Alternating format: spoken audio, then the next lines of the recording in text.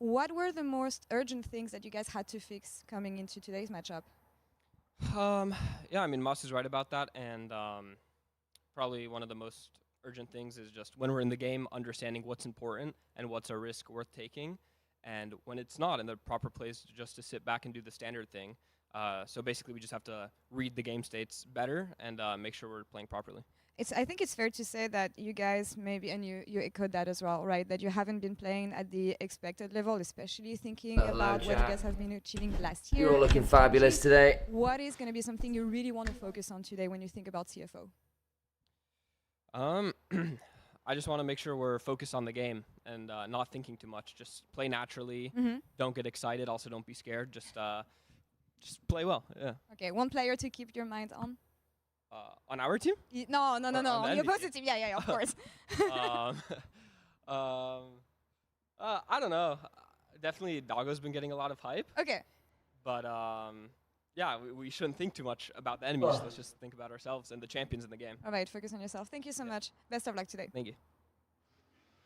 True. It's the only thing you can do. Also, rightfully calling out Doggo. He's going to be in the lane versus him. It's really interesting to me, this matchup also, Azale. We had a lengthy discussion on the shuttle ride home the other day, because for me, I feel like for both of these teams, they're on the brink of something. And I actually put them on the same level currently. I'm not saying that maybe Flyquest last year at this time was definitely better. Perhaps that's true. I don't think that's true today. Yeah, I think coming into this tournament, I would have had them, on a similar tier. I think based on the games in the tournament, CFO is definitely better. I think you can't really argue that. Flyquest has not shown up thus far. But when you talk about bright spots, Busio has been that for me. This guy has been stellar. This is some of Flyquest. Yeah, I agree. Busio's been great. A couple of the ones that really stand out, obviously, went 5 games against Gen G, went 5 games against BLG, 3-0 against G2. Those were the kind of series that gave a lot of hope for North American fans. They did give a lot of hope. The precipice of something great, but it's also very reminiscent of a similar run that TL was doing, where they were going close series against T1, almost taking series, almost taking games, and then the roster's dark outside. That's weird. Yeah, it's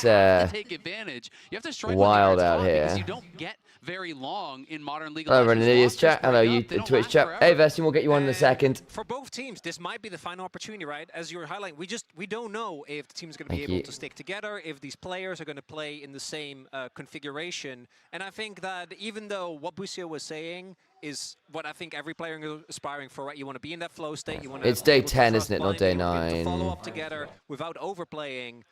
With all that pressure coming in and this being the final series of Worlds for these teams, that's a lot to ask. That's a good point. It would also be whoever loses is the one region that's not represented in those quarterfinals. So let's dive into our predictions. I can kick it off. I'll hold the best for last, which is usually Azale. But I am giving it to Flyquest a 2-1. I just want the dream draw of G2 versus Flyquest in the best of 5s. I'm just going to say it. And I think they can recover, because I don't believe that the Flyquest we saw versus G2 was the level that we should expect from them. I think they're better. I am going to choose to trust Junja in particular. That guy for me has been crazy this tournament, and I think Junja's a great call. He gets closer to the level that we've seen him throughout really the entirety of the year, because I think he's been struggling compared to expectations. That between Junja, Doggo, as well as Honkyu, I think CFO have got it. I think they're going to be able to make quarters. Where's your prediction? So I prepared a lot for this. I went back, I watched the games, and I watched the games in 3 different ways. I'm going to give you my predictions. So first, I just watched the games. And based on the games I've seen at Worlds, let's be honest, it's a 2-0 for CFO. I didn't really like what I came away with. So then, I only watched Busio. I started to get a little bit more hyped. It's 2-1 Fly. Then I realized if I just don't watch the games at all, I can just say it's going to be 2-0 Flyquest. Let's go! Let's go! Woo! I can do that. It really takes a lot of maturity and self-reflection to reset quickly. It was going to look like North America could deny them one more time, but it's G2 as they look to take down these Nexus turrets. This is our last chance to qualify for the bracket stage. There's no more room for regrets. 以往我们赛区打世界赛都会打得绑手绑脚，然后被碾压的感觉。然后今年的CFO带给大家越来越晚军事的样子。CFO smacking down the LCK's T1. Both of us are at a point of no return. Flyquest won't be leaving anything behind. Gen G make is every other day I've done that, it has not paused it. I've had to do that every other day. 目前我们来说，现在成绩是2杠2吧，然后最后一把机会嘛，所以说我们最好把握这机会。S13和 S4是标记，在历史能打到最后一场BO3，最后都进入了8强。觉得今年也不例外。我们会去上海，我们会去成都。I can hear. So we're going through. Sam really, 我们的故事还没结束。I can hear Sam really clearly. 我们会赢下这次生死战。I want everyone to remember these words. It's coming through. You not turned your thing on now? You're turned on over there. 4시드부터 지금까지 많은 경기를 했는데 아직까지 Speak of the mic for me, Al. 제대로 된 기량이 나오지 않은 것 같아서. Hello. When we started, we were 0-2. Then, fire. These hounds are hungry. A triple for Yeah. Now, we are 1 win away from greatness. 엘리오야 선수 부장난하다가 큰 코 다칩니다. Alex is going to do some wire checking. Give him a second. 볼에 새겨져 있습니다. No worries, no worries. Hang on, Vesty. How are I we can't hear you, feeling, so I've got to guys? sort my headphones out, and then I'll be right with you. Easy, no worries. 그리고 저희 Should be able to now hear you. 아직 멀었습니다. Hello, hello. There you go. I can hear you, Vesty. Perfect. We're gonna have to do that funky syncing thing eventually. We We'll are. wait till Yes. there's some kind of timer. That's probably a wise choice. Shouldn't be too far off. But... Yeah, how are you feeling? What are you thinking for this first series? Obviously the important one of the night. I don't even know. I think either team could deserve to go home. Is the way it should be phrased. To the Costa Desk of Worlds 2025. The CFO Fly? Yeah, sorry for CFO Fly, for Top Esports. For some reason I thought it was Top Esports BLG first. I'm still fried. CFO Fly. I think CFO. The thing is, I've been told 3 times today already it's CFO Fly first.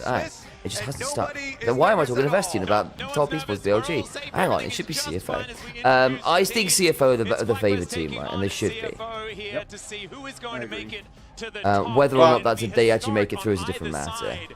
Exactly, and it's kind of what I talked with Alex about, is like, we've been at this position so many times, and we always just trip up over our own shoelaces right at the end, so... Yeah. But, I mean... Well, I mean, it's a best of 3. And I would give Vest... Sorry, Al, you need to check your mic again. So many expectations, and now is the time where they have to live up to them if they want to keep those hopes and those dreams alive. Sorry, we're just doing some tech stuff on this side as well. Fun hair, Atlas. It was theoretically a close series, but I was just kind of baffled during it. I like Atlas. Actually, got to with him in Chronicler. I was in after the Vietnam finals. I got to go to Korea for a week, and I went and had lunch with himself and Chronicler, which was really nice. Oh, sounds really lovely. Yeah, really good dudes, and it's just the exact same in real life as they are when they're casting. Yeah, they're cool. Ahead of the match where Max he was is great. talking about how they really have to clear their minds and how they think about the game. Focus each game one at a time. Oh boy. Do not make. I'm so nervous, man. I'm so nervous. I can understand that. The tension is always crazy. I didn't see them, no. Because the like this is history, you know. So this is possible history in the making for our region. For sure. Years it's been a long time. I mean, what was the how were the MSI runs? I mean, again, even the MSI runs, like very consistently, PSG would look good, and then like, I mean, taking BLG to 5 games, lose that 5th game because we all in a Wukong clone, you know, things like this. That was last year. The year before was a bit worse. I mean, you guys might remember actually. I think their only one win came off the back of their game against DFM, and DFM were very far ahead, and Waco just flashes in as Aphelios and just insta kills 4 people. Yeah. It's So like this game was over. They failed to close things out, but it was like I remember. I do remember. Yeah, but it's like, yeah, I mean, that year was worse, 2023, but yeah, 2024, it looked really good, fell over at the last hurdle. It's just so classic, man. And then BLG went on to come second, I believe. Because I feel like that is almost equally as horrendous of a dramatic mistake. So hopefully, we'll see the respect given between these two teams. And for CFO themselves, they started the tournament Forgive me, I'm still mildly waking up. It is early in the morning over here, folks. 9 game day type thing. Oh boy, you might not be wrong. To 2-2. I mean, the last series should just be a 2-0, right? Like, at minimum, the T1 MKOI series. Should. We'll see. I honestly, realistically, I think this should be... do I have faith in it actually becoming that? A little less so, but... I think CFO can 2-0 this. I'm not one of the Twitter doomers that think we can only play Scion. Very true. I think that's very unwise to think that. But they're going to ban Scion away from you because everyone should be banning Scion in a minute. Of course, and I think as well, like, what some people don't realize, and maybe this is copium, but like, okay, CFO, the objective setup is clearly not amazing, but a team like Hanwha Life and AL are going to punish them a lot harder for their poor objective setup than Flyquest will. You know what I mean? Like, it's just the level of teams are very different, and their ability to punish mistakes are vastly different. At least in my perspective, and maybe I'm wrong, but that is... Yeah, I just want to track how they are recently around objectives. Flyquest are normally a fairly good objective team, but we are in a draft now for at least a little bit, so nothing crazy there in the bans. I'll note some more pocket picky bans, like the Mordecais are being taken away on one side. So it does mean there is probably 2 of the junglers up that might not otherwise be. Yana Wukong's still down. That's true. That has been pretty commonly banned. That's a fair shout, but and Honku got Azir! But they say that's the thing that has got through, is that they banned the Orianna but not the Azir, so one of those mid lanes getting through. This is Kai'Sa Nico on the other side, because Nico's also got through. So you could Kai'Sa Nico here. Kai'Sa Nico, we can respond with Xin Zhao though, because that makes Vi a little less amazing. True. Is Xin Zhao that good into Vi in your mind? Well, I think it's not necessarily into Vi, but Vi's going to go past Xin Zhao, and then Xin Zhao can create this zone that's really hard to get across, yeah. And, Kai'Sa can kind of do that, but can the rest of the team is a little harder. Plus, Xin Zhao can cancel Nico engage.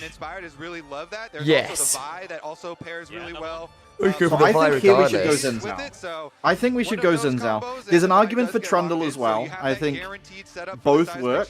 I think Xin Zhao has looked better for Junja though. Now on CFO's side, let's see the response here.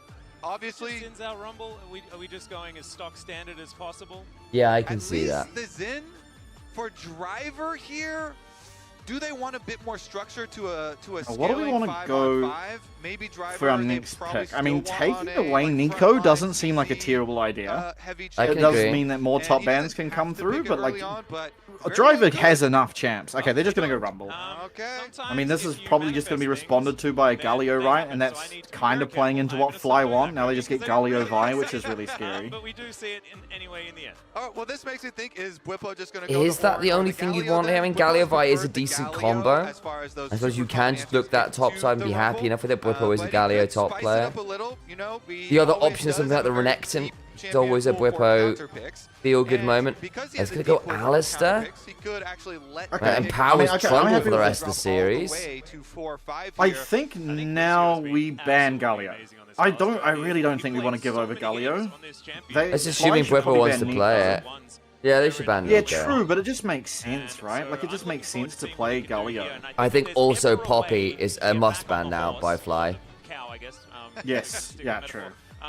True, actually, Poppy would be really good for us. And Kaiwing has learned how to play Poppy. I mean, he has been a huge playmaker for this team. Really has been. Do you want me to have a look out? For the team, honestly, in summer, in the second half of the year. So. Probably, but I can give you this mic and I can have a look myself. I mean, I don't know whether that's actually helping or not. Some degree, so the Poppy ban is very well deserved. Support Poppy has really been crazy thus far at the tournament for CFO. Oh, yeah, it's the Poppy. Ban the standard Rumble answers of the Warren Galio that makes sense. Is it going to look force Bwipo to do? I'm a little bit ahead of you, so I'll try and avoid saying champions. Yeah, okay, well, there's that ban. So I was still doing some stack stuff in the background. So we'll see whether no, that's cool, that's cool. I get it. Take away the Ambessa first, and now we've got one more band to come on down here. Tech's always a bit of a hassle. Yeah, I find anyway. I'm not very technically. We're semi-techy. It's just like we have to do this on the fly. It's like we'll sort it. But I don't know. At 6 in the morning. So I guess it's 7 now, right? So they don't need to worry as much about there being like a Civ or Karma coming. Okay. Like what? I mean, that's a bit of a nothing ban. Pretty smart. You'll see it. They've already locked in. Yeah. Oh yeah. It's I mean, Caitlyn is. Susceptible. Caitlyn already taken away though. No. Yeah, 100%. I mean, they definitely need something to keep people on a Rumble Ultimate. Yep. And that's going to be You need Kaiwing's Phantom job. Power? Oh, it's Leona, isn't it? They're just going to play Then Leona. perhaps hitting the 48 volt on there might do it. There. It'll say 48 volt. See about the protection bans here Uh, again for the Rumble. Is the I Ambessa can all that do they're that. really worried about? Oh no, turn it off out. Okay, so they Galio comes in. Hey, good Galio ban. Just frying your compressor. Well, it was fine, but the needle went right the way up, so that's not correct. You're probably getting it from your preamp then. Or whether we're just going to keep the kitchen clean. I would prefer the Ornn because Ornn plus Vi plus Talia, has a lot of combination possibilities there. But Whippo probably prefers something a little bit more mobile. Okay, yeah. K'Sante is more mobile. I know. Middle ground. K'Sante has not had a lot of success at the tournament thus far, though. So I think definitely is a little bit contentious there. Yeah. And it doesn't K'Sante's really a little weird. It's not a hard counter or anything to Rumble, so it's not it's not too much spice. I feel like it just exists in a lot of these drafts. You don't feel good, you don't feel bad, which, knowing K'Sante's past, maybe that's a good thing. So let's see what Doggo's going to be playing here. Just need to round out the bottom lane here for CFO as they've basically just taken away their top side, and will now just lock in some picks for Doggo and Kaiwing. There's that Leona that I was talking about. See, I'm not going to make a suggestion for what Doggo's going to play, and therefore we can keep up the suspense. You've manifested the whole draft. Yeah, for it's CFO. problematic. So. It's really problematic. That's the Galio ban you're we'll asking have to for. apologize to everyone. I'm going to move this way so I can yell at the microphone while I attempt. No, I mean, honestly, this is the meta, though. I think the K'Sante is a weird champ to fit in to Fly, but I guess you're playing Vi to help heal. Doggo, of course, I feel like just has been such a star his follow-up here analysis for too. CFO. He's been playing I don't love very the aggressively. well, I mean, really as a like what CFO I've seen fan, from I'm pretty him. happy that the K'Sante was When picked. he does have advantages, presses them really effectively. Double equalizer comp. I know package isn't there anymore, but Valkyrie still kind of works and got buffed since the removal of said package. It's all right. Boosty are going to be hovering a Vayne. Don't know whether that is actually going to be coming in, but it's the right era for a Corki matchup. Yeah. I want a high DPS champ here for Masu. I think we really do need more of a hyper carry style champion for Masu here. Since we are running K'Sante, Alistar, and Vi, those aren't... Jhin is definitely not a hyper carry. Okay, well... I mean, there's no true tank, but Leona is kind of a true tank at the end of the game. Like, exactly. So Jhin has a lot of playmaking, and Flyquest do have a lot of playmaking. They don't have a lot of damage for super later into the game, though. Like you're saying, though, Jhin can have really good damage versus non-tanks. It's just sometimes it's hard to work around. Like a Xin ultimate, hard for him to deal with. Alright, chat. Leona, I guess you're stuck with me. And not sure how many of you are aware, but I hate Jhin, and Fly has picked Jhin, so CFO have in fact won game one. I do prefer CFO side. Kobe, I guess I can try. I prefer Coach Atlas. There we go. I will not take credit for it, though, because obviously this has been pretty standard on this current patch, and the shudder at seeing a Jhin is pretty standard for me too. So just understand that even though I groaned, that is largely to do with bias against the champion. It just isn't something that I've enjoyed seeing here. Kind of feels like you're playing... Oh, base. Atlas also dislikes the Jhin. You know, you've got like a ramp deck, but then your top end is rams. You know, it just doesn't feel like it's working. So I'm ramping Good. Yes. Draft useless champion. And Doggo's on Corki, which is a champion he's very, very good at. Okay, yeah, that's definitely going in there. But they do have a lot of setup there as well, a lot of CC. Hang on. Like if you can Alex, I think I've got it. Oh, it's working. There you go. I think so. Can you hear him? Yeah, I think this is working. Fantastic. Al, I think I've got it working. But it wasn't a great time. Anyway, let's get onto the rift here. Really changed too much. CFO but on I our just blue side double-checked to start us off. First Dragon going to be that in Yeah, Alticore, you're so real for that. That should be fine. Yeah, it looks good. Are you able to... It looks like we're very close. I'm at 45. I'll pause it at 50, if you're able to tell me when to start. 9:50. 1, 2. Yep, cool. So you might be a second or so behind there, but that shouldn't be too far off. Sorry about that slight delay to getting with you guys there. We were doing some tech resolving. Yeah. And we are going to get the makings of a Raptor Ward. Well, we already yeah, the Jin we were just chatting about Jin and the hatred of it from this game. Like, and speaking of drops, works very well with top lane carries because they pick up the damage he doesn't have and then he sets up. I like stuff like Jin. When Jin rumbles, 250 HP lead. Alice, in mid lane, that is a pretty good level 1. I like that. Now it's 300 HP lead. HonQ here on the Azir having a really good early start.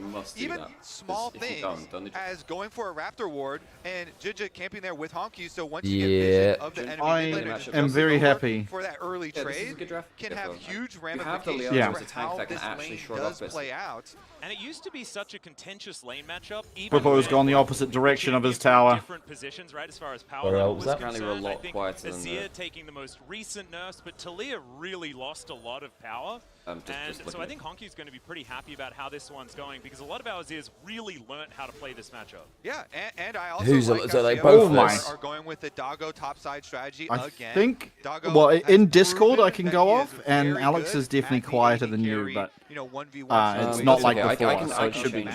I'm also speaking quieter. So yeah, so like question, is it me or is it Alex? Because those are different things. We had a look at Honky and Quad as well. Alex is definitely quieter on the Discord, but I can't talk about stream because okay. they don't have double He's audio. got the like Aurora and I can, I can see like the audio interface is actually like really not picking me up that well for some reason. Okay, hopefully it's a little louder now. Definitely can be on. Whatever. Look, I'll figure that. So you just keep going. I'll That's figure fine. it myself. That's okay. I'll let Alex fiddle with that. Also, important, this is Honkyu's most played champion this year, and it's the first time getting it. Oh, that's good. Okay, cool. We'll work with that. I've just upped my gain on my inventory and both potions available. Okay, hopefully that's fine. That is an aggressive Valkyrie here. Gameplay Oh stream. Remember, he's already done this. Well, this is the Italian Swirl. Gameplay stream is a bit blurry. Is that just for you? Able to walk his way out, but you know that he's always going to be aggressive. In goes Skywing, speaking of aggression, as Quad, you mentioned the lack of potions. I think that was a poignant thing to talk about there, Kobe. Well done. Yeah, and it... But you know that he's always going to be aggressive. I was just about to think. I was just thinking that myself. I think, but it had, for whatever reason, dropped itself from 1080. So there we go. To all these ganks towards mid lane, all the extra pressure. Well, does come on down here as Masu decent deadly flourish. A bit scary if drove. Still for a while. Just about okay. He'll be all right. Right, Busia could go cancel the back. This was walk around the back of the tower. Needs to back all the way off. You can teleport back into turret as a rumble kind of sucks. Wait, I've ended up a lot further ahead than you. I'm going to pause at 4 minutes, okay? Sure, okay. Well, we'll let you know when to go. The long play there. Leona was still coming over. I don't know how that happened. 5, 4, 3, 2, 1, go. Perfect. Yeah, I cool. think Well, now I get to see, I don't know. Do you really want to dive Cassandra? I guess you can. He's out from tower, so. Inspired's coming though. Okay, we've spotted him. Alright, call it off, fellas. Yep. Get the play and get out. I think it's teleported not worth well. You've teleported. It would have been a risk. I think Inspired gets a flash Q in. Oh, we get Sepia instead. Good. Well, we synced up for, drama. Yeah. We get the this is what we're really here for, the pause content. What pause content have you brought for us today, Bastion? Oh, I actually have. You know Vivian. You know Vivian, the she does the translations. Yeah, so she asked a bunch of the Mandarin Mandarin speakers for what it would mean to them if CFO made it to the quarters, and then she asked me as well. And I think it's my best piece of writing I've ever done, and I was wondering if you guys would like to hear me read it out. Let's do a dramatic reading of your prayer for CFO. My prayer? I can't do the prayer one. The prayer one's in Mandarin. It's too hard. Give us what you got. Alright. Let me go to my Twitter very quickly, and I will pick it up. There it is. Alright. We'll see if that ends up Are we ready, everyone? actually deciding anything in the game. Yep. Let me get this on my main monitor so I can actually read it. Alright. You're giving me high expectations of this now. No, I think this is my best piece of writing ever, but hopefully I can read it and do it justice. So here we go. If CTBC Flying Oysters were to make the quarterfinals, it would mark a monumental milestone for our entire region. One that reignites hope, not just for the PCS fans, but for those across the VCS and LJL as well. As a caster, this would mean the world to me. Without the fans, our league is nothing. They have endured years of instability, changing formats, and uncertainty, yet have continued to show unwavering passion and belief. Now, for the first time in a long while, we have a team that embodies the faith, a team everyone can truly rally behind. Personally, I have lived through years of heartbreak watching PSG Talon come so close to greatness. The fateful series against BLG, both the best of 5 and the best of 3 that followed, were moments where victory felt within our reach, only to slip away. It's been painful to see our representatives stand on the brink of something historic, only to just fall short time and time again. Now at Worlds 2025, CFO have walked a similar path. Despite strong starts and winning positions against AL and HLE, we once again found ourselves on the wrong side of narrow margins. Yet, thanks to their incredible 2-0 opening, we have one final chance, a single match that could define not just a team, but a region. This moment represents a fork in the road. Will the LCP follow the path of those before us, narrowly missing out despite our potential, or will we break through and achieve our first quarterfinal berth since 2015? If CFO were to accomplish this, I would be moved to tears. For years, our region has been overlooked, dismissed, and disrespected by the global community, especially in the English-speaking world. I've spent the past 3 years striving to be a voice for the PCS and LCP, to show the world our strength, our passion, and our talent, often to deaf ears. But now, CFO have the power to make the world listen. This team, led by the brilliant Charlie, have done things differently. Instead of relying on recycled veterans, he placed faith in young talent like Honkyu, nurturing him from the academy into one of the most exciting mid laners in the world. That trust, that vision, deserves to be rewarded. CFO are more than just a team. They are a symbol of hope for fans across Taiwan, Vietnam, Japan, the Philippines, Thailand, Malaysia, Oceania, and Singapore. They represent a shared dream that transcends borders. There's a reason why Honkyu wears a wristband engraved with RDJHDK. There's a reason CFO have attended every international event in 2025, the only team in the world to do so, and there's a region they've captured the hearts of an entire region. I may be one voice among many, but I speak for countless fans who have been ignored, doubted, and forgotten by the rest of the world. To see CTBC Flying Oyster make quarterfinals would be the proudest moment of my career and one of the happiest of my life. It would be proof that the LCP belongs among the world's best, proof that belief, perseverance, and unity can overcome doubt. And in the end, it would simply be what it was always meant to be, Junja's divine right. Junja's divine right is such a fun line to end on. I did catch the, I caught some of this because I know you posted it on Twitter, so I read a little bit of this morning, but obviously this morning it's been something of a blur. I'm glad to actually hear the whole thing. Oh, that's great. Honestly, it reminds me an awful lot of back in 2021 when Sam, Lexi, and myself were all sat there watching DFM all their way to groups for the first time for the LGL. That never happened before as well. Yeah, I think two best players are on playmakers. You have Inspired on Vi, you have Lucio and Alistar. I think they're the two stars of the team. They can find picks, they can make things happen, and I do like that they have agency here. Not that there was anything wrong with Sejuani in the game against G2. Like I think he's great on Sejuani, he can play these things, but when he is on these types of picks, there's a lot riding on him. It's just the fact that he could make something happen for because your team. there's no real international presence in the English-speaking. I think he's a great Soraka, but when he's on PCS, Alistar, historically there hasn't been that much, right? They have been broadcast, but it hasn't necessarily been on the radar because they've been in that weird limbo between minor and major region. It can be quite easy to overlook how much this will mean. This will be one of the most significant moments in APAC esports ever. I definitely think so. I think he's had a really good Alistar game so far. He's very creative with and his angles. Ultimately, I mean, really it's like vision. He's it encaptures, you know, the fact that LJL had to wait so long, and VCS have, you know, waited a long time since their last big success. I mean, they had the whole like COVID had this that kind of peak year when they were supposed to be the next big thing, and we didn't get to see them for 2-3 years. Since in that world we're having like the top lane already picked. I also think with the opening, I mean, I genuinely think this is like we're on the verge of history, and again, I mean, like I said in there, like if CFO fail here, it's like, well, it's just another year of similar results, you know. But like, this is a team, the first time ever that you're coming into this match actually favorites. It's not like, okay, well, we can win, but we're not supposed to. This time it's like, okay, we should win. I think CFO is tremendous in finding the correct skirmishes and who knows? I mean, that's the beauty of the sport. That's the beauty of every sport. You know, you just actually never know, and that's what keeps people here. Well, you got to win the game, right? That does matter. Exactly. LTA, they are the best team at that completely, and they yeah. Did you know the lore about the Junja's divine right thing, by the way? I think a lot of it is just going to be about like who's getting early advantages. I think I may have mentioned it, but maybe I haven't. Lane swap level 1, Kaiwing, not Kaiwing, I'm looking at the Corki, but Doggo went top, obviously.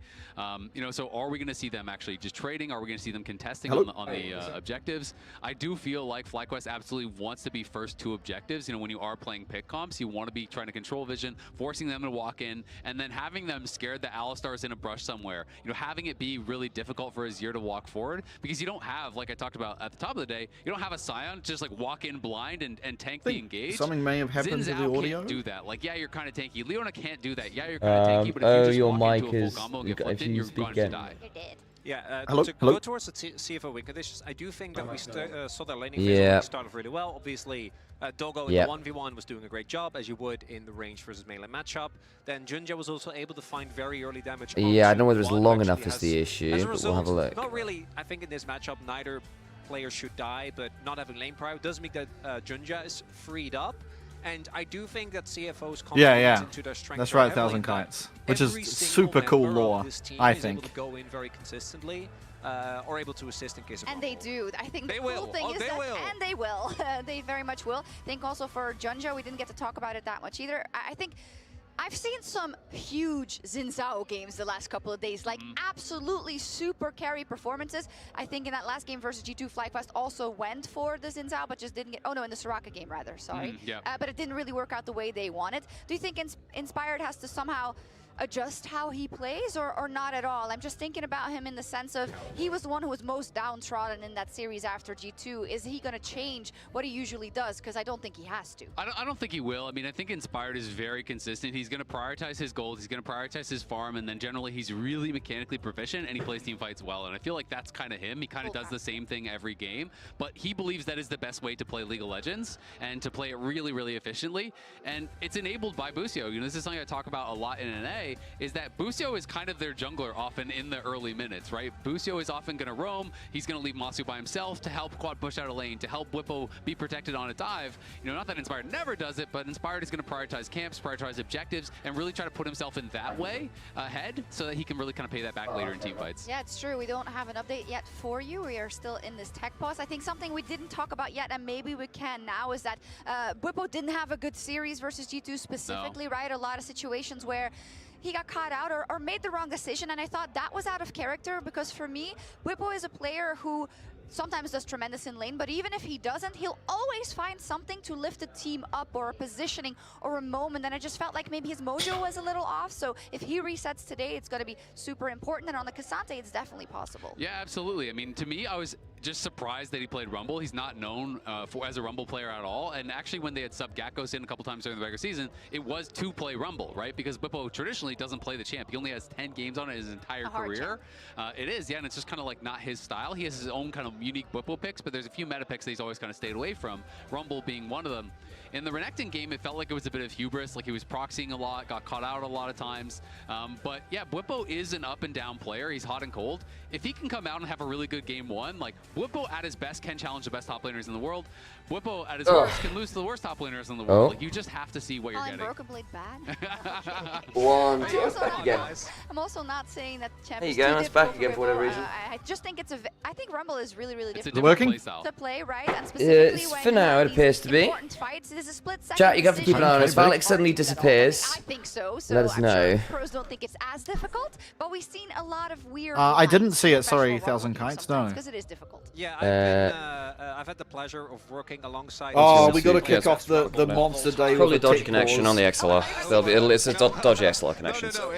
In Uni, who always has extremely strong opinions on Rumble. Sam was worried it was my compressor earlier, I think, which I think is, it's good that thing's not broken anyway, because that thing's actually expensive. Cables at the end of the day. No, I didn't necessarily think it was compressor, I thought it was a connection to the compressor. Is what I was wondering. He has just been a meta staple. He will remain a meta staple. Okay, well, I mean, oh god, now it's fucking peaking all the time. Because now I've driven the game too much. What I wanted to talk about for a little bit when it comes to CFO, particularly with the Azir, which I think has been a crazy power pick, is that home queue to me thus far hasn't been able to live up to the expectations. I can drop your volume a little bit. No, because it'll be on my end. I also added a little gain on the audio interface, which is how I got it to work in the first place. Having a great Hey, tech pulls over. Oh my god, we've made it. We're in. Good. Yes. Oh, thanks, Chronicler. And here we are. We're back in. And I love the way that Atlas and just, Chronicler interact. The game, as Yeah, we they're saw very before, chill. We just got to have a little bit of a timeout and a little bit of a chat to our lovely analysts. Yeah, I've only met Atlas the once at MSI 23. Went a little bit early to the Worked top with him before. lane, He's a very lovely triggering guy. the lane swap detection punishment. Yep. Although, like, when I was there in 23, like, I wasn't really part of the casting crowd, so or like, kind of, like, we were casters and I'd been on LEC and whatever, but like, we weren't part of like the friendship group. Like, we basically said hi, but I didn't really get to hang out with them. You know what I mean? Like, I knew Orcs because we worked with him in the UK scene.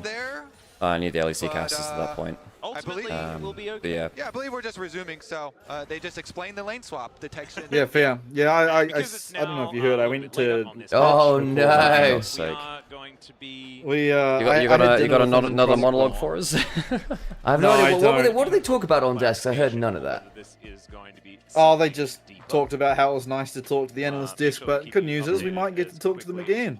No. It was what do the analyst desk actually talk about? Not what do they talk about the analyst desk? What do the analyst desk talk about? Because I was a bit strict. Yeah, that's super fair. I'm sorry, analyst desk. I'm sure you said very interesting things, but I was a bit distracted by tech issues. Lane swap went down smoothly. So this Sleep Esports is a hell of a Twitter page, by the way. They talked about lane swap detection. Okay, so what has someone triggered lane swap detection? As soon as the pause came in again, I'm like, no, they're failing to accept that that's how it worked. And now we are well past 4 minutes. Yeah. So it might be that it was the Oh, that might be the tech issue with some weird lane swap detection things. Afterwards, maybe they were still a little bit confused as to, you know, well, you do get the warning if you go too close. Okay, never mind. That's not a good sign right there. Well, bathroom break. I guess if they've been paused on stage for a while, that's fine. But I wonder if that's separate. I wonder if it's like, if we're gonna have a pause, we'll go to the bloody toilet, you know? Funnily enough, if a player goes to the toilet in LEC, you're not like you don't necessarily say that on air, which makes sense. Like, not every broadcast will be like, yo, you say this on air or not. Because there's a point where like some players went to the toilet and it's like, well, we've got to pause for reasons. Toilet issue was the most notorious LCK pause for the. There was this one game, I want to say in season 6, where there were two pauses for two different players going for a crap and game 1 of a series. Yeah, except for us. God, and if you don't need to go, maybe think about the other side of the spectrum, which is. Well, I don't know. I guess we've got some time to burn. Yeah, I think this first draft. What were they saying, by the way? Were they saying that CFO had only won with Sion so far? Yes, sir, Atlas, sir. Was that a thing? Have they only won? Usually. Oh, really? Well, no, have they won a game without Sion at Worlds? Is that really how it works? No, they haven't. Right, yeah. Because I think this could be the one, because this draft is just very good on the whole.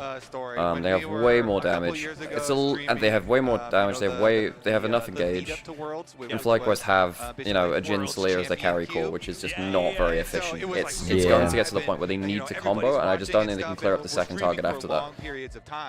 And I was streaming and with him on Discord. And I was like, I really have to look, as soon as Red Side 5th pick Jhin came through, like, come on, guys. That's a really bad last pick. I don't get it. If we're Red Side 5th picking, it can't be Jhin for 80 carry anyway. Like, there's not many good counter pick 80 carries, but Jin's not one of them.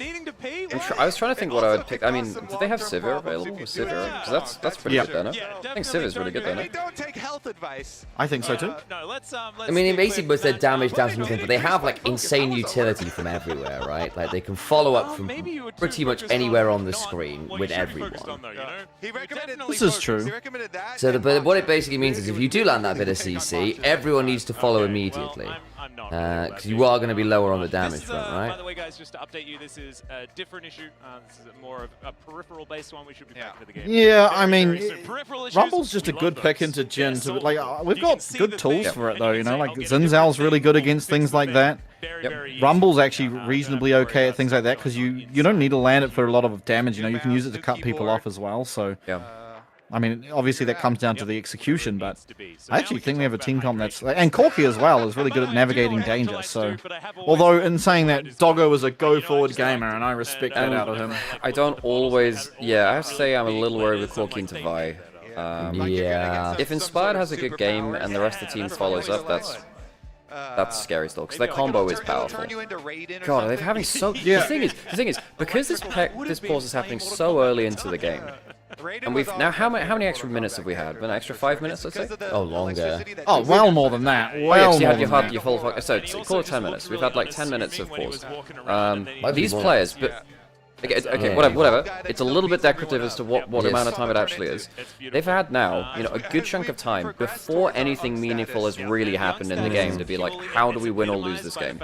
And I'm trying to think who that favors more. I think Flyquest, because they have such a narrow win condition, probably do need to be like, oh bloody hell, how do we get damage to land? Because that's not going to be easy at all.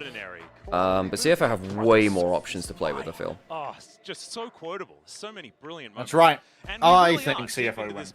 That's what we've decided that we want to talk about. Honestly, though, Alice, that's what today is all about. I think we have the two best players on the Rift. Will deliver a fatality despite what people would tell you about Inspired. See, you can always tie it back in, Kobe. That's why I love having you around. Fatality is, one of the earliest and coolest, calls. Oh, it was. I found that message so funny earlier, Alex.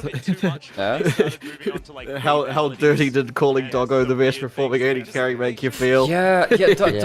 Folks, Doggo is the best AD carry in the world. This just makes me. I'm not mad. I'm just disappointed that I got the worst years of Doggo. Like, I don't know. Some divine providence out there is working against me. Like, what am I meant to say? Like, I sadly I saw this guy be shit. Hey, back into it. Nice, cool. Good job, Lucio. As I said, maybe it's just Kaiwing. The PSG was with Kaiwing. We're back with Kaiwing. Maybe Kaiwing's just hidden OP. I hope Jin loses XD. I'm a Jin hater and he's just so fucking useless. People get so trolled by the Collector and his voice lines sound like he might do damage, but he's just a W bot and deals less damage than my geriatric grandma. LOL! He's super edgy, but also twinkier than he looks. Okay?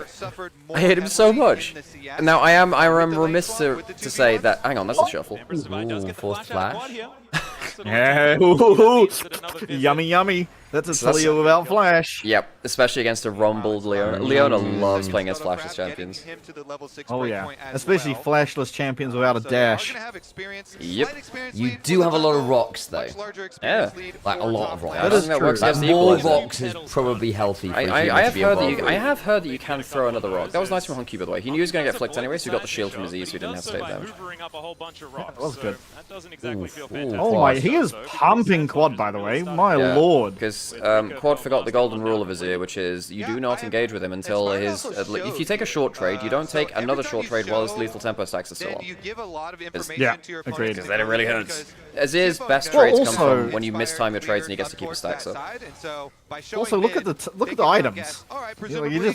Even the short trade's going to be rough at this point. Yeah, there were two tech pauses, Darkworld, including Busio, I think, going for a bathroom break. It was just peripheral issues. I think basically Busio was like, screw it. I mean, there's a pause, anyone going to go to the toilet. So yeah, so we had two pauses. But then again, yeah. Driver ends up going too. But I do wonder who this favors more. Okay, because you've now had an extra 10 minutes to think about the game after draft, but before any important kills have come down.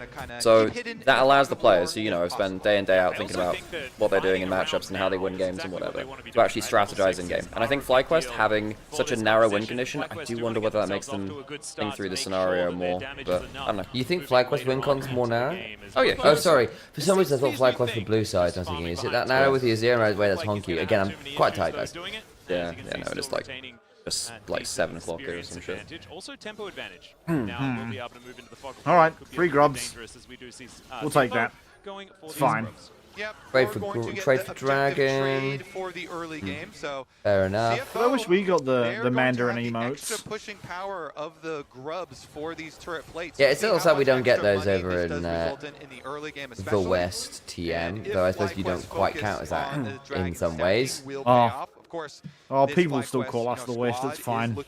I say, how does that work for Australia and for New Zealand, where you are on the south of the world? Aussies and Kiwis are still part of the Anglosphere, which is then synonymous to a lot of people with the West. That's true. Two of the best souls are now removed. Yes, Darkworld, I completely agree.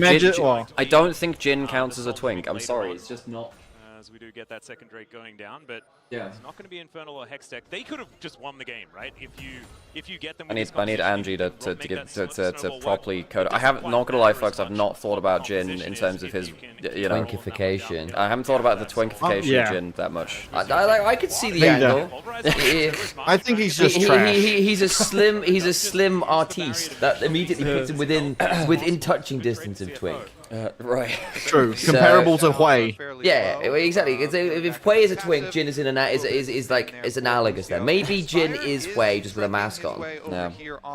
Wonderful. So we'll see after Krugs if he just goes back. Okay, so Flyquest going towards early dragons. They want to go dragon stacking. I don't know if they can. I think this comp falls off. I think this comp falls off before 4th dragon if it goes the way it should. They have, of course, swapped their. I suppose that means that they do need to go. I think they need just tons of early gold. No, that they need Vitalier to be ungodly strong so they can one-shot Honky or Driver, really, or Doggo if they can get to him, but really kind of Driver or Honky if you're lucky. I guess that's what they're trying to do by putting Quad into Rumble, but I'm also pretty sure Honky on Azir is pretty happy to just have a free time in lane. Although it already looked like that, to be fair. But like now he's just free hitting minion waves against the Kante. I like what Doggo's doing here actually. He makes sure that he doesn't just take the wave at tower because Koki has very good wave play. Instant clears it means he can stop the recalls coming in from Masu, so he doesn't get to swap and get out of that lane, which now means Junja. Now, if this play works out well on top side now and they get a good fight, then you can use 3 grubs on tower. Yeah, we do have. Yeah, that would be ideal. I mean, it is hard to do anything. It's honestly, you were hoping that Busio were going for a combo as they walked up or something like that. I hope they could bait them in. End of the day, Junja's probably recalling anyway, but I mean, it's alright. G's cancelling it. I don't really think you're looking for that much here, are you?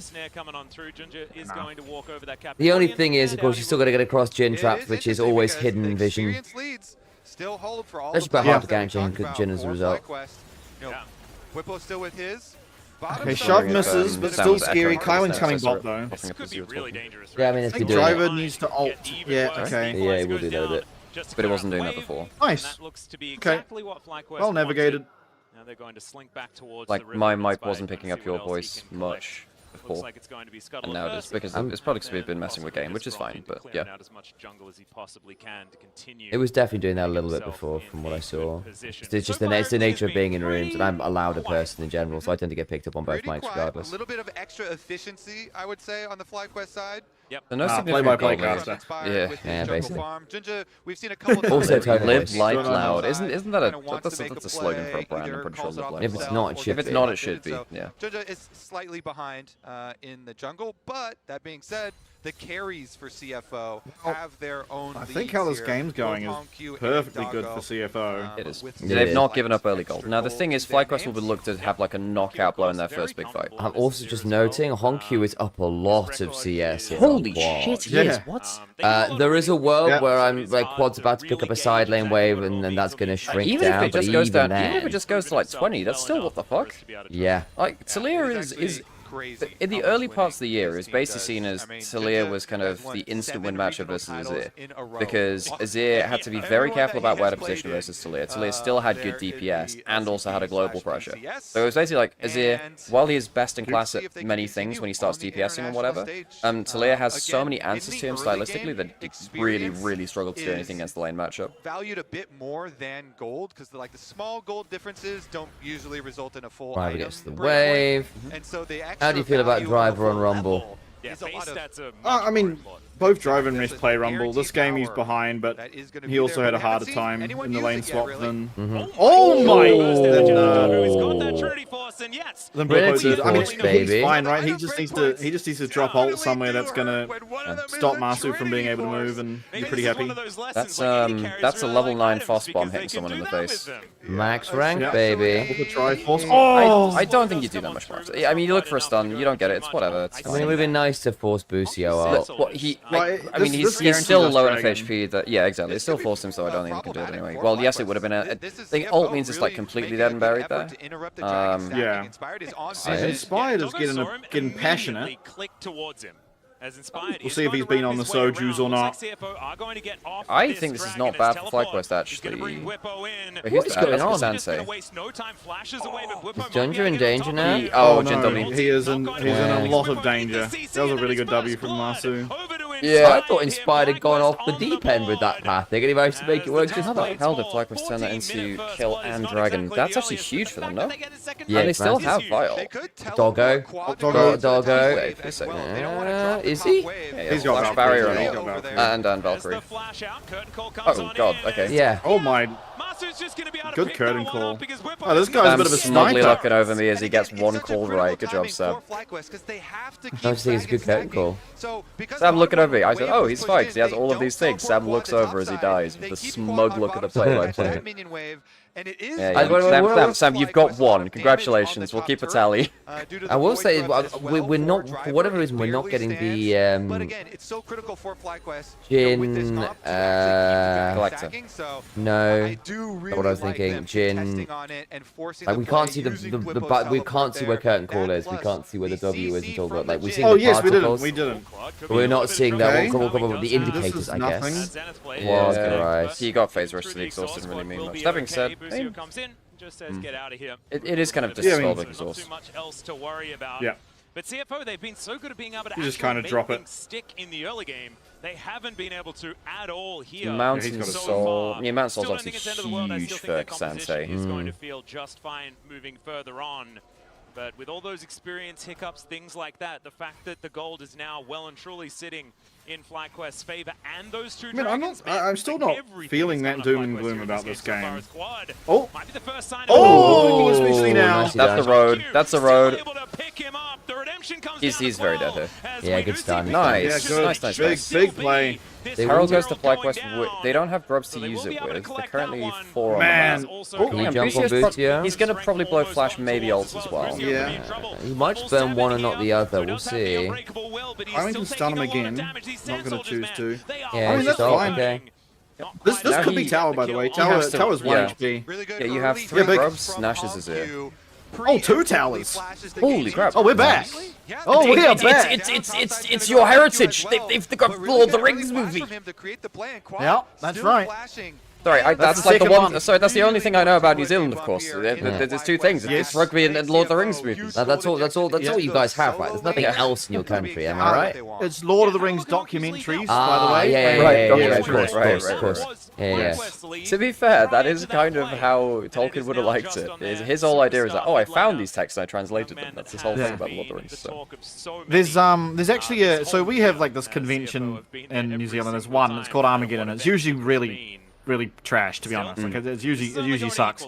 But this time round, because they're filming, because the like Frodo, Elijah Wood, and what's his name, the guy that does Gollum, he's in. They're both in New Zealand filming. Yeah. That's it, Andy Serkis. Yeah, they're in New Zealand at the moment filming another Lord of the Rings aligned thing, and so they're at this event as the guest celebrities. So a lot of people are going this time round because you can obviously get a signature and stuff like that and meet them. There were a lot of people. So that is actually current. I went there today. I don't enjoy those things. It's very not esports focused, and I'm not that into pop culture. You don't like what the fellow kids enjoy. Well, it's not that I like. Yeah, I guess it's like. I just I don't follow it that much. Like I'm very much into esports. You know. That's your thing. Yeah. So there's not a whole. Sometimes they do esports, and at those ones I enjoy it. But this time round, it's mostly about Lord of the Rings. There's some Star Wars people there too, which a lot of people obviously get behind. Yeah. At this stage of the game. Andy Serkis was one of the better characters in Andor as well. He was. 30 seconds on the clock for that one. Flyquest sole point in their sights. Andy Serkis is super talented. That guy's so cool. Well, he set up his own motion capture studio after the success of Gollum, and then the Planet of the Apes movies. Yeah, actually, good point. Thousand Kites. We're well ahead of the clock here on Azir. Versus experience. Yeah, no, this Azir is feeling very happy. Yeah, he's almost at 200 CS in 200 CS in like 18 and a half minutes. Yeah, he's doing very well. And that's a problem for Flyquest because if now they don't, the problem is if Honku gets towards Zhonya's on a good timer before Flyquest can blow him up a couple of times and get the gold lead running, then Honku's going to have a ton of damage, and you are unlikely to get a clean combo onto it. Yeah, I mean, look how rich he is. Did they Clive dead? No, I don't think they have. Slayer's flying over, probably. Yeah. That's not a great flash, actually. It doesn't save him, I don't think. Redemption for redemption. Yeah, he's just dead, man. Inspire's playing Pumped a lot of damage, though. This is going to make it hard to get back to respond to mid. We might get mid tower off that, which is definitely worth. That's actually worth. Yeah. And you've got the 3 grubs, so you should get it. So it's not like Slayer's good at hitting towers at this point in the game. Vi's still holding onto the Herald, by the way. Still hasn't dropped that. Yeah, I guess they want to use it as battle. They might use it as battle health. Massive. Why gets feats of strength? Oh my god. Doggo! Oh! Feats of strength, but like I would rather be in the position CFO are. Like map is so broken open. It's about keeping our towers now though. There's a lot of standing gold for flying. They need to track Obviously the Rift will claim one. Flyquest losing a dragon really hurts their game plan. Yeah, they wanted an early stop. Yeah, I mean that's what it costed to get driver, so. Yep. What is an Oyster I think they were, because you can see what Inspire was going to say, there's no way we're going to be able to fight the dragon from the position we're on the map. Let me see if I can get There is the worry and then punch driver. There's a worry that Flyquest are even in gold with tower gold to pick up still. That is the big worry. But that being said, I think it isn't easy to hit towers. No, it's not at all. All 3 lanes away. This is actually a very BLG coded comp. For BLG, one of their favorite kind of comps from last year. Anyway, hang on a second. Jin's roaming up the river. I actually think driver. Oh my! He has flashed to maybe He missed the Q. Drags them all out. Here comes Jin. W. Curtain call. I think he still dies. Yeah. Need to hit the shots though. That's how things started. Jin's on top side. Whippo has TP, so there's no way in the we get well, that Jin was well out of position. I don't think they've got the DPS. Even with the Azir, I don't think they have the DPS for it. They need to track roaming members of Flyquest better. They need to be making concerted pushes into the enemy jungle to make sure they get some wards down. I think that they've been playing blind a little bit. Here's the Herald. Well, this is a good use of the Herald for us. Yeah, very much so. I'm very happy with this usage of the hero. I mean, to be fair, if Azir's anywhere nearby, you can't crash it anyway, so... blue flying Oyster question mark pings that were going down on it. I haven't seen many people use Azir ult to block going. We're going again. That's good use of the Azir. We have definitely done it in the LCP. I think it was Maple was the first one I saw. LPL. Is this just gone? LPL or really? I mean, I think it's really over in. I think it's a good usage. Things are very, very dark. Oh, I can agree. Especially in mid lane. Okay, well, this Otacon looks like else. So Whippo's getting proxy wave top, destroying tower. Jin's pushing into mid lane. Doggo is caught after using Doggo, my friend. Oh, nice flash. Needed to be, but yeah. What the guys? What? Whippo? Hang on, wait, it just pinged him as well. Everyone's pinging Whippo, like, why did you TP there? There are red pings. His own team is pinging him for teleporting back towards mid lane. Yeah. What the fuck? Okay, so they're gonna get tower with the 4th shot. I mean, they don't even. I mean, they're gonna get it, but they do get off. Yeah, I mean, there were resets coming through. I don't know. That's a lot of gold to give over because that's a lot of gold for CFO to give over. I'm not a huge fan about how much they're giving up for this. I mean, they're still in a decent spot strategically. Yeah, and I also don't think like the most of the gold is on Cassante, which I don't think matters. Feels like CFO just kind of got away there's enough we have champions the problem is that driver can't walk up anywhere and probably shouldn't have been walking up for the last time. Yeah. How has Whippo found a way behind people again? Him and Inspire have been all over the place. Well, technically that's in his own jungle this time. Again, CFO have been playing blind for a while. This is quite important to get that first ward down. It immediately gets cleared. They need to do a better job of concerted ward pushing. And they go the outer turrets, and that's so now they're 3k gold lead. Which, yeah. It is concerning, though. I would say so. I mean, at the very least, Honku is still scary, and he's still farming exceptionally well. Though I will give credit to Quad, who has actually managed to catch up just fine. Just look at the difference in ward control. The vision control has been so much better from Flyquest. It has. I don't know. This was a weird moment. This was a very weird moment. Because they had already I still started think I'm fighting feeling them okay though. by the Otacon, You need to have a 5v5 before you get to 5v5. This is the limit of how much I would say is okay, though. I think more than 3k and you're really pushing it. At least you got one dragon. Statistically, it's just weird. It's just where the gold is. I mean, yeah, I'm also like, it's interesting statistically the model they're using is saying, yeah, one team has gold lead and objectives, and it doesn't take into account full comps. Yeah. That's just it. Does it take into account champions? I'm good. Okay, he's flashed. Just the LPL one does, as I understand it. I'm just saying, I don't think that graph rings true for me. Plus also, I don't think so either. Like, does it take into account stats from before this current patch? Does it take in different iterations? Next dragon. Let's see if they get back on track. I'm curious to know whether it is champion agnostic or not. So happy with this game state. Oh, no, it has to take into account champions. The Otacon with But 22 it'll take it as individual powerful champions. Oh, teams with... I mean, it'll have like a bunch of just random numbers behind it, right? But before you can actually dissect the code, it's hard to know what it can and can take into account. I'm curious to what some of those numbers are. It'd be interesting to know what the inputs they have decided are most valuable. Seekers for Honky. Yeah. Fucking huge. So mobile at CFO. Okay, he's gonna spawn and spy. He is very far up on his own. Well, Sundisk is going to come on up here, and that is going to mean that Inspired will take a little damage, but okay. not too much I mean, more. Does have the that dealt with it pretty well. Yeah, Honky staying safe on the sideline is kind of crucial there. Dragon's up now. He's going to teleport away from the top lane. Yeah, this is good, I think. Needs to be careful of Jin W. Okay. And they should be able to get this early. Good poke from Doggo there, actually. Oh, yeah, Massey still has W and all. That's still enough for him. Yeah, Jin will be more than viable here for the fight. Driver has also not really landed an ultimate massive yet either. Hang on, well, he's also yeah, but Masu kind of can't ult drivers up. They might try and pop Gendra's ult. W goes wide. Genja might oh my god, that's a very bad layout. Oh, Genja needs to flash away. Genja's have to flash out. That probably means Masu, he's fine. Equalizer's not awful. Alistair ult's now down. The Esports are pretty good on Honky's engaged onto. There's a false shot waiting for him. Oh, Doggo, nice! Hey, they get Dragon. Really low. Driver's not bad there. The driver just doesn't have enough damage. Massive misses W. That can be a problem. Oh, really yeah. nice Honky. Honky just backstepped him really well there. Oh, man, everyone's shuffling. Flyquest still gets soul point. Yeah, still gets soul and they go 1 for 1. And they get relatively out of there. Yeah, they do. CFO could have lived as well. Yeah, I wonder whether CFO needs to have a think about Baron here. I'm joking. I mean, Kaiwing just griefed. This is such a badly earned role. And also, Junja has a terrible climb. Junja gets absolutely blasted.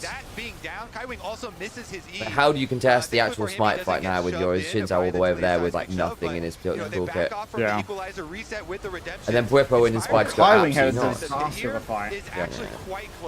Really good by Doggo here. Really good by Doggo. I mean, the problem is on the other side. Yeah, I mean, the problem is on the other side, right? It's really good from Bwipo and Inspired. They absolutely mash the other side of the fight. Yeah, I mean, Bwipo lives if he just leaves. Yeah, but I can see why he's looking what he's looking. I'm actually not sure, because I think, isn't it just like... oh, I guess he could W backwards, yeah. No, Bwipo gets a bit outplayed by Honky, though. I mean, it's like... he definitely lives. I mean, it does give some space over to the rest of the team to get out, and I get what he's looking Heal from Alistair, W and Flash, he would 100% make it out. Yeah, I mean, but he gave over a shutdown. There might be a Baron Rush from CFO with 3 items. If you kill Honky there, you probably actually get to think about Baron. They didn't. If you get the stun, if you get the stun there, that is a dead Inspired. You can blast gun over, should be okay. Yeah, he'll be fine. I mean, he's just not hitting these odds, man. Yeah, he's having a rough one. It's attack mode. Yeah. We've seen him do this on the arena before. I mean, again, like, okay, Dragons are the biggest concern, but all of our carries, like, both of our carries, I should say, are ahead. So I'm not, like, still feeling that bad until that soul happens. Now, this is scary. Bwipo has TP, but he is very late. This. I don't know. This is where the objective control gets a bit. W land. Oh, this is so good! Quad just completely griefed it, no? Didn't Quad just completely grief We did a bit. Oh, and Boozy has no flash. Oh, yes. Perfect. Okay, now you can chain this into. Oh, Kaiwing finally gets it. Kaiwing finally gets the combo. This wins the entire game. This wins the entire game. I think now you just go back towards the Baron. You just go back towards Baron. I don't. Actually, CFO. I mean, that's one. I mean, this just means that. This just means that Juggler's I was wondering whether it would buy enough time for some resets, but it's just not. Now, all it means is now you don't have a single smite for the Baron. So now so now what this is going to be, Baron, map push with 2 minutes to spare, Dragon. That should now be CFO realistically in the driver's seat. Good. Yeah. Yeah. Watch Doggo. Just completely ignored. Whoa. Yeah.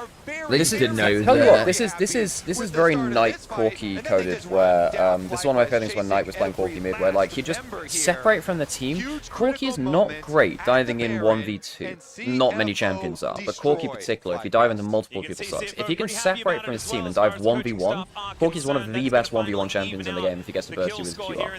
And you just, Doggo managed to do that. Just stand on the off angle a little bit, W4, and just blast someone.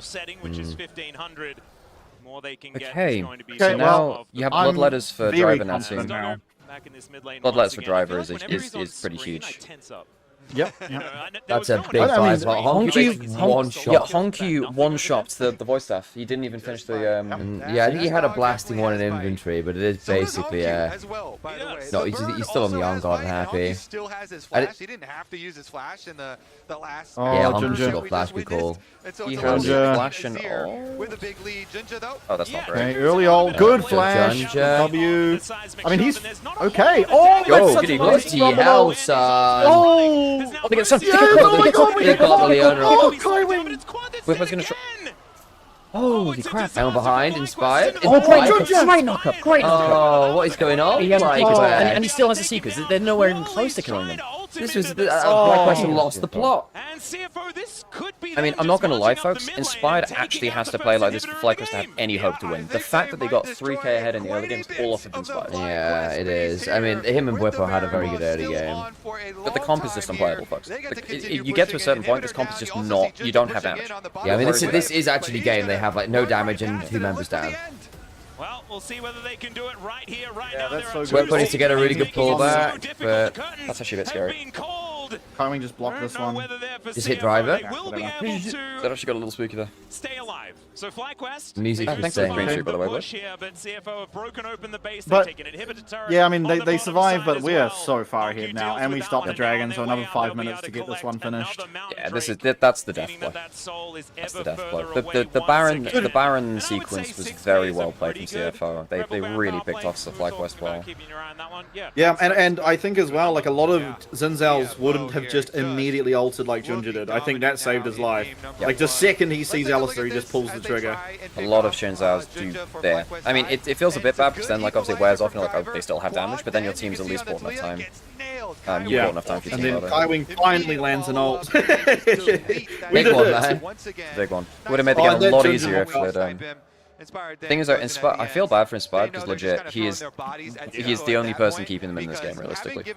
He's at a and even then, I think that sequence there wasn't great from him either. He missed no, but he has to play like a side. He has to play high risk gameplay for that. I know. He just like he actually missed a Q on the target he was initially looking for. He just sidestepped and then he R's somewhere else, and it's onto the person with the arm guard anyway. It's like okay, I get you have to play like a psycho, but in your psycho moment, you fumbled and chose poorly on your target selection. Excuse me, jokers, I realized my mid laner is quad not quid. You see, there were so many jokes about the other way around. That's not about shove, actually. None of this matters. Doggo's got GA. Busio failed his combo. God. This is going to be an enemy team. Doggo. The unbreakable will, and he's gonna oh, this guy's a psychopath. I love him. Oh my god. That was almost a game-winning shove, actually, from quad. This will clear out vision, which is potentially really important. In any even remotely even game, that shove could actually just turn a game because you get the AD carry without his front line in position to save him, really. And also, Busio failed his combo for some reason. Was he stunned mid-combo or something? Because Busio didn't get the pull after the head. I didn't actually see. Inspired's behind. Well, driver's aware, and there's also just an Azir tower. Does it? Inspired is on a hell of a flank. Junji's probably dead, right? Yeah. A nice into the back line from Inspired. Honky's gone golden. This is not this good. This is awful for CFO. Oh, nice. Kaiwing stopped to the curtain call. Yeah, but they still lose too. And you've got okay, but there's still a while to go. There's nothing up on the map. All it is surviving for Flyquest, and the gold bit shrinks a little. Who got the kills? Inspired got one. I want to say Quad got one. It set them off. And then they just went. They flew underneath the inhibitor turret. Inspired didn't even really have to do anything. Yeah, Visol did just push Doggo into the base. One of the things they buffed about Vi this season, I think it was the knockback duration. Really good. So the secondary knockback is. Yeah, that's actually kind of insane, actually. Also, you've at least got the driver. Do not have vision. You should know that they're on that side of the map. Okay, so this is a free kill on the driver. He's going to clear the wave. He knows he's dead. How much happens on the other side of the map? You don't get to push anything. Driver has not been very aware of how in danger he is on the weak side of the map. Yeah. Exactly, that's what you have to do. Continue to try and make picks across. Saving Grace. Go through the fog. I mean, there's an argument that this red buff is worth more than Driver. There is an argument, and though some people will forget this, Azir soldiers apply a red buff. You apply on hits, so Azir is weirdly just really, really strong after the red buff changes. Well, his W changes and then the global red buff. Alright, Fly. Trying to take the fight with that driver there, but I mean, Honky does do bits of that's an interrupt into a pullback. I think Junji's in trouble. Has to flash. Oh, Blasco. Honky. Oh, Honky got stunned. Oh, Honky. Oh, Honky. Doggo needs to do a lot of work. And Whippo's on top of him. Whippo's about to fuck him, I think. Oh, good. He's dead. Gonna still be a kill him back, and that's Baron on spawn. Is it Driver's back? I don't know that they can do it. Yeah, they've got GA, they're fine. Driver is turning up Doggo doesn't have the HP for this. Health bar is not exactly high. He misses. Yeah. Masu gets himself in there. I don't know, do they feel like they have to go for this? There's no teleport for Talia. Doggo can't contest this properly. Driver needs to if he has any... Oh God. You have Equalizer now. Okay, and if this takes a very long time, then you have the teleport from Honky. 20 seconds. Honky shuffled into the Talia field, by the way, which then ended up getting... Okay, I think you probably give it... I mean, I don't know. If you get GA off of Inspire, it's pretty huge, no? He's still going to do so much work as the Baron, they're still on it. The spikes are really hurting. Doggo's actually healed up. Hang on, the red buffs healed him. The red buffs healed Doggo. He's healing from out of combat. Good. Nice! Okay, they get Baron, get GA, get GA. The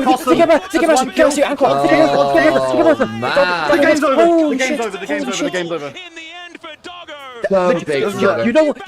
You actually just made the best fucking point in the world, Vestian. That red buff that Driver died for saved the game. Genuinely, because the regen for Doggo gets him up to a HP where he can kill both carries. The red buff ends up being more boosting go to Doggo. This might get interesting yet. There's a Driver's here. He's doing a Marin. He's doing a Marin. He wants to kill the wave.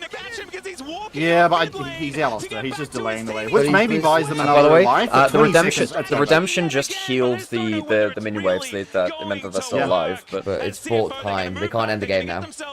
Holy shit! What a game one. I think this is a game one where we've been playing poorly too. So I'm like, you know, hey, these are guys that haven't woken up before 1 AM in their life. You know, we're good. We've woken up after this, or 1 PM rather. Yeah, it does buy them some time. Fourth item from Jin. We're on Soul Point 2 now. Jin's gonna do some damage now. But Flyquest live a bit longer here. Yeah, for sure. I mean, saving grace is that we do have bits of armor and 3 mountain dragons on top. So that's true. The mountain dragons will matter. Try and do it. We're not able to stop the back here as Inspired. Wanted to try and catch Driver once again, but not going to happen this time around. And it's a flame horizon from Bweppo, by the way. That's wild. Quite crazy. Yeah. It's not like, with probably the exception of Honkyu, anyone else has dropped that much farm on Flyquest. And I'm actually still on a decent amount of farm clip for this point in the game. I was like, surely not. That's a Rumble. Saving grace is this is just like utility Rumble, you know? Like, we've got the Blood Leaders and the Zhonyas. That's a lot of time bomb. Rumble has the items which will make them useful anyway. As long as you're shredding magic resist for Honku and surviving. Right.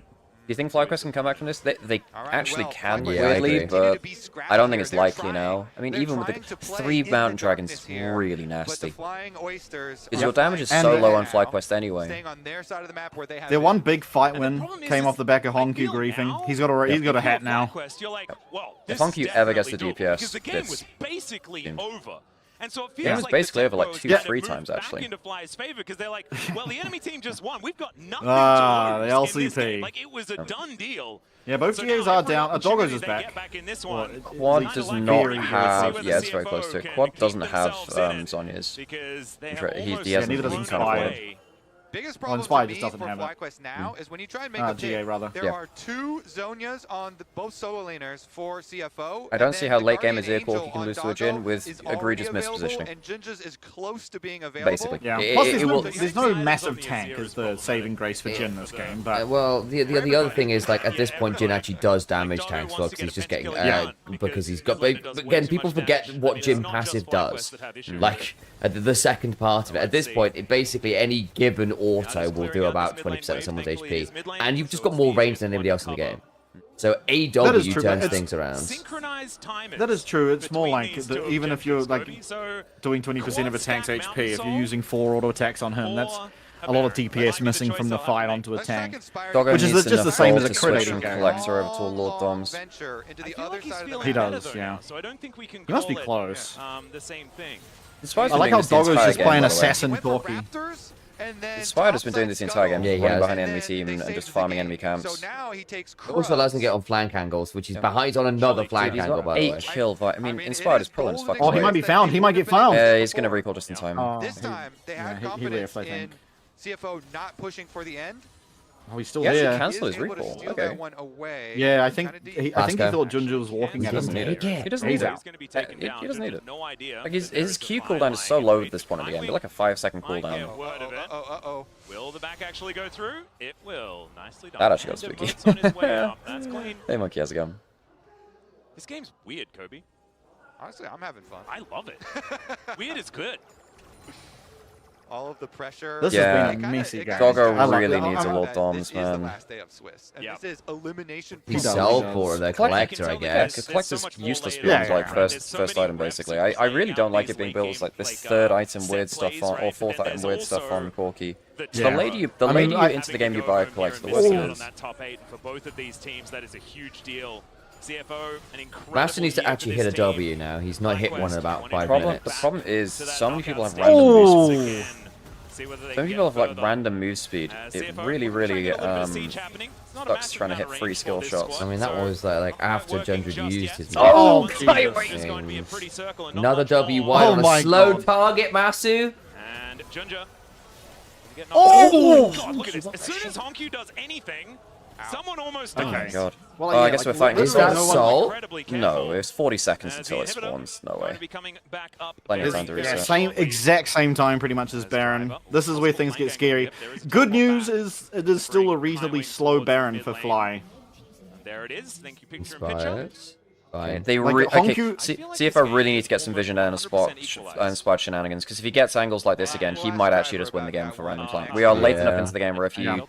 Oh, that is LDR for Doggo. That's huge. Oh yeah, he sold Collector off, yeah. Exactly. Now you know how I feel every day with every dumb joke that I make. Biggest difference though, of course, extra full item on both CFO carries. No, Honku got 1 auto attack onto Masu. Honku, he gets your golden, he gets your golden! Oh boy, look at Busio, look at Busio. Honku's in trouble. Honku, he is not. He is not. Good up. He is chilling. Well done, Clyde. Oh, hang on. They've got him. They've got him. Quad's trying, showing. Ginger actually kills him. Master's going to kill him in the backline. What's Masu? What's Masu? Oh, it's north. Yeah, perfect. Okay, that's a messy fight. That's Soul. That's Soul. Yeah. It's not the game, but it's Soul. I'm not gonna lie, Masu fumbled that by having a really awkward curtain call angle. I don't think it changes much, honestly. I think he gets one more if he has a decent angle. Maybe. Genuinely, at this point, I think they're gonna trade another all ball the does damage. Okay, we're aware. Bogart doesn't have summoners, and his GA is down. Honku had another But he has not blue. great He has fight. blue sweeper, blue trinket. He has blue trinket. Yeah. Does it matter? He just ordered a drain You saw that trap coming trap? down. Yeah, he saw that. He can steal with the He has a QR. mountain soul. Oh, he can kill here. Holy crap, this is really scary for him. This is really, really... They have to back off. Yeah, they have to back off. Valkyrie, QR. One R. Okay, now they can start Baron then. They get Baron, and then they move in with Soul and Baron. I mean, Inspire's still there for 10 seconds. Easy. Inspire's there for 10 seconds. I'm hoping we get a replay on that fight that gets in this. I'm hoping we do, because I'm not gonna lie, that was a very weird split fight. I thought Inspired might be able to win the 1v3. I'm not gonna lie, he's that strong. Late game Vi is pretty terrifying. She got through a lot of I blast also shields. Bwipo held W. Like you knew Honku's pressing R. You just have to W. I think he still got hit by the ult anyway, didn't he?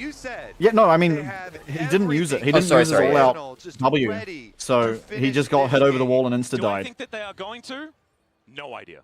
Still no idea. Flyquest, Come on, really CFO. need the magic now. Do something The special. poor Mountain Drake. I appreciate Mountain the stream Drake streaks, by the looks way, pretty Marco nice. on pass before. Appreciate you, bro. Thanks for coming on in. Okay. Doggo loses GA, Junja has GA, Inspired no GA, and there is a Zonya's for quad.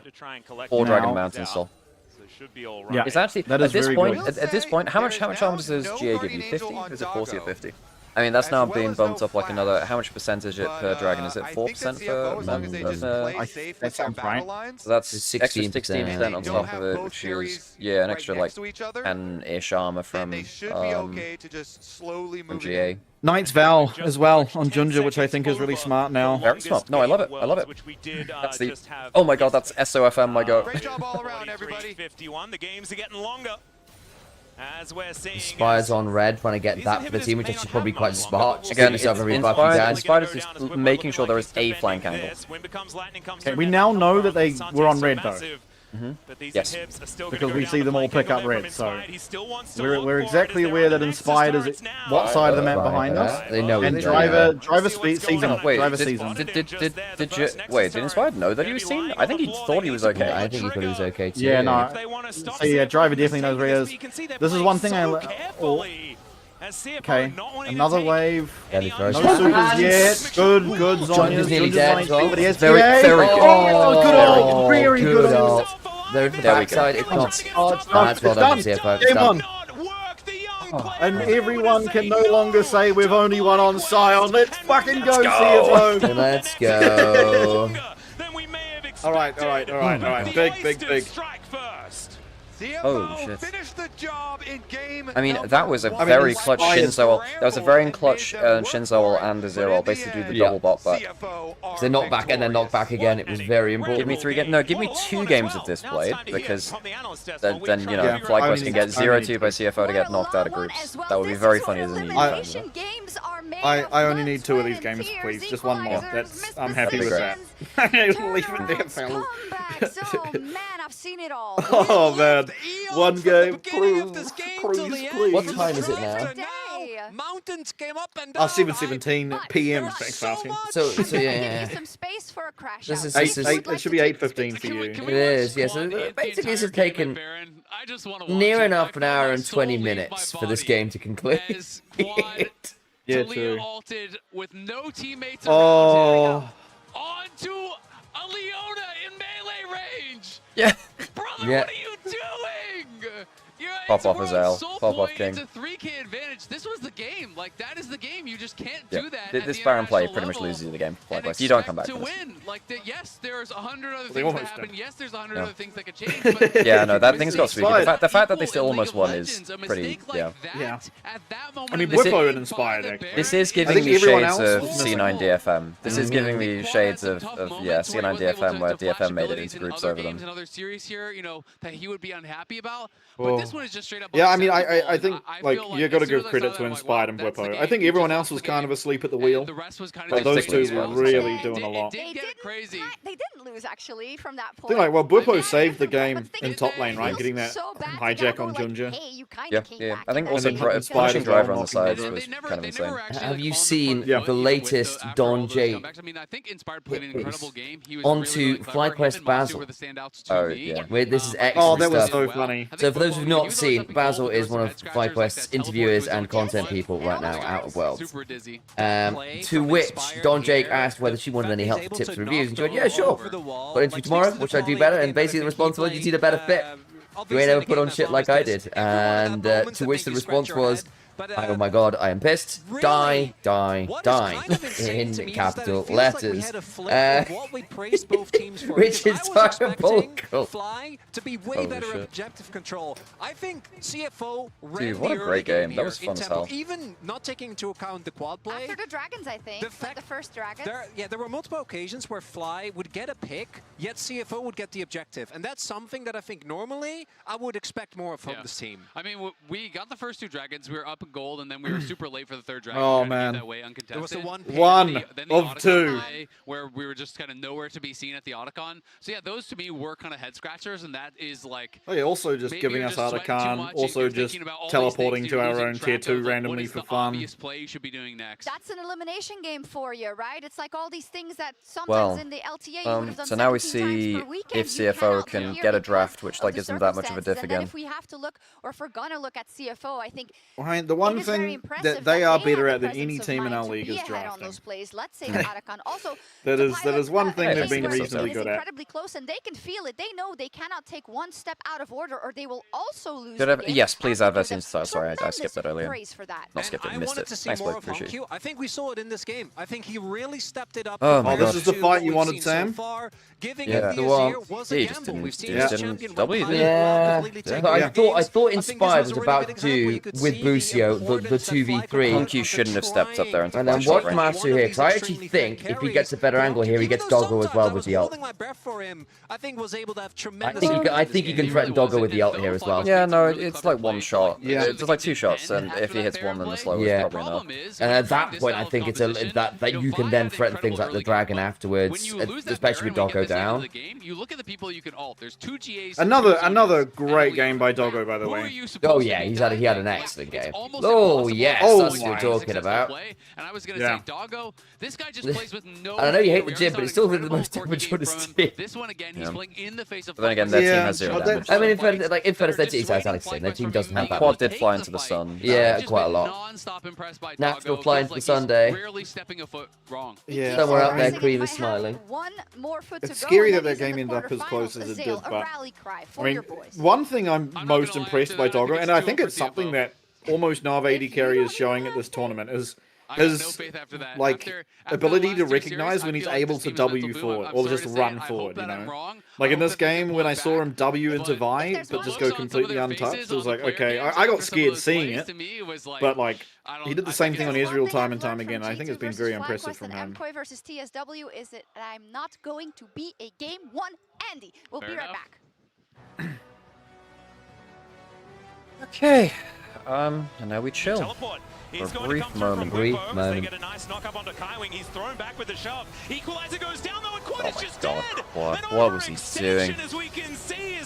I mean, if Flyquest lose this series, that moment is going to live down in NA infamy. That is far worse than double lift flying into the victor. Yeah. Is it worse than my Cassante randomly teleporting to his 2nd tier tower? That's very true. That one was off, I believe, like he was afraid of a collapse that wasn't coming, but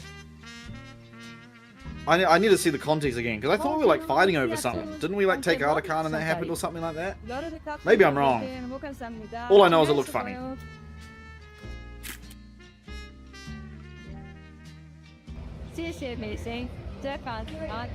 Oh, cool. Good choice in soundtrack as well. Oh, and they've got like Iris doing English instead. That's fun. So everyone's doing different languages. Yeah. Every time I see one, it freaks me out. Huh? This one makes me think of my PC's dying. Yes. Yeah, a little bit. Yeah, I gotta find that replay. Where the hell was that teleport from Bwipo?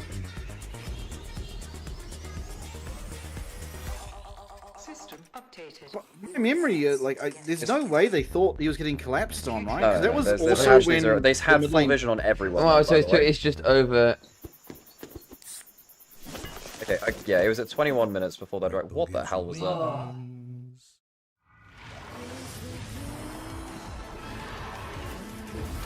Oh, it's a short chat. I am.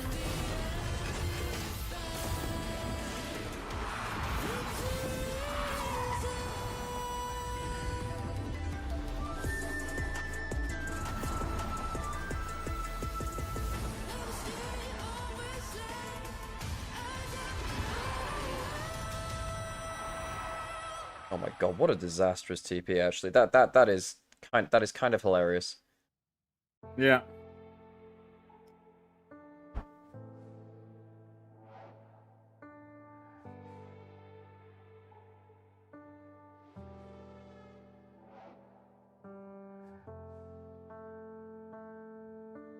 How long did that game go for?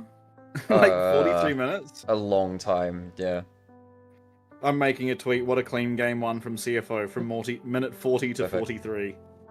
I actually need to find out how long it went like, for. what was Whippo doing with that? Oh my god, that is almost that could be a game-losing TP in another situation.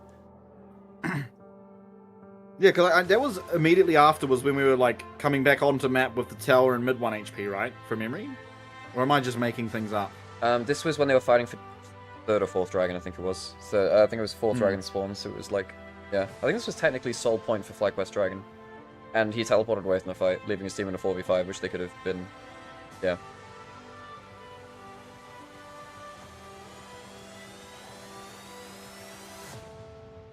I don't know, I'm pretty happy with Whippo's play at that time of the game.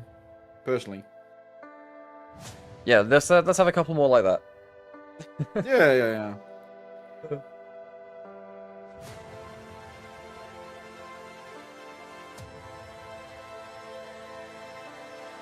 Dude, I'm so tired.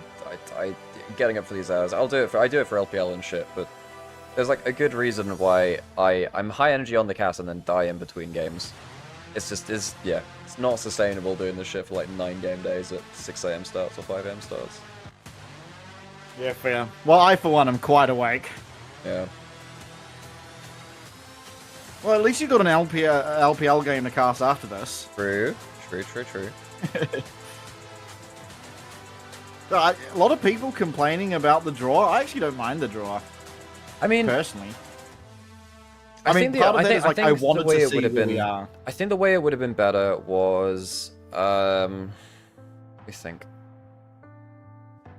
Probably, I don't know. I guess if you switch top esports and MKOI, so it's BLG MKOI and top esports T1.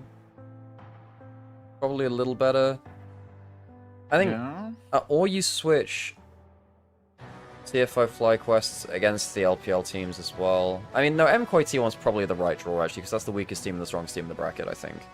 In the 2T bracket. Thank you so much for joining me. During hey, this Pepper! series, actually, I want to talk about the preparation mean, you had other coming than into CFO, today of with course. the few Yeah. little time that you had. What did you guys focus on, specifically?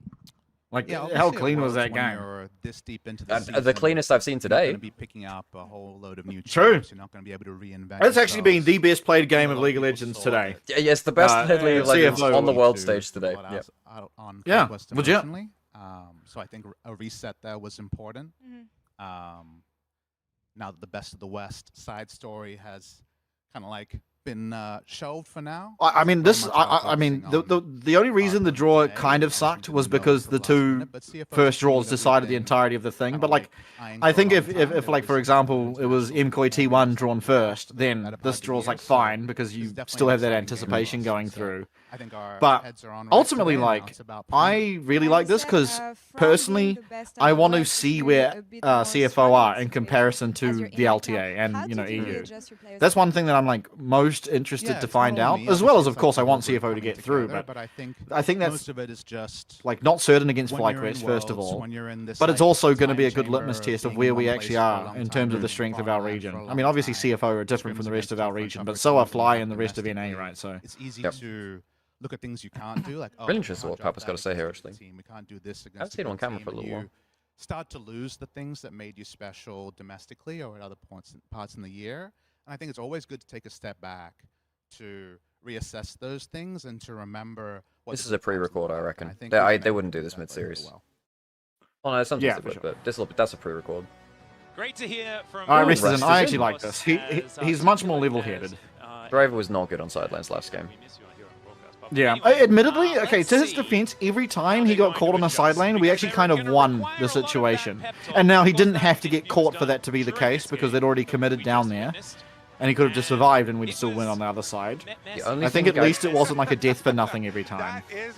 Yeah, once or twice it kind of was, but that last one legitimately was okay. It was whatever. Only thing I didn't care for was 100 Thieves having the actual Thanos bracket. I actually think 100 Thieves could have made it out. Given the gameplay they showed against T1, yeah, I think they could have made it out with a better draw. I think they could have. I mean, I agree. I'm trying to think who they would need to have drawn to make it out in a best of 3. They need to be able to do that sometimes. MKOI? Yeah, they would have had to make it over. Not to say they would.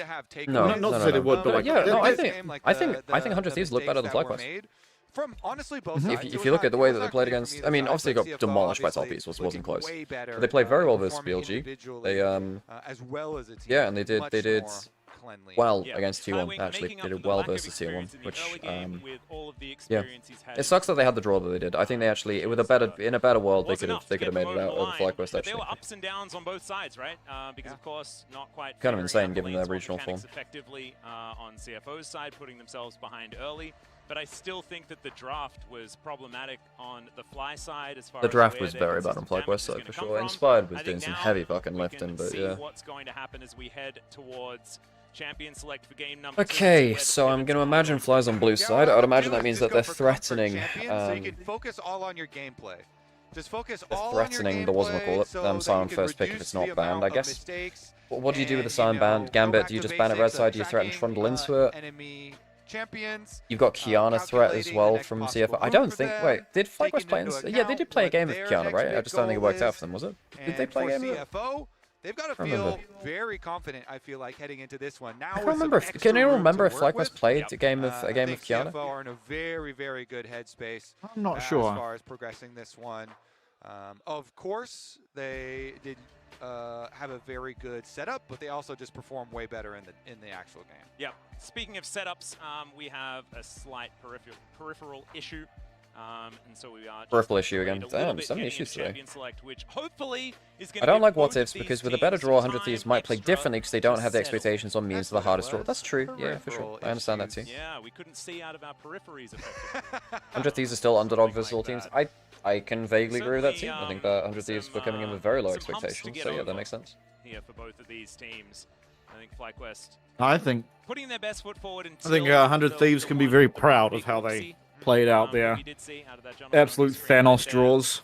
But I think that they're going to have to rally if they want to stay here, right? Because if it is one of these situations, I'm surprised it's only a duo cast for this series. Actually, I thought, I guess it's a 3-series day. Maybe they have to split up the caster pairs. From here, right? I mean, the semifinals, the quarterfinals, the finals, they are all. That is a very cool braid from Atlas. Don't normally see his hair like that. On a League of Legends broadcast, and so therefore, I mean, Spider hasn't played Kiana Rods, right? Gotcha. Exactly. Then you don't. Junja has, and it's been banned ever since. Yeah, I think basically LPL plus Junja will have it banned away from them for the entirety of this one. Although I think BLG, you can let them have it if Shadow's playing. You don't let it if Baytron's playing it because Baytron's been learning from Bayfang. And pretty damn good at it. Arguably the best in the world. I'd dare hesitate to guess. This is just the first of 3 best of 3s we haven't. Yeah, this is Series 1, folks. That was just game fucking 1. What side did Fly choose? Probably blue side, no? It's gonna be a blue side. I guess. I think red side's better, though. Dude, I wonder what happened. I mean, I think you can't let the threat of Sion first pick, and I think you have to ban Kiana Sion on red side, though, don't you? Because you can't, you can't just ban Sion because then the Kiana first pick's annoying. You can't just ban. Yeah, you can't just ban one or the other. You need to ban both because you can't. Because what will happen is CFO will pick the Sion if both are up and you can't play the Kiana, or like you're not playing the Kiana.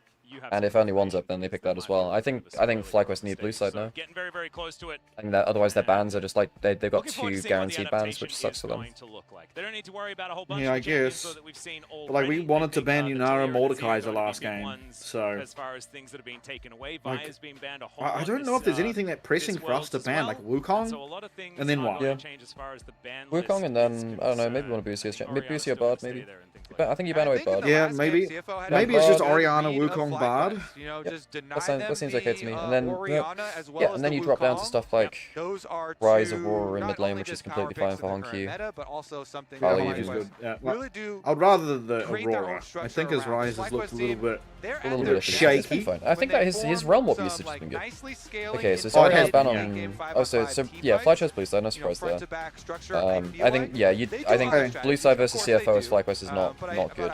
The CFO, did they ban Sion on red side now? I think CFO still had to ban Sion, but they don't have to ban the Kiana. Unless you, I would still ban the Sion because. I mean, we don't have to ban it here though. But like Kiana's open. We can just force Kiana or Sion to be open. Really good Trundle. Ban Trundle. Force the Sion ban, and then get yourself something that would. Cassiopeia, which means that they're angling for Rise. Now, what do Flyquest do? If they ban, if they ban, so I'm on 3rd ban for Flyquest right now. Yeah, me too. This is intense. Yeah, so now if you Kiana, ban Rise, Sion, Trundle. if Flyquest ban Trundle, you ban Sion. If you don't ban Trundle, I think you can let the Sion go through. But then the problem is, what happens if they first pick Trundle and then you have to take the Sion? So Yunara's banned. Now, what if we just? Why don't we just ban Wukong here? So I don't think you care about the Wukong. Because I don't think you care about the Wukong. Because if they lock Wukong first, then you Sion, and then Sion's in a good spot because you can't get Trundle. That puts a lot of pressure. Do you ban the Sion anyway? I think they want the Sion, and I think they might bait Flyquest into. If Flyquest first pick it, then I think you just slam Trundle now. I mean, if Rest picks that up and they get something else, because like you leave Wukong up, I imagine Wukong. Rest is also historically a really creative. I like the Wukong, but so now it's like okay, we get whatever jungle we want, right? Like theoretically, we're not worried about you playing Kiana or them playing Kiana, so we can go Trundle if we see Sion. Otherwise, if this comes through, can't we just pick Sion Kiana? Or like Sion Trundle? So it won't be the case. Oh yeah, true. First pick Sion, so now I think you just Trundle slam. It's like enough funny business, enough funny business. I was sweating a little. No Alistair the BCO to pick against the Trundle either, which is one of the better picks into it. Fair. Let's see what the answer. Okay, here are the. Oh my god. I think you go. You slam Trundle there for Ginger, because you don't want to get. Because the problem is now, if Inspired goes Trundle, then there's no counter to Sion, which really sucks. Isn't it ridiculous? They're not Agreed. Yeah, you slam the Trundle, that's fine. It's like. There is a world as well where Rest can play Trundle. So Rest, out of the two, is a very, very fun top laner where he will just pick out random stuff. The problem is that Trundle is just not good top laner. Oh, you'd be surprised. This guy will not go the standard Trundle. Oh, do they go? It's probably gonna go hang on. There is also a world in which they go Rise Kiana instead. Yeah. Theoretically. But I did get through. Okay. Fine. Cool. Alright, so then you get Rise Trundle, which is this is actually a pretty good duo. There's no Cassiopeia, which is very good against both these champions. If you hadn't banned the Cassiopeia, this would actually be a bit bad. Watching Go Siobhan top lane, I mean, it's not bad into tanks if you want to do the show, Jim Bill. It's really good versus Yorick, because your Q is on perma cooldown versus ghouls, and you insta-clear them. It's very good. Rest played that. He played that in Split 1. Yeah. Classic of doing the front-to-back team fights I was talking about, where they weird seeing Nuke Duck in a suit.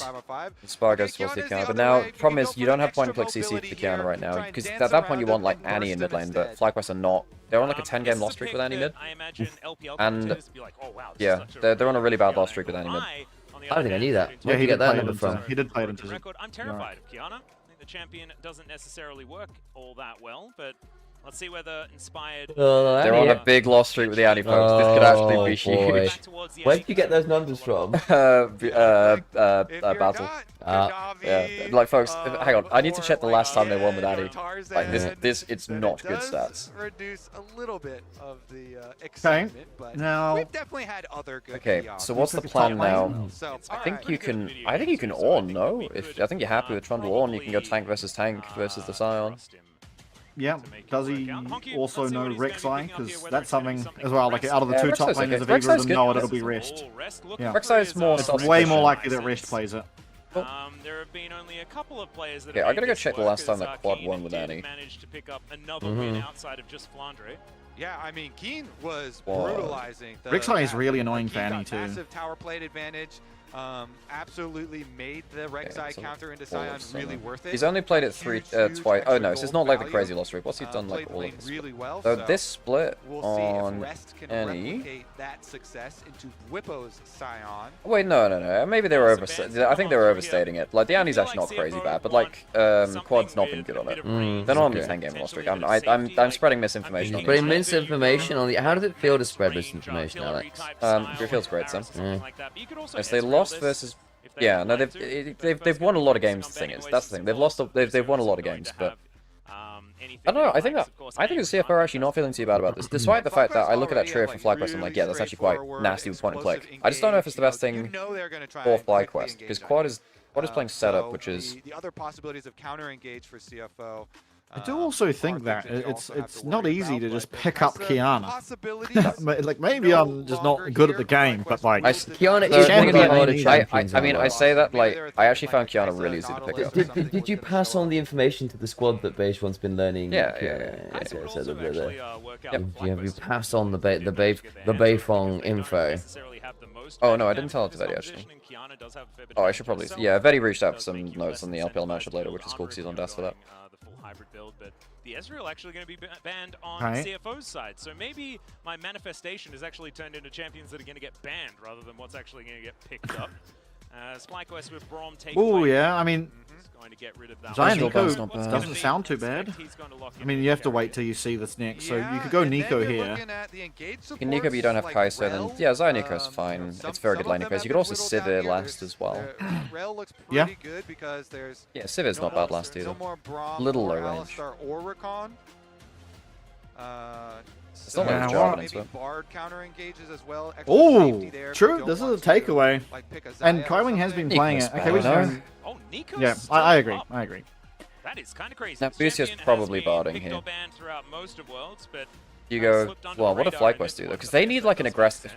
They need an aggressive carry to follow up on the Annie Kiana. And Doggo kind of needs a hyper carry. Do you pick the Xayah to take it away from CFO? You need to have something which follows the engage. Now, if you go Lucian, well, do you go Lucian Soraka? Lucian Nami? Or are you really getting NA Lucian Nami for a potential elimination game? I mean, Marsu's looked great at the Lucian, but yeah, but Lucian Nami for the West has been fucking pitiful because they just don't know how to play compared to these. Doggo's also a really good lethality. Yeah, I do think the Sivir's better. I think Sivir's better. Yeah, Sivir's got an easier time in lane versus this dude because you get the extra sustain through your spell shield, and it's pretty easy to block the because if you, I think you can spell shield the Nami E procs, right? Oh, he locks it. That is dangerous. Hang on, whoa, hang on. Are they going for the level 1 swap? I don't know. Rek'Sai level 1 lane swap is. I mean, those axes even but you can interrupt the queue. Well, the thing is, Draven will love his time into the Sion, but also Lucian cannot 1v1 against Draven. So if you want to do the lane swap, it's just guaranteed unless you send Annie up there. But she also, I mean, she can stun you once and it's Jova, right? I think in mid-late game, if Doggo missteps, it's fucking awful. But the early game is good. Also, Raven's not fantastic at killing tanks. Also, Kiana has a great time in Raven. If you get, well, we'll see what the build is, but if you get the Bloodthirster Hexplate with the shield and the Overshield, is that enough to save you versus Annie Kiana? I'm not sure. It might be. Plus, then Kaiwing. Don't go top before 4 minutes. Do not get detected. I mean, if he wins on this, that's fucking insane, though. That's such big aura farming. So I think that one will be. Yeah, I don't know. Like half of the reason I was so impressed with his Draven last time was it just he would play so aggressively, and a Vi Nico couldn't even engage on him. You know. They can win out in the early stages of the laning phase, but I kind of like Flyquest composition a little bit more. I don't mind the Draven, you know. I really don't. It's hard to kill the Trundle, but admittedly, like, you have ways to kill everyone else. Yeah. Okay, now we see whether we get the level 1 lane swap or not. I don't think you do. I don't think you do. I mean, Draven Nico is just strong in lane anyway, right? I mean, Lucian outranges you with Qs, but... determine it. Could very well be that mid lane. 18-year-old Hong Q. Massive year for him. So much hype behind him. Yeah, we're already winning. That is progression from it's a mana flow band for KOing. Yeah. Oh, hang on. That's 25 mana. Was there a ward put down? I think. Wait, did Ginger Honky cleared ward. Honky cleared ward. So there's a ward cleared already. My Draven is passionate. My Draven is very passionate. Yeah, whoa, what are they doing here? Hang on a second. He's very bang on, but Masu is going to be okay. Masu hang on, they get Busio here. They get Busio here. Oh, Busio. Oh, no. They're going to flash for it. They're thinking about it. He flashes. You don't go any further than that. That's half HP. It's late enough. He's used a pot. Your laning phase is the Lucian Nami is now in a lot of trouble. Yeah, and also Busio's mana is... This isolates bot lane, Draven, Nico away from the rest of it. Damn, if CFO get another good level 1... I'm feeling it. Because what the fuck is Sion going to do on strong side? This is one of the problems of Sion. Sion doesn't care to be on strong side. You don't get to abuse that much. Yeah, you don't want Sion to be on side, like strong side. That's part of the glory of having him, is you just chuck him against everyone diving him, and it's like, whatever, man, I still get the wave. Yeah, if he's on strong side, the problem is you can't really leverage that much. No. So now Kiana doesn't have an option, because the big thing about this is that Inspired can't really go onto the bot side of the map now, because there's no camps from on bot side, and he will die if he goes onto enemy bot side camps. Level 2 is going to get hit by Kowing Doggo, full control of the lane. Oh, this is so smart. Man, CFO do their homework. Is he just going to accept the split map here? Of course, now we've got to capitalize on it. But you just have to defend for yourselves. And right now they do have a lot of vision around this area, so no dive. So Kiana has to go towards top side because you don't have any option. Kiana doesn't have an option. You must go towards top side, and that means that Doggo gets to basically free farm this bot lane. How much do Masu and Busio lose though? Do they actually lose anything for this, or is it just going to be, you know, fine? Inspired's first clear is obviously very fast as the Kiana. He's not able to go bot side. Yeah, and the clear speed barely matters when it's map split like this. Because you're just guaranteed everything that, you know, all your first camps, recall, and then... Unreal shenanigans, by the way. They're regional leagues. As you can see, Junja, we talked about him, 7 That's in a row. so funny. It's unbelievable. So, I just... for a really long time, and I think he's had a decent Worlds as well. I don't think it's necessarily going to be on him, right? But certainly, they need to come together, and we'll see whether they can utilize some of the recalling before the crab from Inspired to make things happen. Because no, you do that because Kiana clears so quick. You want to recall for double longsword. Zed does this as well. Sometimes you clear after 3 camps. You recall after 3 camps to get a single longsword. Yeah, this is like Zed Kiana tech. Taking down that crab. You clear so quick that it's like, well, why wouldn't I back the extra stats if there's actually a fight around the... Yeah, CFO have read him like an absolute book, by the way. This is looking good. I don't know, Ginger's... No, I don't know. I think this is really good from Inspired, no? Inspired could turn this around. Okay, so they're tanking with the cannon minion. Yeah, so... It doesn't matter. So, oh, hang on a second. Oh my! Whip up. Jesus. Okay, I don't think the lane's supposed to be quite that bad. Yeah. That his bottom lane stays alive. But as you can see, as far as the CS numbers, it's almost he's going to be able to TP back, so... But like, damn. Okay. Now you can see Rest actually very aggressive on the Flippo. The Soul Furnace is going to be there, but not for too much more than just keeping himself alive. Yeah, Rek'Sai sustain really advanced. And CS down in bot lane right now. Tanglebob's going to miss. Probably keeping okay, I think we want to try and get a recall off soon, fellas. I do wonder what the build's going to be from the Draven. Good spell flux. I imagine he just goes similar to last time, right? I'm just wondering if you need a little bit more anti-tank potential. I think Bloodthirster Hexplate's the goal. I think being unkillable. Yeah, because go the tank build. If you go for like a heavier shred. Wait, I never recalled. They can't dive him though. I actually think Inspired's been doing pretty well at hovering. Yeah, but he can't get to his jungle, right? Because the response is there first for us. Like, Rest can get here. Okay, Blippo's teleporting, though. I think Junja's I think Junja can't stay for this grab. Right? I think he's asking for... Oh, Rest is going to be there first. The 2v2 is an interesting one. What's happening? Bar Doggo? Survives? No way. Oh my god, I don't think Busio... I'm not sure whether Busio wins that. Highwing makes a mistake there. Holy shit. Oh, we killed top! Let's... Oh my god, Inspired dies as well. What the fuck? Quad step as well? Yeah, no, Honky solo killed mid. Oh, jeez. Honky solo killed mid. Honky solo killed mid. 2v2 kill box. With Doggo getting the cash in before he died, so he's 800 gold ahead, and then also Rest ended up killing Inspired. That's a big back. Just 1 goal ahead. Holy shit. Holy shit, CFO. The early game is just fucking nuts. That's a really big moment. Right, and this all I mean, obviously the bot lane and mid lanes, whatever, but the top lane stemmed from the fact that Bwipo just doesn't know how to lane or something. Okay, you just said that top mid lane and bot lane or whatever. Also look at the CS differences though. Like that's a 10. No, I mean like. 50, so yeah, no, I know what you mean in terms of like the actual trades, but. So what the hell happened here? I mean, oh my god, he just doesn't. What the fuck, man? He just doesn't know what Rise does. Outperforming in the mid. Beautiful. And then this is the Nico. This is the Nico tanking again. One tower shot with the heal and good dodge of the bubble, by the way. Drops one axe and then it's like, oh my god, man, that's so funny. So much. And then, oh my god. And Kyrick, I actually think Kyrick makes a huge mistake here. Try to just go for a random trade after. Just back the fuck off, man. But you don't have to lose your flash like that. But dude, this is so big for CFO. Doggo chose not to go for the BF sword first back. He went for Bloodthirster pickaxe. Not Bloodthirster. Vamsceptor pickaxe. Yep, to a Warhammer. That item is so fraud. Yeah. I mean, it's not bad. It's just not a good first item, you know. Yeah. I mean, that's just the nature of having to go Essence Reaver. That's why not many champs do it. Until the grubs are up as well. Yeah, it's basically what Xayah, Lucian are the only two. Oh, sometimes Smolder does. Yeah, that's true. I think Smolder usually does, right? But I mean, when I play Xayah, I like if I can back and get a BF sword, I'm just going Yuntal, man. Like, you don't actually run out of... Funnily enough, well, that was the meta ages ago. It's just like, if you can back for a BF sword, it just ruins the other person's day.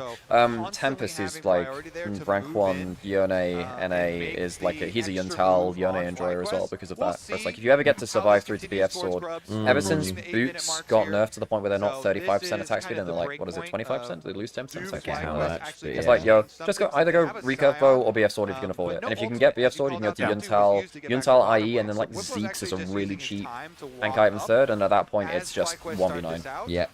Okay, we have Realm Warp. You just don't chance it now, though. Whatever, just give it. But yeah, I think at this point, just let Rest take a plate bot.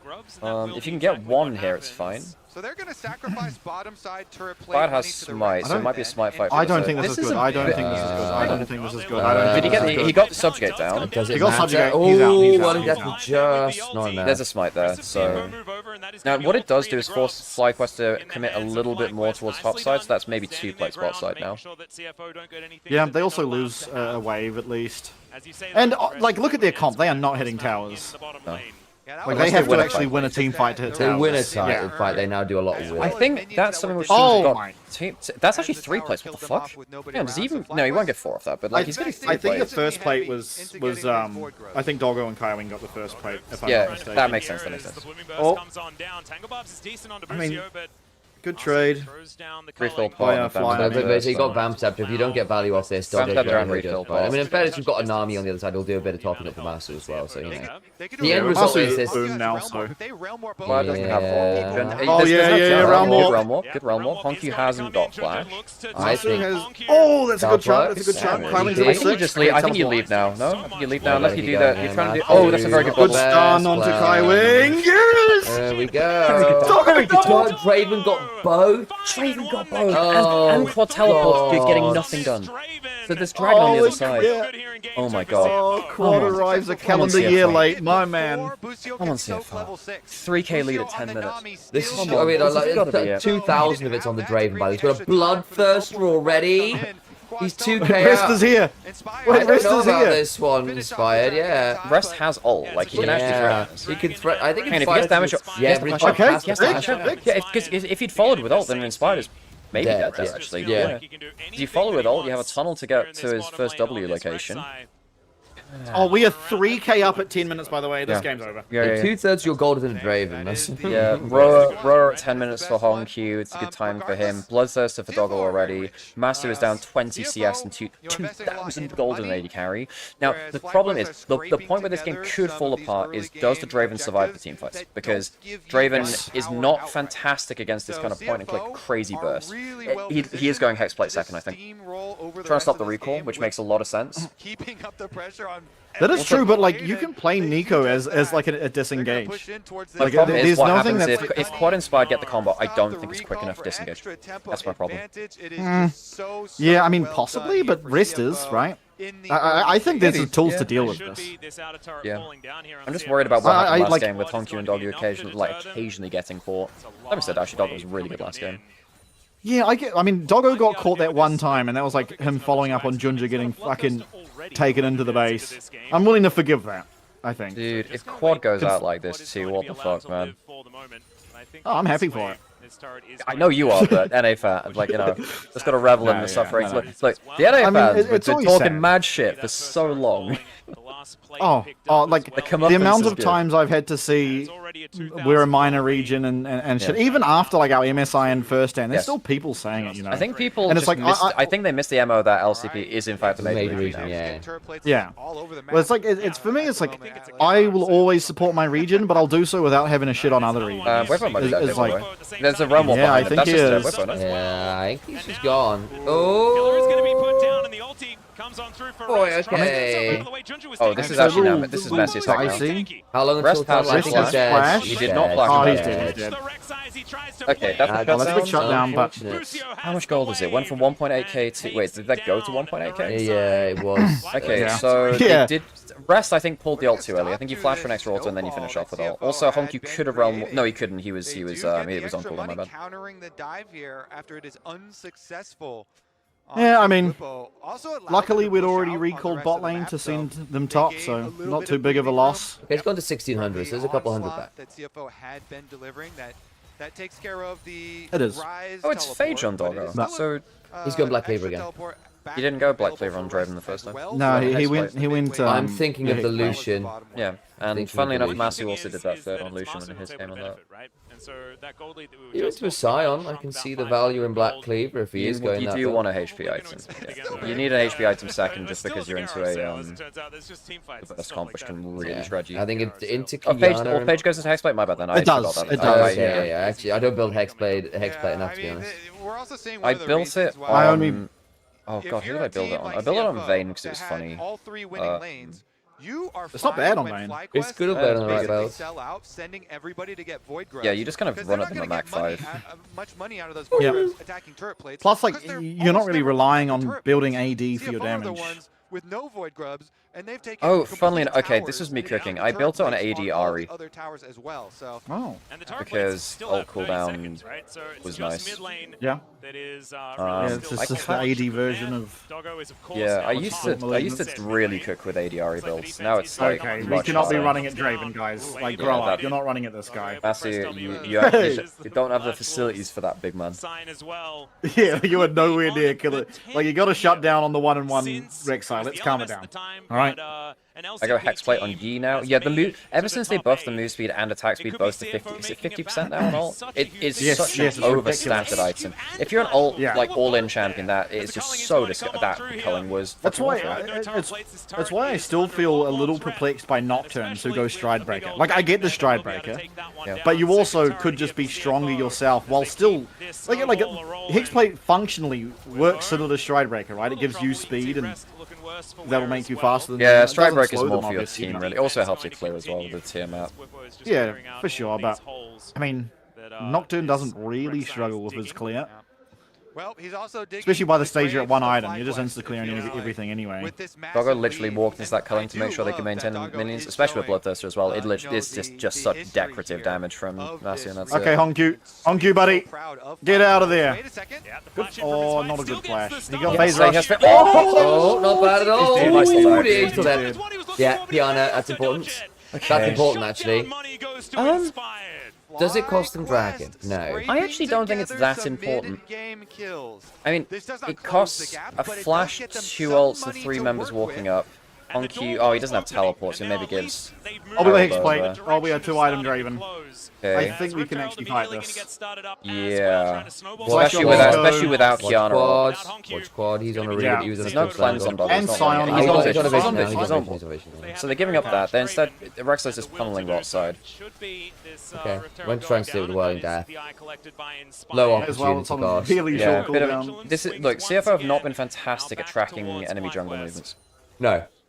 It's true. CFO, I feel like they are just, they know what this comp wants to do, right? They are playing with so much gusto. Most of bot Everything needs to be, we're moving into the enemy jungle, we're ready to dive, we're ready to try and get kills. I know why Whippo needs to step forwards to get value, to stop the wave crashing, or I think he dies, so I think that's not a bad idea to get the shove forward. They'll still lose the turret regardless. They'll get him. And gold spread between Rest and Doggo, which is fine. Yeah. Okay, and that has made the Rift Herald loss. Oh, he has gone Dead Man's Plate, you're right. I guess he's into a fair amount of... I see the thought process into a lot of, like, spacing-reliant champions like Trundle, Rek'Sai, even Nico, to an extent. Like, move to run away from these people who need to use these skills to get on top of me. I think, but like against Trundle, you just get pillared anyway. But like more so, it's like okay, your main job this game is a lot of the time going to be stopping Rek'Sai from hitting a tower, and Sunfire just allows you to actually do that. Yeah, I mean you are Sion, right? So you do actually just kill waves anyway. Kind of, but you can interrupt it as Rek'Sai is the problem. But Deadman's is a good item. It's good like converting tank damage, tank HP into damage and whatever. But I just don't think I don't think that's your job this game. I think you meant to because you didn't have the Sunfire, you've struggled to wave clear against the Rek'Sai who's I mean, I guess that the Rek'Sai pushes your shit in anyway, but now it's just like uncontestable, you know? Yeah, I really like how Junja's been hanging onto the pushing lane. Like right here, just invading at the same time. Like it's an easy turret take. They're gonna be 4 turrets to with Kaiwing. Yep. That's pretty mental. And this without grubs as well, by the way. And this just means that the Rift Shield literally does not matter. Unless they like into team fight. I think that the Rek'Sai is low-key really hang on, Honky's just dead here now. Yeah, this is Honky. What was that Honky? So they're protecting the pushing lane well, but not the weak side well. That's another kill to They do save the turret as a result, though. Yeah, Inspire getting kills. Inspire getting kills is a problem. Like if there was a win on here, it's a Gigafed Kiana doing Gigafed Kiana things. That's true. I think it's still very hard to play. And I think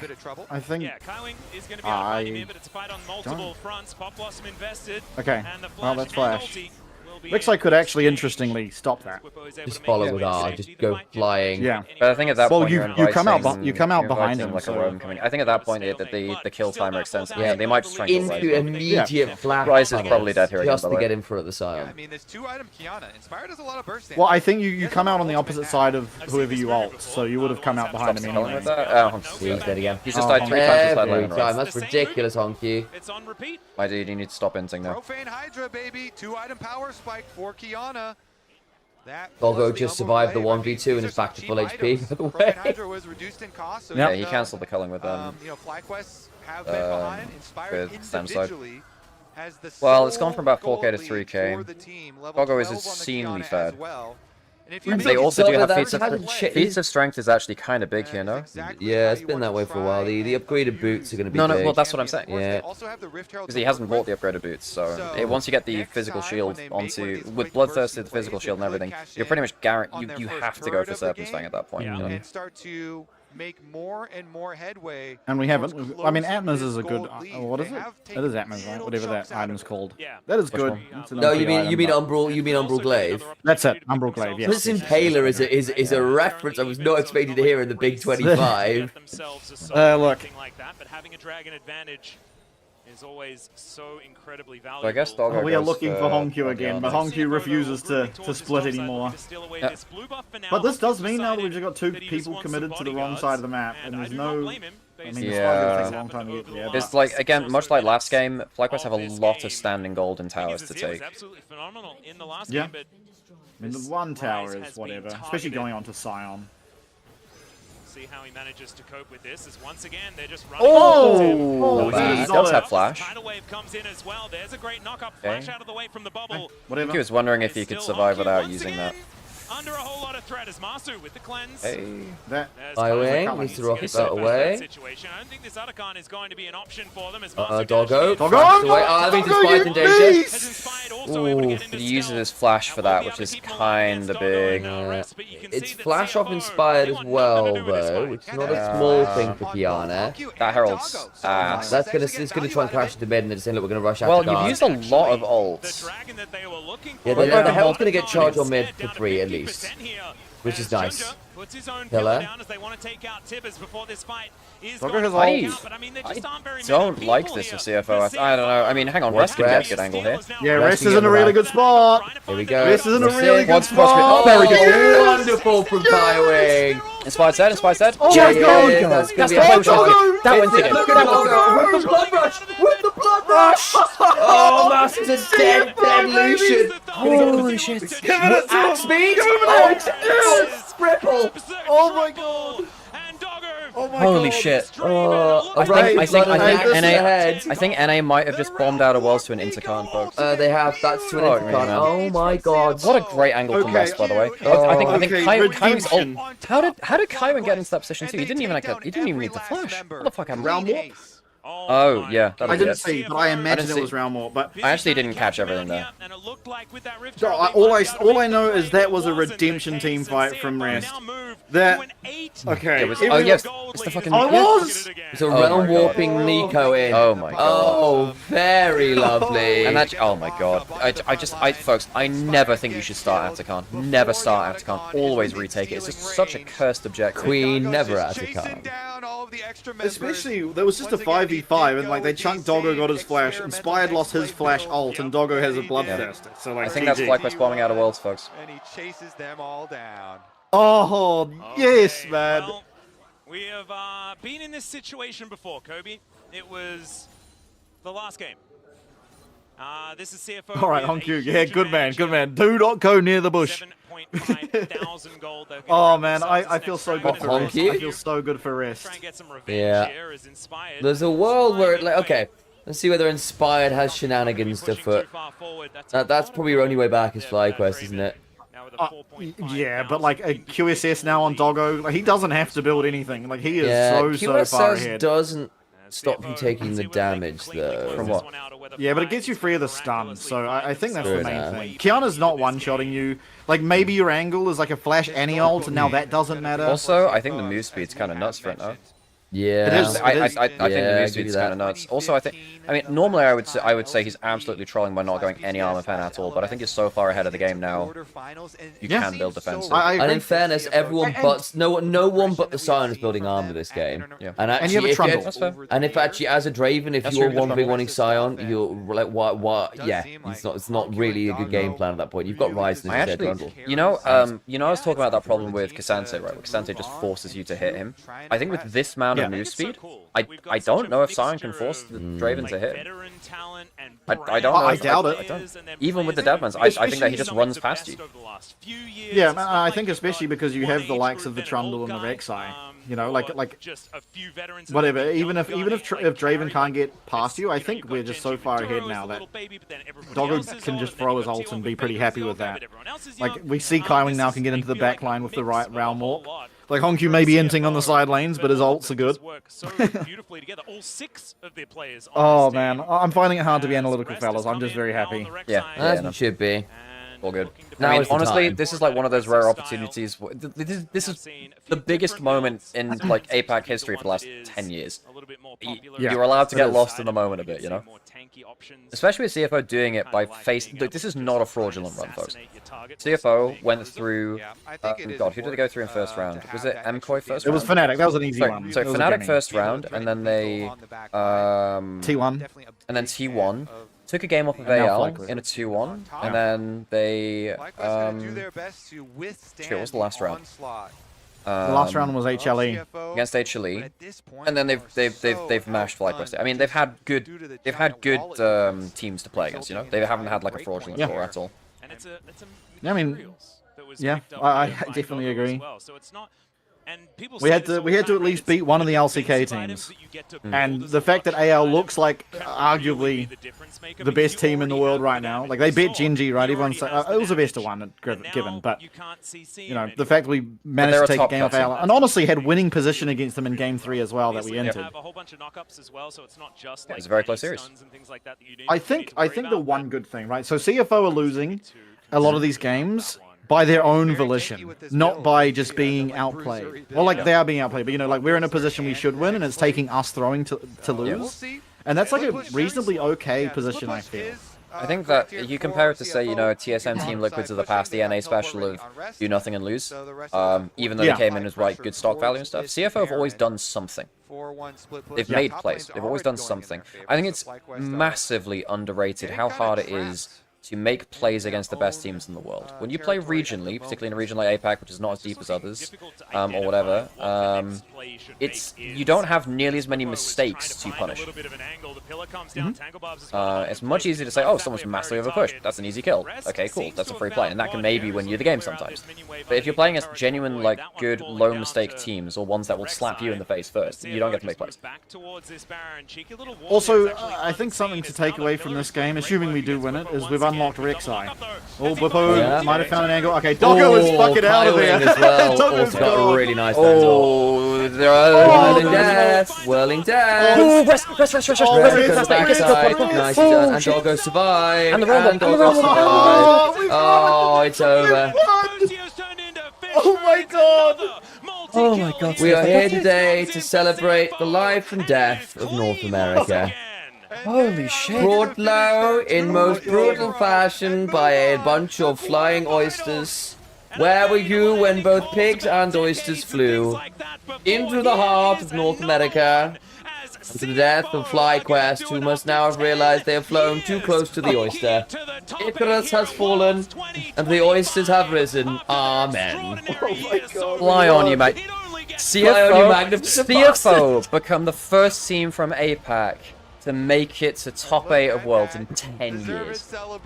What the fuck? 10 years. Unreal team fight. I'm crying. Oh my god. Holy shit. Flyquest just got bodied, folks. That was not close. It was not. Holy shit. That's ridiculous. Oh my god. No trepidation. Dude, what a roster. No trepidation needed at all because we are going to start with the celebration of Oh my CFO. lord. Yes, exactly, Shock. Start with the celebration. I think in another broadcast they'd be like, oh, what the fuck, Flyquest? You have to celebrate CFO here. Good choice, Shocks. Of this crowd, I think you could see the improvement from every tournament they attended. You could see their grit and their resilience, and it has all This is 2015 was the last time. I mean, they just played an incredible series, you know, especially Game 2, so dominant. I love the early game plan, the confidence for Doggo to bring out the Draven. They force into a split map situation right off the bat, get the summoners, you know, off of Busio, pushing him out.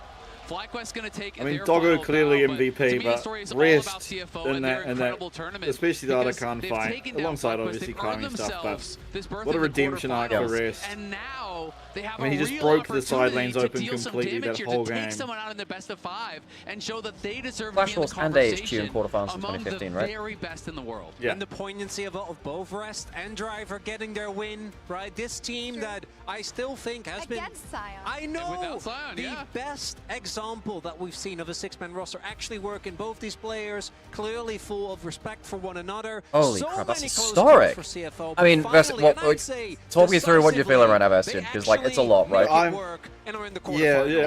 honestly overwhelmed. I'm like, I've never felt so parasocially attached to a team. Like, no, I get it. Right. I get it, because you followed that whole journey closer than anyone, basically, especially in the English speaking world. It's just, it's something to be so proud of, you know, like, it's taken 10 years, and like even more so than myself, who I haven't been there the entire way, like avidly following them, the likes of the, you know, the Taiwanese fans and whatnot. And it just feels, you know, for those guys in particular, at least a reward. You know, it's happened finally that and here the casters they've from the achieved LCP, I think, something that's always you know, been possible, but always just which I'm gonna do for we've sure, not quite managed to get there. Because you know what I'm it really feels struggling like, to right? As someone organize who my was in thoughts, a but region that it's it's hugely emotional, honestly. Like as a caster, this is kind of a dream come true for a region like the LCP. When I watch a series like this, No, it gives you so much more validity, right? I mean, yeah, LCP has outperformed LCS at Worlds. Is that Flyquest Yeah. failure is That's your tagline. I mean, how else? I mean, they've outperformed them at first stand. Obviously, Team Liquid went out as the first team in first stand. MSI was pretty much even, right? And then you look at Worlds.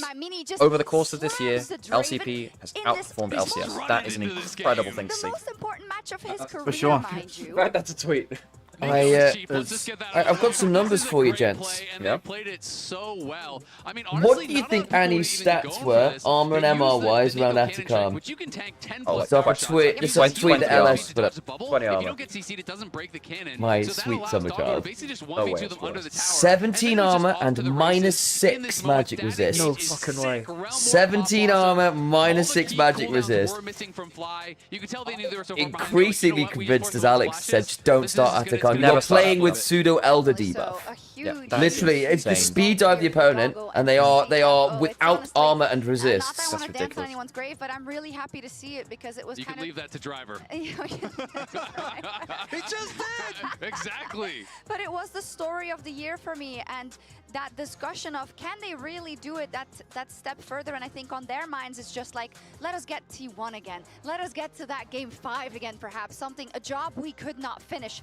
I'm not saying their play was perfect here, they have a lot to work on, but now they've given themselves a chance. Yeah, they've given themselves a chance, and they've given themselves, you know, a couple days here to try to polish up exactly what they want to polish. You know, no one is going to give them sign. I think that is going to remain true for the rest of the event. So where did CFO technically finish in MSI? Was it like, I don't remember like what the... It's true. Final words on Flyquest. Technically we finished above EU and LTA, but it was, I don't know how they ranked that. It was like, I think we all went out of the same round. Yeah, I need to, yeah, according to the standings. That they've shown us at MSI at last year's Worlds. They couldn't bring it together here, and it's definitely a huge disappointment. No one, fifth, no one sixth, is more disappointed fifth, than them. sixth for both Flyquest. After that, we will have TES versus BLG, which is here we go. We'll be right back. Okay, well, I mean, if you got any like finishing thoughts and stuff, we're gonna move on to the LPL match. Obviously, I'm gonna see if we get. I'm gonna see if we get Kobe in. That would be great. But Vestian, honestly, it's been a real pleasure like watching these games with you. You're a real font of knowledge and a real passionate ambassador for the region. I see a lot of ourselves in the LGL for what you in you and what you do for the LCP, and I couldn't be happier for you. Congratulations to yourself and the LCP. Yeah, thank you, man, and thank you for allowing me to be on here and voice my excitement and emotions. It's a privilege, and yeah, I mean, huge thanks to you guys. It's amazing the work you guys do, and I mean, hopefully you'll have me back for whoever we draw in the quarters. Oh man, thank you so much, guys, and thank you, chat, for putting up with me as well. Well, honestly, it's been a pleasure. And look, we'll get you on for a quarterfinals. Obviously, we will. We'll see what we can do. We're going to be doing it from the G2 office. We'll figure it out one way or the other. Well, thank you so much for joining us, and see you for those quarterfinals. Thank you, guys. Cool. Appreciate it. Thank you, and enjoy the rest of the show. Will do. Okay. Right, Sam, we gotta go. We do. Red Bull gives you wings. Yes. Yes. Thanks to the monologue, it made us realize pause on about. Honestly, that monologue was really good cool. monologue. I've got a different line for you though. Yeah. So Don Jake has once again tweeted out a generational banger with an ending line of things are now looking up for Flyquest, most notably the plane they will be flying back to NAR. That is so funny. The nose of the plane. Oh.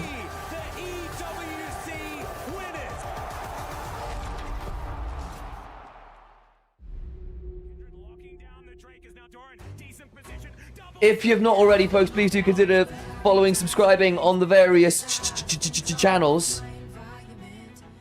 All ye Prime enjoyers, now is the time. I can't believe that LCP has outperformed NA internationally this year. That is insane. Okay.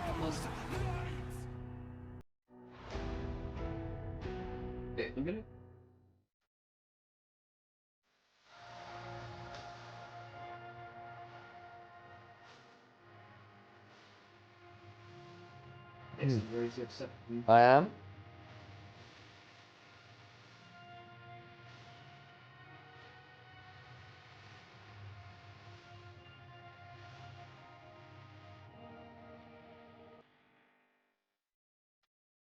Where Sam, do you want to set up the call?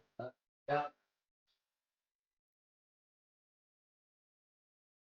Hey there we go. Hello. Okay, so initial plan was, Cubby. Hey, how's it going, by the way? Hello. Initial plan was to get Mazal on. Mazal's not responded. I don't know whether he's awake or going to be awake for these games. And there are a couple of people who wanted to jump in for this game, so I was thinking about inviting Kira, who's like the guy I do a lot of podcasts with for LPL. Yeah, that's fun. Cool. I'm gonna go ask Kira if he's around. What? Yeah. I'm feeling about this one because honestly, Cubby, this is my current take is both of these teams could deserve to go home today. There has been some significant fumbles from both teams in very different ways. I actually, if it was going to be a CFO draw for BLG, I would have taken CFO over BLG. Yeah, I had CFO going out 3-1. I genuinely thought they were capable of 3-1ing this Swiss stage. No, I don't know exactly where you two have been at with all these teams, but I think that CFO, I think that their road probably ends at quarters, but I think they're a good have them team. as semi-finalist peak. I think it depends on quarterfinals. It's a maybe. Because genuinely, I rated this team, so I thought they could be good. Yeah.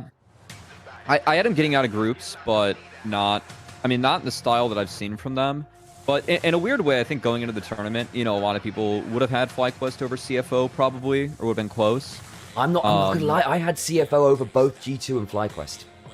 Really? Okay. I did. I think people really slept on this team again. By the way, they were showing that good domestically. I've been impressed. I was just tweeting out something differently, but with this result, LCP has outperformed LCS internationally in 2025. First stand, CFO 3rd, 4th, TL 5th. CFO at MSI 5th, 6th, same as Flyquest 5th and 6th. That's even. Then at Worlds, CFO at top 8, whereas Flyquest go out 9 to 11. Yeah. So, wow. Wild. Good for them. Maybe finally people will accept. Maybe people will accept them as a major region now. Yeah.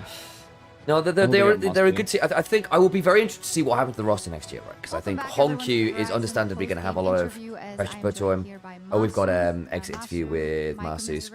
Oh my god, this is going to be a train wreck. Oh, it's going to be rough. Let us start maybe by the match today, that all-important I really want to match listen to such thing. Where do you think it ultimately went wrong? I feel like in game 1, they messed up their swap pretty badly, and we got a decent early advantage. And I feel like we just didn't execute well in the team fights. We had, our team fighting was just not very good. And I feel like the Azir got too far ahead, and then it was pretty hard to beat them. And then game 2. Hey, Cubby, what's your Twitch app, by the way? I think their early plan was just Cubby XX. us, and cool, they perfect. I got it right first time. What we were going to do better, because they picked Draven, so we can't swap anymore, because if I swap and go top into him, I will lose pretty hard.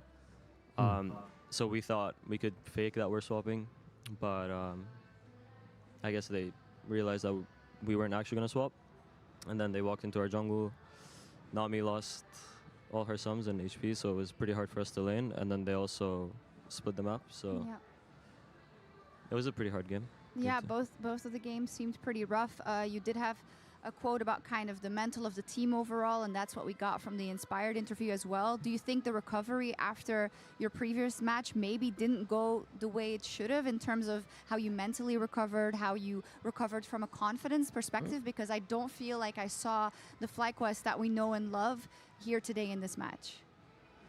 I feel like for sure we didn't recover our mental fully, just in general as a team, as individuals. I feel like there was just a sense of kind of losing a bit of our confidence, and I feel like we carried that a bit into today, and we weren't able to fully reset.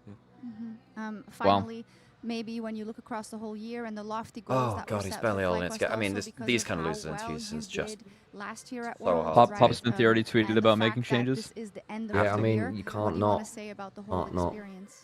Oh. Yeah. I mean, this entire year has been very fun to play. We made pretty much every tournament, and we played for like 11 months straight. So it was a very, very long season. It was really fun.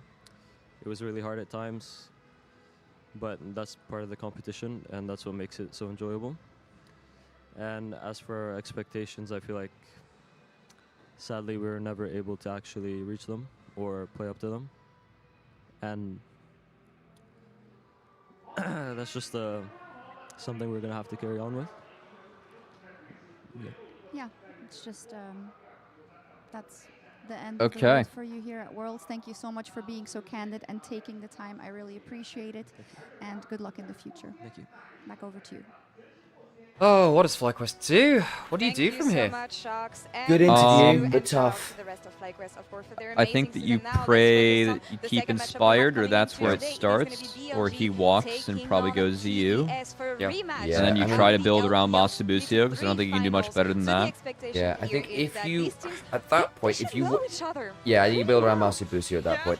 Where would Inspired go in EU? I mean, realistically, G2. Well, I think they want to keep Skewmon. I think, and I will say this as well. I think Skewmon out-jungled Inspired in 2 out of the 3 games in their series. Yeah, we couldn't really, Game 1 was a train wreck. But games 2 and 3, like, I think Skewmon is worth building on. I have no doubts that if Inspired ends up on the market, most EU teams will be looking at them, and G2 will be included in that. But basically, I gave that. Sorry, keep going. And I suspect what will basically happen is, depending on how well performance goes, it will be like, okay, Skewmon, you're good. Just know that at the minute there's competition happening, so turn the fuck up. Basically, prove why we want to keep you. And then, like, actually, I think he's probably got it in him to make a good shout for himself. But yeah, I think there is a real world where he looks. I think if Fnatic are rebuilding, I don't know whether Inspired will want to go to Fnatic. He might be considered there. KC might look at it, but I'm quite happy with Yike. You know, there's a lot of teams who want Inspired, is the honest answer. No, he's really good. I mean, he could move the market or dictate the market, right? Like one of the first dominoes to fall. LPL versus LPL teams battling at Worlds is something we see pretty often, Emily. Yeah, so I wanted to investigate this just because I mean, I think at this point, like, give me a caps with, or give me a team with, like, Inspired caps and throw Busio in there, and, like, that's the Western Dream Team right now. If, like, we want to go for this and see if they can actually beat the good teams, like, those are the people I'd bet on.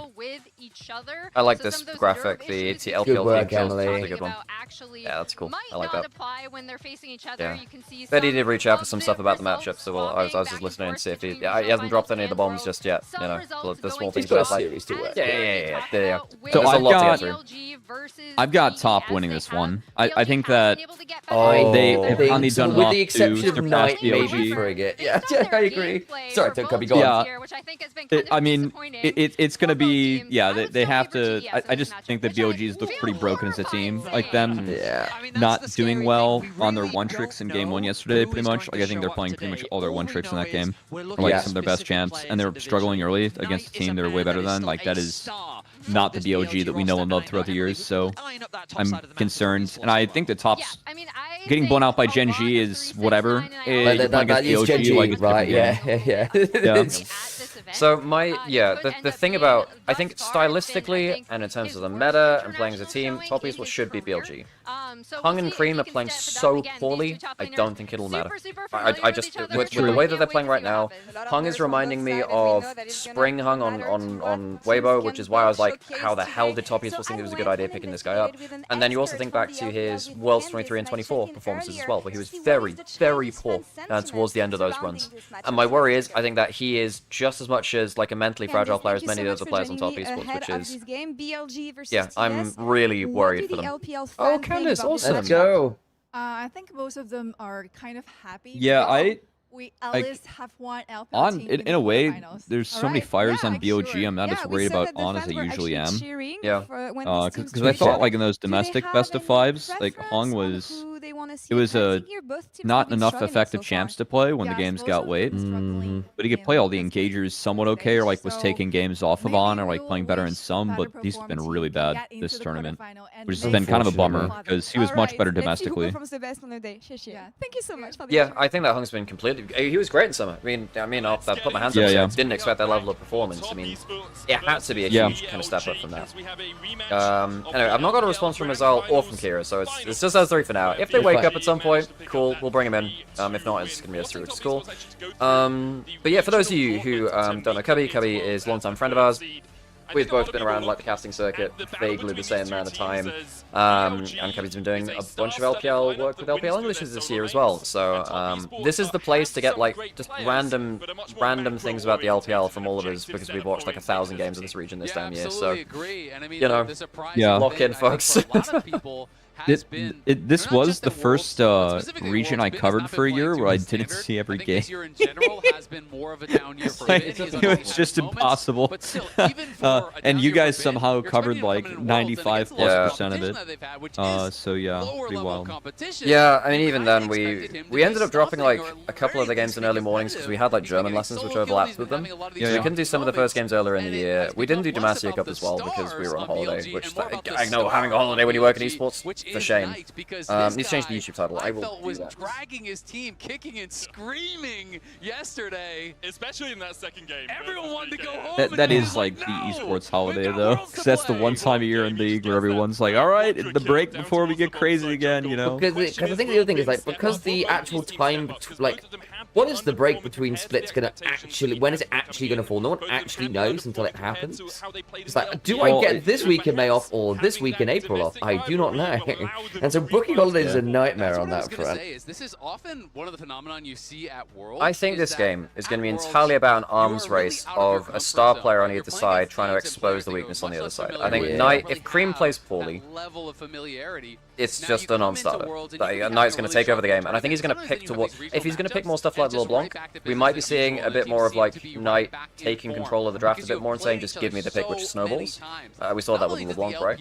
But then on the other side, I mean, if Kanavi gets a leg over the BLG junglers, it's gonna be lights out. It's also lights out, because I think for my eye, from playing ahead of the game, Knight and Kanavi are the two best players in the LPL. Tarzan, I think, brings more value from even or behind the game, so I think that's where his added value is. But that, like, particularly I'm looking at those two and thinking, well, you've got like a bleeding man in front of you, how do you dispatch them? My worry is that Kanavi in international scenarios, we've seen this at First Down, we saw this at Two Teams before, that he has this habit of like, when things are falling apart and he's the one with the advantage, he really tries to hard force plays, like, there was that, you know, they tried to get Chovy in mid lane, Genie spent like 30 seconds after the failed dive, like chasing the mid jungle. Like he just kind of loses plot, like I must make the play, I must make the play, I must make the play, and kind of like doesn't know when to let things go. And I do get a little worried for Kanavi in those scenarios where if it does start going wrong, how hard does he overpause with the lead he does get? This is a first Oriana if it's not banned. He reminds me a bit of Cuz in that aspect, you know?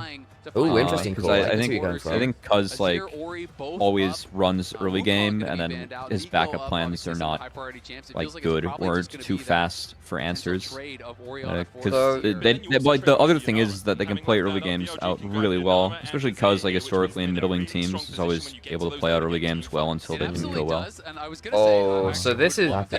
I mean, it's also a huge takeaway from Jackalock too, because they've been loving this duo. Part of my tiebreaker for putting top 2-1 in this series is the fact they get blue side, by the way, because they're the 2-1 team. Yeah. I'm also going to put it out there. I don't love Elk on Yunara. I think Elk is inted enough on Yunara. He's gotten better at it.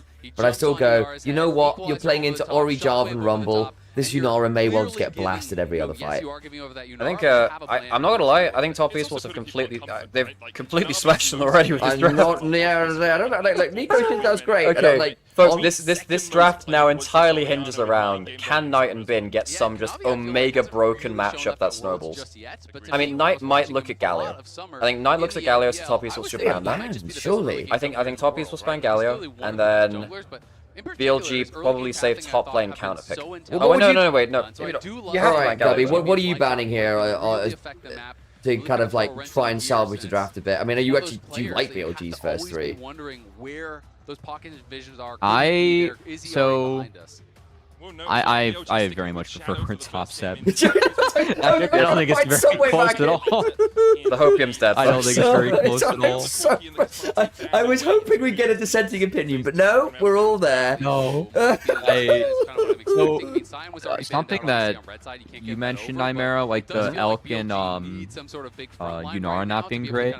I think this champ for me, it's all about what can you do during your ult timer. Yeah.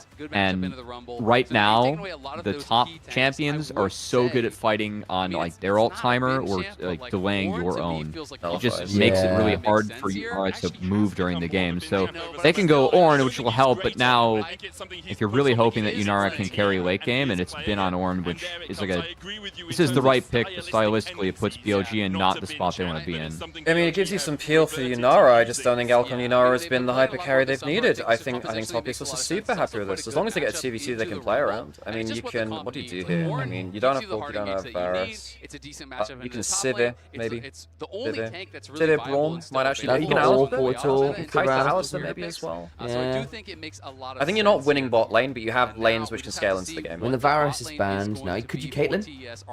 I don't think you want a Caitlyn versus Caitlyn Ornn's kind of sucks, I know. Nico Ornn makes Caitlyn unplayable. So thinking this is such a Jackie Love pick.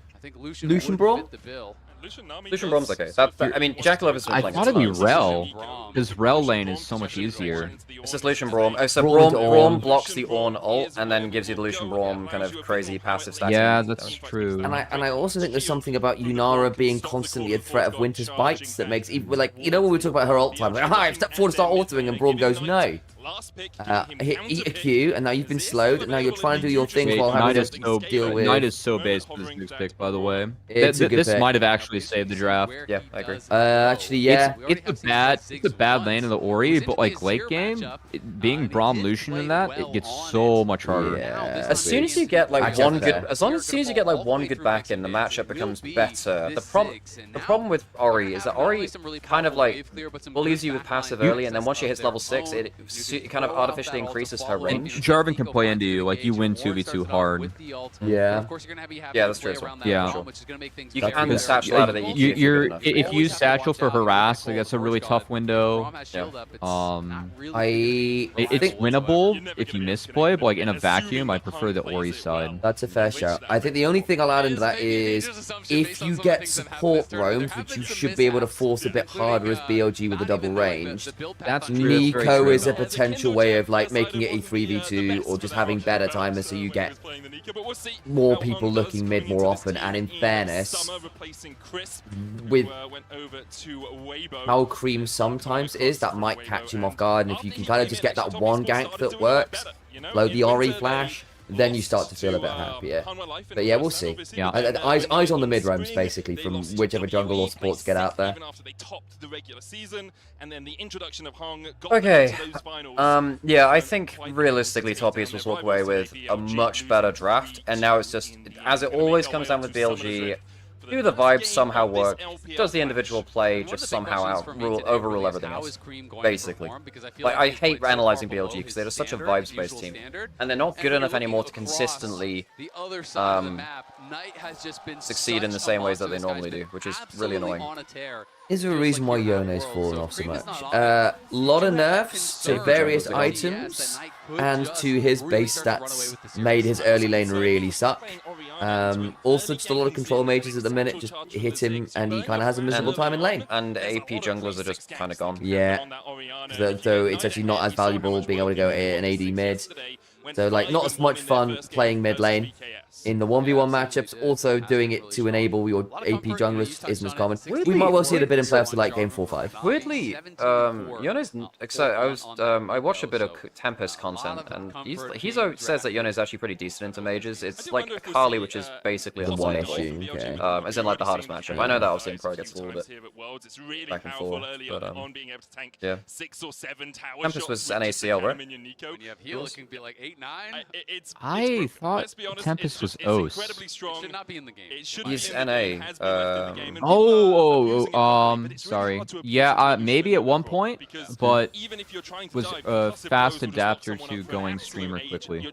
Right. And honestly, especially in NA right now, I kind of understand it. Tier 2 in NA is in a bit of a weird spot. It's absolutely true. I mean, oh, can we sync up with the timers? What's your timer at right now? Really underused I'm ahead of you, probably. I just hit 2. Okay, so you wait at 2. That means you're having to just wait at 205 then. Nico, right off the rip here. And you can okay, and in very close. 3, 44 2, to 39 1. here. And we should be synced now. Good dodge, Cream. Alright. I will say that if, with your theory of who can stomp the noob off harder, Ziggs into Ori, if you, this is something you pick if you're a better player. Yes, legit, yes though. But that's why, like, okay, this is gonna sound like really bad. Ziggs hasn't really been Ziggs since 2014 because Ziggs kind of fell off because no one has skill. Oh, they're so dead bot. They are so dead bot. Oh, at every flash blow. Swear to God, this was what BLG used to do, like in 23, where their bot lane would just, and in 24, they would just hyper push, fighting for a lane push, and just forget that the jungle was. They even had a ward in river. It just doesn't matter. On don't pass one. Okay. The also note, Jarvan has basically done 3 camps bot, reset, bought items, gonna go to the top side. And because Shadow's going bot to top, he can't immediately run over the river. Yeah. Oh, if he was going, sorry, he was going top to bot. If he was going bot to top, he could go over the river and take a camp away. I'm not gonna lie, because now if you're going, would have gone like, oh no, I've lost 2 camps, so be it. My work bot is down. That was really good. Top's doing to BLG would knock them out of first stand. Yeah. Legitimately, yes, though. But the funny thing is that both of these bot lanes have the same foible there too. Kanavi getting the first kill too. Kanavi bot lane. Remember we said this camps to make a bot lane. Remember we said this was a an arms race of which person's just gonna like noob stomp harder. Kanavi has the first kill. so oops. Hang on, Shadow can return the favor bot though. Shadow can return the favor. Guys, don't miss this. No, the wave's pushing in. It's crashing in, and they have no flashes. So. Top Esports respect it. Put a ward in the bush, spot out Shadow. This will allow Kanavi to step. It would have been the funniest thing though. Shadow comes bottom, returns the favor, then you go, oh no. But yeah, with the wave shift, it would have been tricky.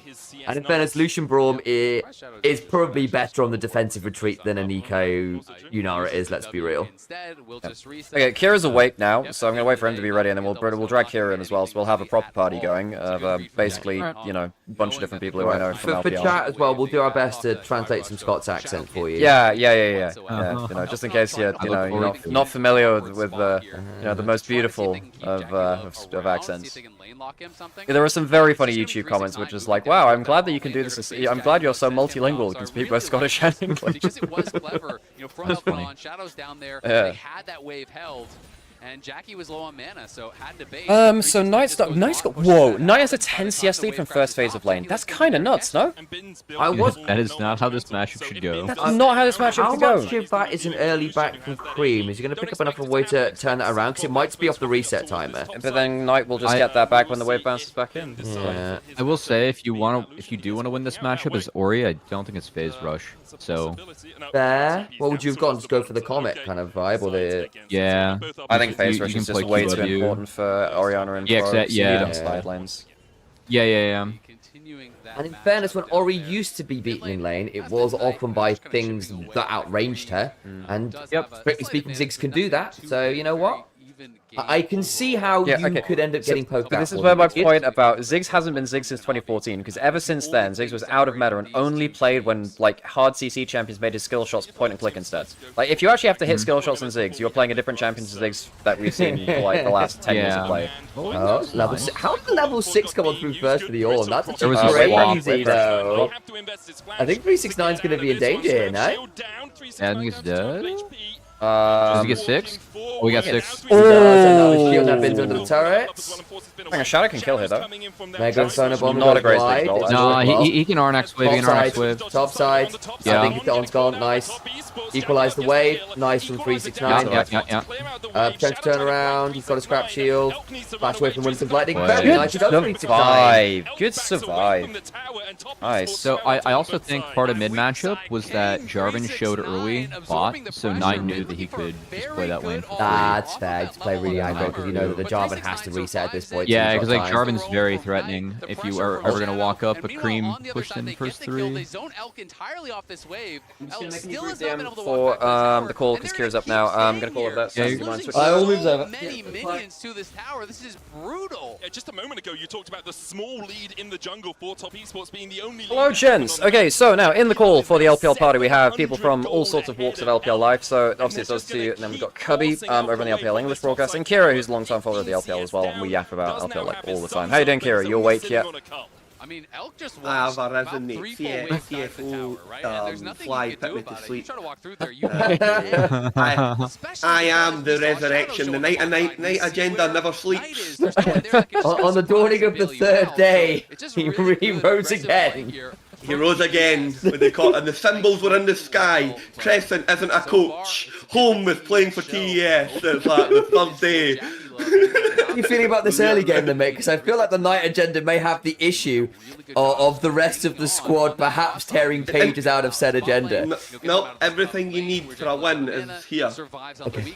It's there. It's there. I can see it. Is it just night? Is that all you need for a win? No. What they call On's on an iconic pick he's supposed to be good at. Bin's, his top laner's playing something that he's like never supposed to be good at. Yeah. He's good in this game, but he's not known for. What they call it, his jungler is just somebody. There we go. I'm sorry, we don't have closed captions for the non-Scottish speakers in chat. I'm sorry, you're just gonna have to deal with it. This is gonna be like Knight experiencing Fakers like 2017, where the team has just failed him at this point, you know, and he's trying his best to drag it across the I will drag you to playoffs.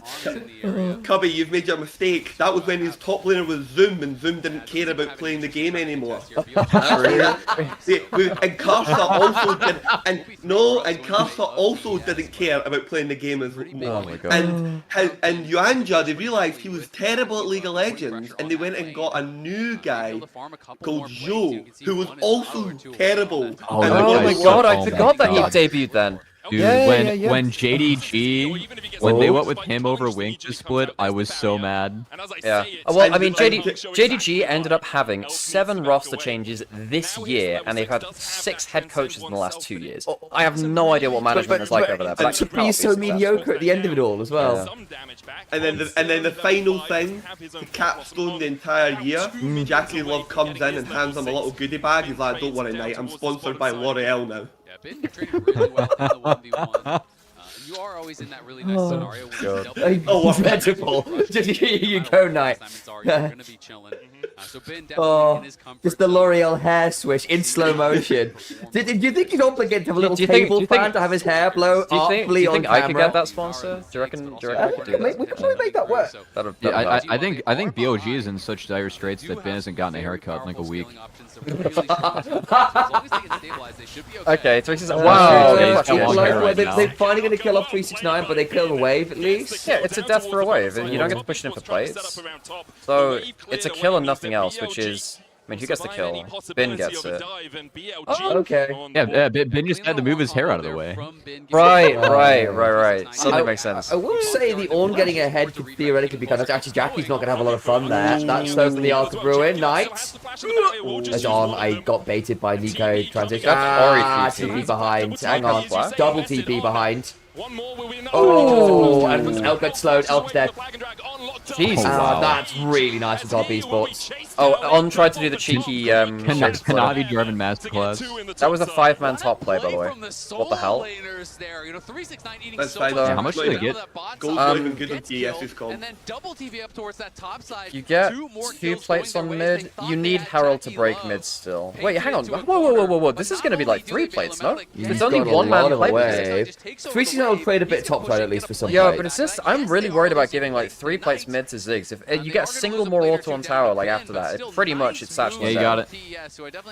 Didn't quite get I mean, he already has item break point. Nice. Actually, I think he might have a little not much fun here. The passive's on. He's gonna hit with Vegeta. He's dead. He's actually dead. Oh, wow. Really good from Hung, especially after we've been like telling everyone this guy is washed this tournament. Yeah, the flash from Knight was a little unlucky. I feel like he had the flash though, because he had the winner's bite on. Yeah, I think you either flash the winner's fight or just deal I think you have to. Well, you got auto. I think you have to flash the brawl mult. No, I guess. Or reaction. Yeah, you have to react to it. Yeah. I thought he had the proactive because the winner's fight wasn't procced yet. I didn't see how many extra autos were in range. The problem is he's already been tagged, right? So, like, at that point, the concussive blows are stacking, and you've been slowed. So, if you don't flash, you're slow enough that the extra autos are coming on through regardless. There's 3 people there. If you flash proactively, though, it just means that it's a free glacial fissure. Maybe if On could have body blocked something, he tried to with the clone. But I think it was just a bit of a tricky spot to begin with. It was well played by Hunt.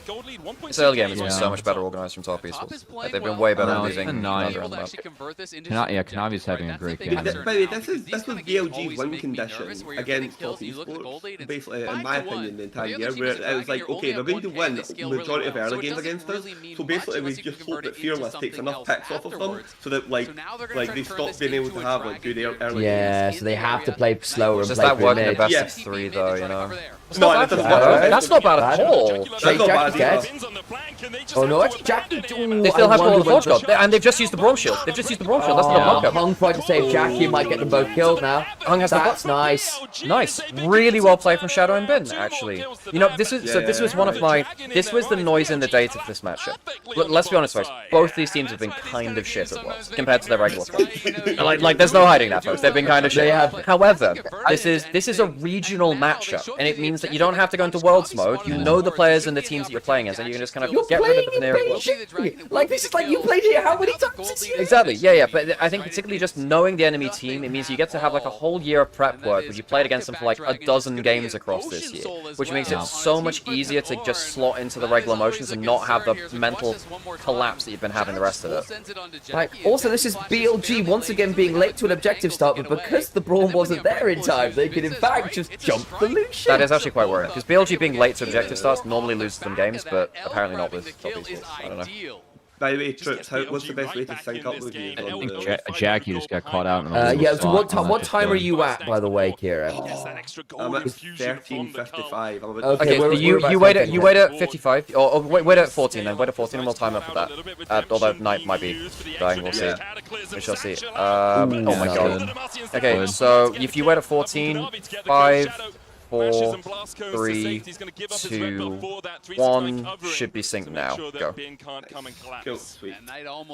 Yeah, we'll double time between games, guys, and get ourselves a bit closer to live. But it's so good. Yeah, I know. Kanavi's such a good player. Like, I had this conversation on Summoning Insight where I basically said, look, wait, weren't all 3 of you on Summoning Insight? Yeah, we were. Legitimately, this is the Summoning Insight reunion. Yeah.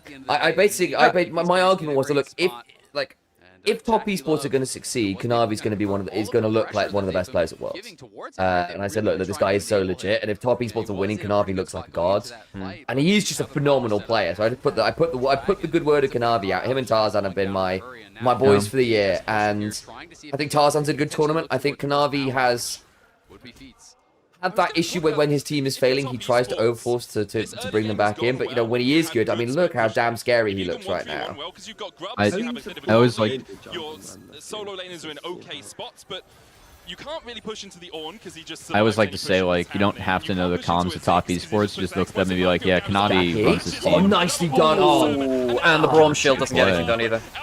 Yeah, Ornn is working so well. That, wow, okay, BLG woke up. Yeah. Why? Another kill, and now it's going to be objectives. Why is that rotation basically getting just like going off completely on tracks? Yeah, and then Knight's even going to get the top turret for that as well. So they get a play top and mid and Herald. This is so unlike Top Esports, because Top Esports are normally like the methodical team where they're in from the LPL. Go away. Okay, please Kanavi, go do something mental. The got flash. You've got so much to live for, Kanavi. You've got many people back home that love you. You don't have to do this. Like the Raptors. Cubby, you okay there? The Raptor call out? Yeah, the Rap is, he has to live for the Raps. You can take the... One thing to consider is, and this is, when... Wait, Hong is over 2 blocking the Ornar. Sorry, go. Yeah. Shadow may not have a lot of fun here. Mega Inferno. Mega Inferno. Yeah, this is actually just this is Jarvan's like TP hatred of behind. Gage. And yeah, 369 now just packed. They got the ball on top. Oh no! It doesn't matter. It doesn't matter. It wouldn't have changed anything. Oh man. Right. Well, I don't know. BLG. Okay. So one of the things that BLG players were saying yesterday was like, we just need to play more free and just not get as like stiff in comms. Like this is looking pretty fucking psycho. I think that has succeeded. Honestly, they definitely need to talk more. That's for sure. Nymaera, this is one of these like things that like, I was often speaking about in EuroLeague, where it's like like often people like conjecture it's like on Ziggs is he's like he's good into like a Zia, and I was like I think people just need to it's the same as the Galio conversation that I tried to push in Twitch. Well, is it just good in general? People only play in this matchup, yeah. Yeah, like that's probably fair to be fair. Because if you're going to be playing like all these Jarvans and you're going to be playing with all these Zhao, you know what I mean, you might as well just throw in Ziggs because in terms of team, Shadow, you're going to get punished. Nearly did as well. Yeah, he did a bit of the... Because like it fits those champs well, like you can just like do, like it's good into and with in a way. Probably, they love playing Elise. You ever had an Elise cocoon? It's basically certain death. They love playing Nico. Yeah. You hit Nico ults, it's just a complete, it's just certain doom. Yeah, because on. Here we go again. Here it comes. On. Instant death. They got Nico'd, man. When On's Nico is on, it's so on. And by the way, I couldn't have just said it any better. Yeah, that was. You're starting to learn the joys of being a caster. When something happens when you've just said it, it's fucking crack. Yeah. Like how does 369 play that situation?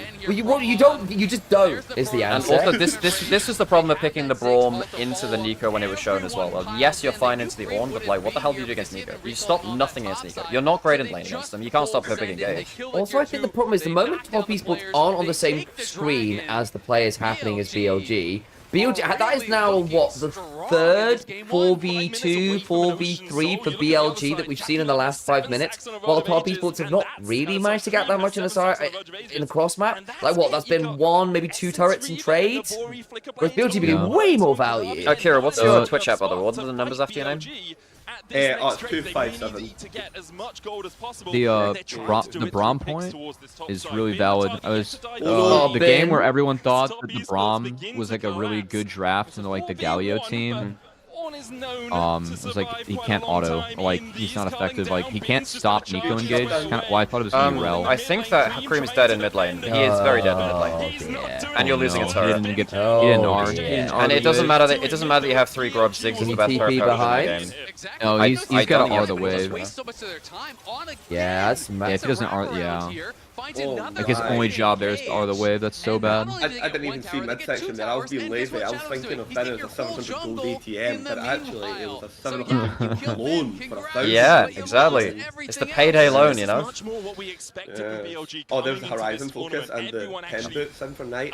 This is arguably Zig's strongest point in the game. Does a lot of damage. This is verging onto unplayable for like Jackulov. If Jackulov doesn't have flashy dives, Cream doesn't have flashy dives. We had we had Trajan on call yesterday for BKS, and he was like, he just loves when Ziggs just buys a gun. Oh! Speaking of style points, man, holy shit.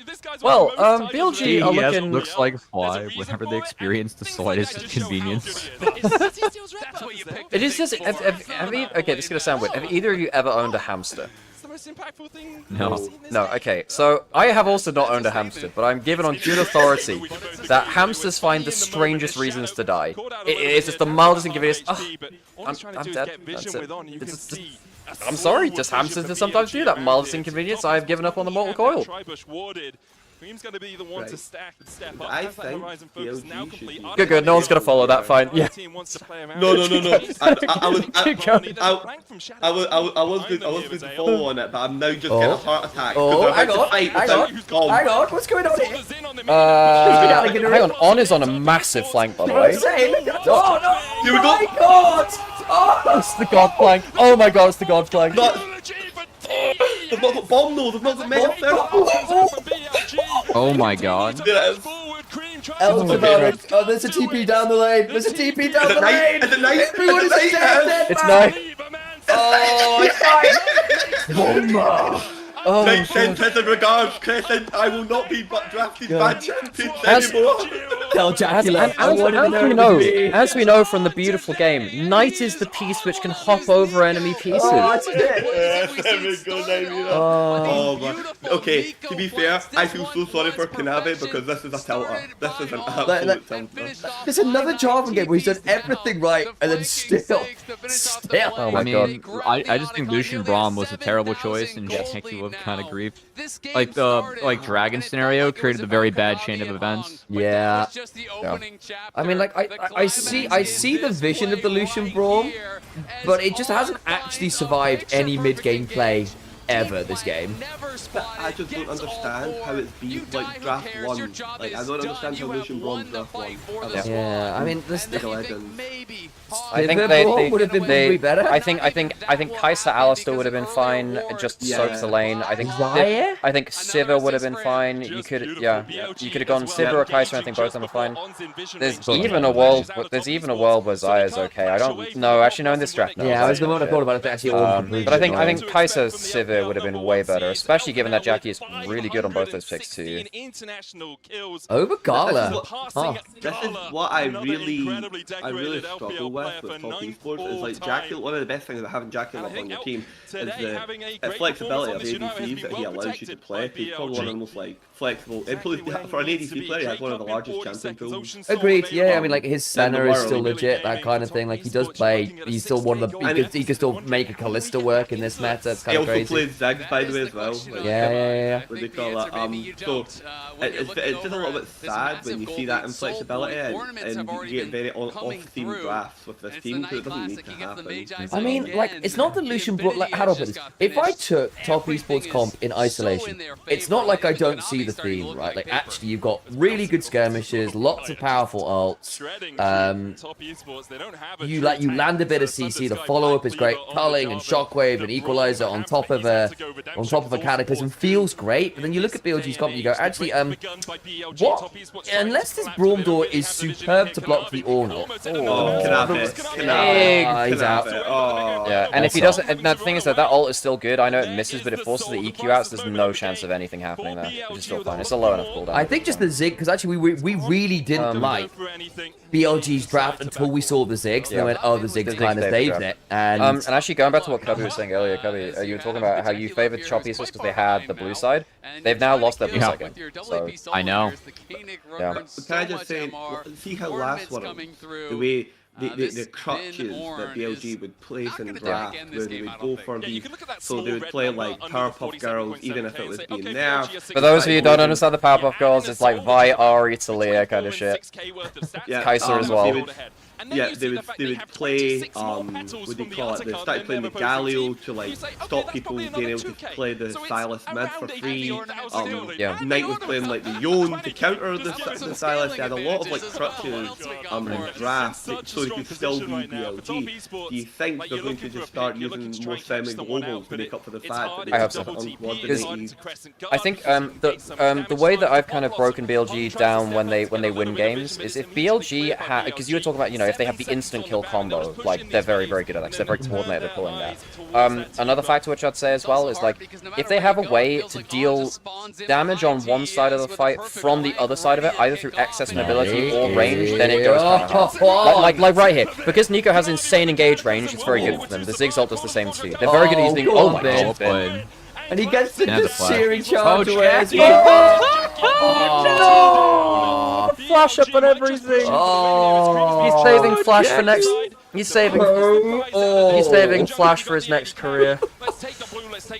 It's Mikhail's next for sure. Yeah, it is. I think you're right. Look, I think he just thinks flashing is a crime. Wants to keep his clothes on. What's Raptor doing? Sam, it's on. Is it on? Sam, the Raptor is recalling. What else is it going to do? Now this is cinema.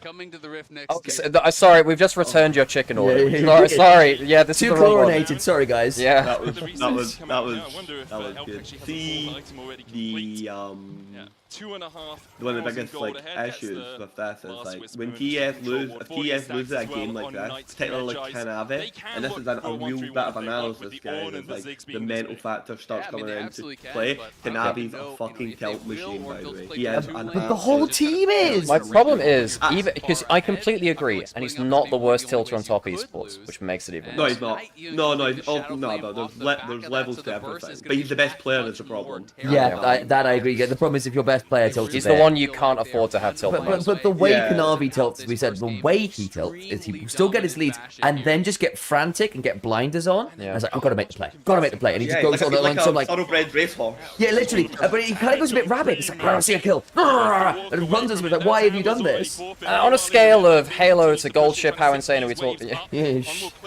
Not the we are leaving Uma. What's the match? I don't think there's any follow-up though. Oh, close as hell. Oh my god. Stop that. Okay, fine. Jesus Christ, that was close. Knight, you've got to be careful. You can't just fucking look for stats. Yeah, dude, the Ziggs and the Lucian Braum is so base Knight. Oh my god. It's genuinely so well. I actually look at this, and outside of Oriana smashing Ziggs in lane, what do you do against the Ziggs? Yeah, if the Ziggs gets out of lane on a good tick, it kind of owns Rumble too. They actual out of the R, and you just brutally outrange this thing. Consider how our opinions have changed from the first 3 picks to now. No, like Ziggs is really. I think honestly, Kira's got the right of it. I mean, it reminds me. Remember when Vlad was massively overbuffed, and then people would play it for forever after, despite it not being great or whatever at points. Same things happened with Swain at points in history. It's back up again. It's back up again. Oh my god, Jackie's oh my god, Jackie just got crushed this game. Jackie has not played League of Legends because you know who I think might be the biggest tilter on the team. It might be Jackie, you know. I mean, this game, yeah, I don't know, man. Well, BLG are playing like BLG regionally, which is kind of terrifying, I guess. Top Esports might have gone from 2-0 to just crashing out. It would be so Top Esports. I tried to say this. Dude, they really had me fooled this time. I really thought they were getting through. Yeah. That's the point I was always trying to make to people. I'm never trying to convince people that BLG are like a good team. But like when they were losing to like all the Western teams and stuff like that, I was like, you've got to understand. It's like I have literally seen this series of events play the entire last world against Lost Team, and then they went to 5 games against a team that people consider the best team of all time, and they've done it literally playing the dog shit champions. They were actually drafting garbage, like straight up. Apart from mid and top, were like they were drafting good stuff at the time, but they were committing some sins, let's just say, and they push that envelope, and if they ever come together and like long tournaments, it's the same. It's like why at Worlds you should never count out T1. The longer the tournament goes on without anyone actually eliminating them, the scarier the tournament gets, because somebody's got to be that person. It's like, well, we've now got to beat BLG. Even just historically, LPL teams have always scaled up across groups. Like week 1 is often in where LPL slips up, and then you kind of come back into it. The 2 regions which scale the best in groups are EU and LPL. EU tends to start kind of shit, they scale up. We saw that with G2 again this Worlds here, and I guess you could say that with MKOI as well, although scaling, that's a bit more dubious, I suppose. Historically, I'd bet NA is the worst. Oh, 1-0, C010, yep. I don't have to check. Did you? Yeah, Kira, I made the revelation earlier. You know that LCP has now outperformed NA in 2025? Internationally across all events. 3rd, 4th per stand compared to 5th at TL. MSI, they were the same rank. Flyquest and CFO went out in the same round. And now CFO have at least got 1 placing higher than Flyquest.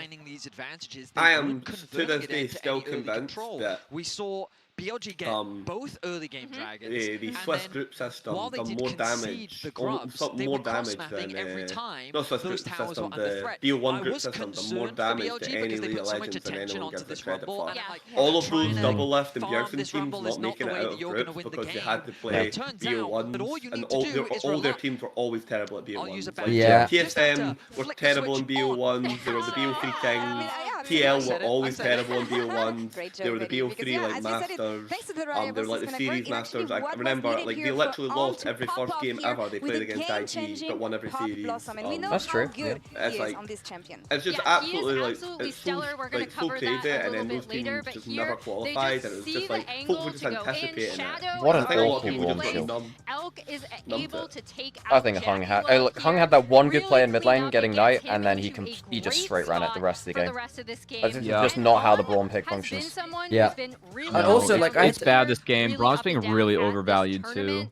Like, again, I think the end was like, again, up until the Ziggs pick, I was mostly okay with it, because Braum into Ornn is normally quite good, because you just shut down the ult every time. But did Hung ever actually do that? Did we see any Ornn ults blocked? None. So, you have no interrupt for Nico if you go Braum. I think that, like, you almost have to take some form of defense against that. Maybe the Ori and Jarvan can, but you have to burn ults often to do it. He can play mind games with those two champions as well. Like Rel is much more defensible. Like, even if you like Q stun, you know, and like stop the flash. So my problem is I'm not a massive fan of Rel defensively. I think she ends up dying far too much in mid game. Not that they did in this game either. I also think this is where, like, I think Nautilus needs to start thinking back into this tournament in more scenarios, because like even with Yunara being in the game, I think that should almost be enough conditions. Like, why are we playing Braum in a game against like Yunara? Like, I think Braum really hates the hits of Nico, Yunara, and Ziggs was R5, right? But Ziggs is a very good pick to abuse a pick like that. Yeah. Because Braum can't threaten a Ziggs the way that like a Naut, Leona, or Rel could in some of these fights. I genuinely wonder whether Bard might have been okay, because Bard has a good lane into Nico and can like mess with the Ziggs with the Rel. Yeah, and that's where Hong's limited, right? Because like I don't think he's a Bard player. But what does I love playing Nami. The tidal wave might have been decent defensively. Lucian Nami is better.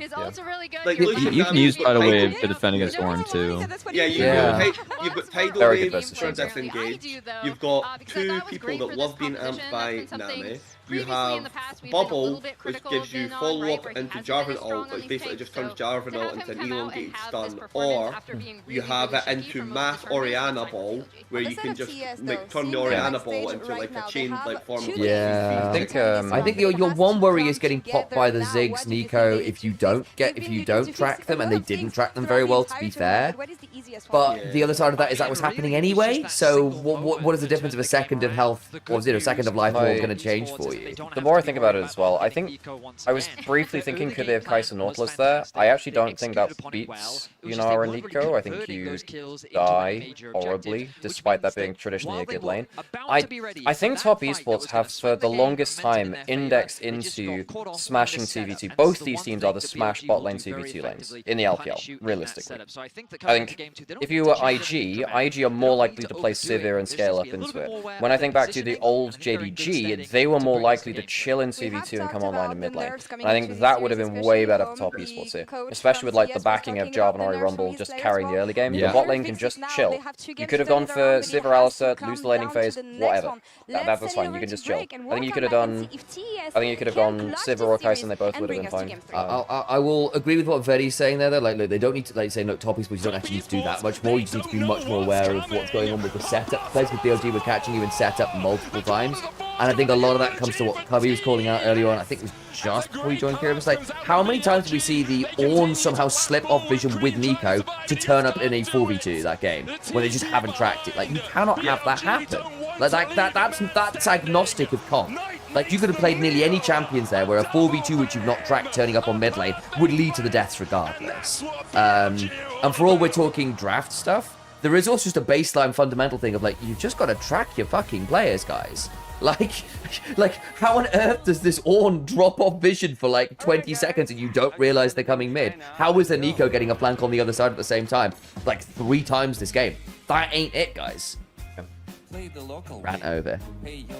But okay, 1 week, just in one little like thing here, just where we'll have some downtime, okay? Yeah. How out of the question do we assign a Mad Lions victory? Because my biggest issue is they are so terrible at team fighting, it defies belief, and T1 still look pretty good in that regard. So that terrifies me. They could have like 5, 6k gold leads. I'm not even sure. Yeah, I agree. I just hope that JoJo's good tournament doesn't end today.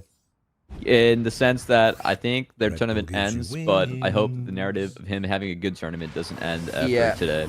I agree. I think JoJo has done himself proud. He's had a good year. He has, look, I'm not gonna lie, folks. JoJo's win to JoJo. So JoJo's win to a shit, but I said that I was actually saying this on broadcast, and this is not like a cop out. Yeah, so it just is what it is. But like I was saying this back on broadcast in winter, and I was saying on a bunch of podcasts too. Legitimately, Berlin winter just sucks. Like if you're coming from Cali and you're coming from LA, you're coming from sunny shiny summers and shit. That is like, somewhat fair. Like I have seasonal depression, and Berlin kicks my ass. Like in winter, like Berlin is just not a nice place to be.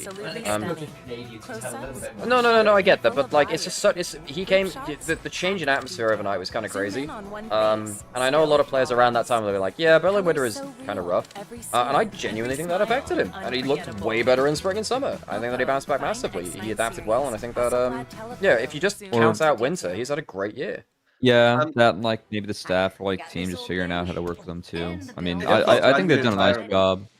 Yeah, I mean it could be a lot of things, but I don't blame you on that. That's because as someone that like is from the Midwest and also misses out on the winters now, it's kind of wild. I actually like the change of seasons, but there definitely comes a time like into the winter where you're like 2-3 months in, you're like, all right, screw this, like I'm done. By the way, I'm still just waiting for IEM Dundee. Like, you know what I mean? The 1 and 2 only. What do you call it? Could you do it on a cold Wednesday in Dundee? Exactly. I've seen Faker win Worlds, but could he do it at the Adobe Hall? Like, I'm not sure. I'm not sure he's made of that stuff. You know what I mean? I'm waiting for DreamHack Fourth Call.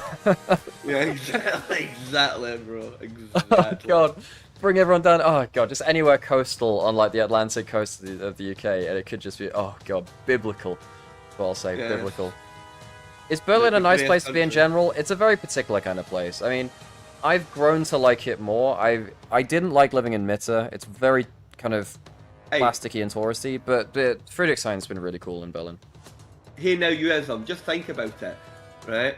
What they call it? People love Berlin so much that majority of this century there was 2 of them.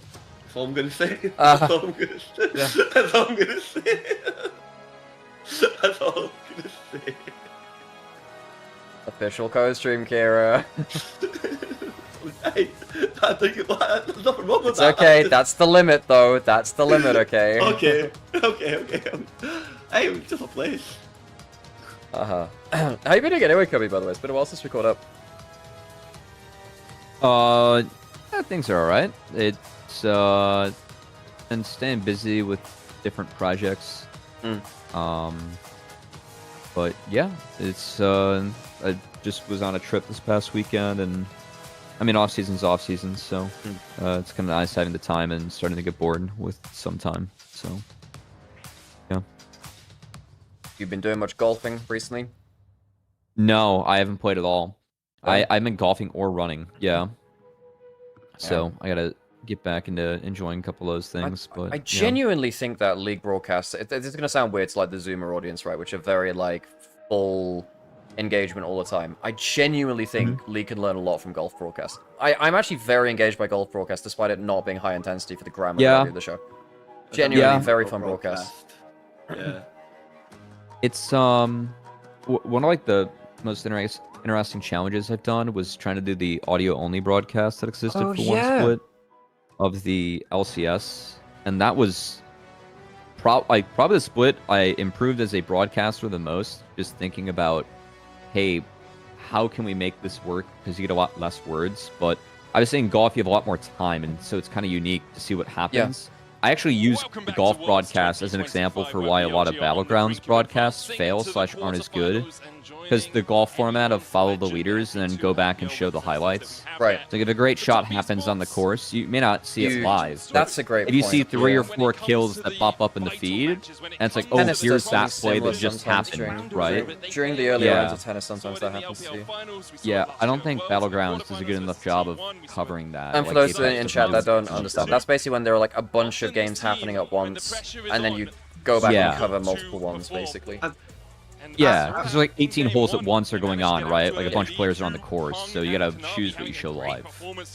I'm telling you, because I watched it and casual fans told me it was so easy to follow. When Dota done 2 super groups, so there were 6 simultaneous streams, the main stream was just... Oh, I love the Dota format.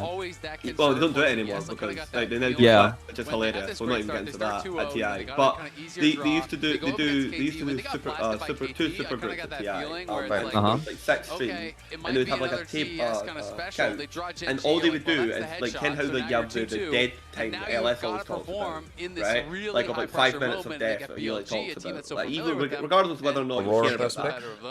It would just go between like objective. It would just go between like all the stuff that like you know like yeah, they red zoned it. Want to see. Yeah, they basically just they red zoned it, right? And I had like people who like found like their favorite like teams and favorite players, and all of that just spawned from the fact of like, oh, there's no way I was gonna go watch the F stream with 1,000 views on Twitch. Holy shit! Went to that game. Guys, we're B1ing Renekton with Aurora up. I mean, that is such an ego pick from Bin, but he was kind of dicking 369 like in that first game. That was not that was a bad first game from 369 individually. If Cream picks Aurora, Knight is gonna have Knight's like, just let me get counter pick. It's fine. That's fair. Oh no! Oh no! Wait, isn't it? Hang on, isn't this a Knight Akali angle? So now we'll see if we're gonna get what I was. I actually think this is a Knight Akali angle. It would mean they'd have to have an This is Silas Akali angle for Knight, no? Could make things a little bit more complex. You can take Silas here and just do a legal thing with the Trundle ult. You can still Sejuani if you're gonna go Silas. Get crazy. Silas Sejuani here is crazy. Get weird. I get is weird. also okay with Silas. Leah? I know Tally's done. Oh no! I think you buy. I don't like that either. Oh. I mean that's pretty good versus the Trundle, and there's no Ornn Sign under hard force. You need to. The problem is what happens if you get like Leona on 3 from Hung. I think you're feeling a bit troubled. What? Oh come on, Knight. Oh come on, that'd be so. Is he going to the well? No. I am expecting still a melee champ. Well, I called out the Akali first. I was surprised the Aurora wasn't first pick, but okay, alright, fair play. And again, this is also fine. Knight, this is one of... still fine. You really want... I don't think you ever want to pick Aurora into Vi, do you? I think that you might win in the 1v. I don't think you can pick Nah here into the Vi. Doesn't Vi just go on the sideline and shut down? Incentivize a tank from 369 by going Aurora, in a way. Or like, incentivize Cassante. Yeah.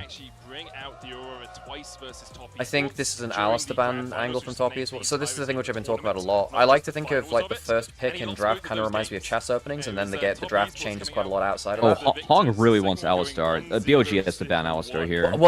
I think Hong blinds it. I think he does, but I think the thing is, when Trundle is picked, you can't pick traditional tanks. You need to have % damage resist tanks rather than the resist tanks. So you either want Braum or Alistair. Braum's been used in game 1. Alistair they can pick on 4, which is a big problem. You can maybe Karma lane from On or something like that. Wait, they banned Ezreal with that in mind. They're not a ban. Okay. By the way, I'm looking. Can you smell it? Can you smell it, Nymaera? Which one? I don't know. Isa? No, Vayne. It's a Vayne angle. I see it. It's a Vayne angle already. I don't care. The Trundle pillar is completely not with Aurora. immobilizing. Not with why Aurora. You mean Vayne from Elk? Yeah. I really wanted Flyquest to not ban Kaisa the one game it was a Vayne angle. I think the Trundle game it was a Vayne angle if they didn't ban Kaisa. I really do think Xayah makes a ton of sense here. It's like what Kaisa... Yeah. I was going to say on the Renekton point, I actually think this is one of those sleeper discussion with like OP champions again. I actually think No, I am on Renekton. I think Renekton's like actually good here. I do not like Trundle Cassante because I like Renekton in Trundle games like not a top with and versus. That duo is really not great. I think the problem if you pick Alistair on forfeit for top esports, then you just get blasted in laning phase. Isn't there just a million things with blasting in lane? Varus can kind of do similar things too if you want to go. It's a very valid point. You'd hope that Azir can kind of contest after first few doubles, right? I just think that given all we were seeing in game 1, which 2v2 prior is so important to both these teams, they just love playing around it. I don't hate the Varus. It's going to be on hit. Via Aurora? Varus into Via Aurora. With no Renata? Okay, so now... Oh, they take You Sivir Alistair. You Sivir Alistair. Oh, dude, I think they should have slammed Alistar. But I think if you go Alistair, don't you get like Kai'Sa Nautilus? And then Poppy. Poppy would have been very good for BLG if the Alistair was on 4. Poppy's really good here for Hunk, actually. This is really good. Now the problem is... Yeah, the Poppying was good. Top esports have negative engage. They have 0 engage. I don't like Sivir this game. I think that Sivir... Yeah, so it's hard to auto it. Like, you can't out DPS Azir. And the Trundle, like, you get slowed. Varus also, he's going to go on hit. I don't think you really... You, like, kind of can't really out DPS Varus because he's incentivized to... Oh no, he's not gonna go with Zen this game. But like, I think Azir out interacts and out DPS's Sivir in a way where it's hard for her to auto in these games. So if it's hard for her to auto, I don't like Sivir. And we don't get Sivir Azir. Well, we do have Sivir Azir for Bring Your Daughter to Work Day, and that's made me happy. Yeah. You get like Casted and Kai'Sa, Sivir Azir. You know, fun. It's fun for half the family. Yeah. But you didn't know that? Nymaera, I don't know if you know that. You don't pay. I know you don't care for the lore. I know that. No, Nymaera, that's what you don't understand. I do. The lore is really important to me. Right. When I'm playing a new champion and I'm going into the raft, you know what I mean? I ain't reading the abilities. I'm reading the lore page. Right. And once you've read the lore page, right? Okay. Then you can read the tool. Know what the button is. Right. Okay. Because the champion's theme reveals itself into the lore. So you know what I mean? So I'm very surprised that I didn't know Kai'Sa was Kai'Sa's dad because I've read that lore page a lot. It's like I've read Teemo's lore and therefore I lately understand. His W makes him move fast. If this TES composition can stay relatively even for a long time, I mean, we do get 369 Cassante, which is very fun for him. Then you're looking at Zhonya's, then you're looking at all of these answers.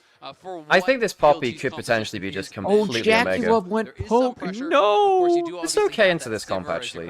On the whole, it's okay into this comp. I mean, Azir can be your DPS, it's okay, but I think on hit, like, Sivir's game kind of sucks. Knight can't recall in time for first phase of lane, I don't think. Can he? Oh, wait. I think Sivir's game gets good eventually now. Did they flash this on the Azir? Please flash this on the Azir. Yeah, okay, alright. Yes. Okay, so they stop. So he's okay. So they don't get to do that much with it. By the way, I think Jacklove is kind of up there as one of the best pokers of all time. Worlds 2025. Jackie's pretty annoying here, actually. Gets his mana flow last year, I was of the opinion that Jackalove was the best poke Varus in the LPL, and it was like if he ever got ahead on poke Varus, he just didn't lose. Yeah, he was a. I had this Pays, but he was a good Varus. I thought Pays was good the lethality meta. Jackie's actually getting crazy value out of this level already. So on starting on half HP, Knight actually does get back in time for lane, so he doesn't lose any XP. Let me look draft. I mean, you've got the Aurora Vi combo with Sivir as insurance.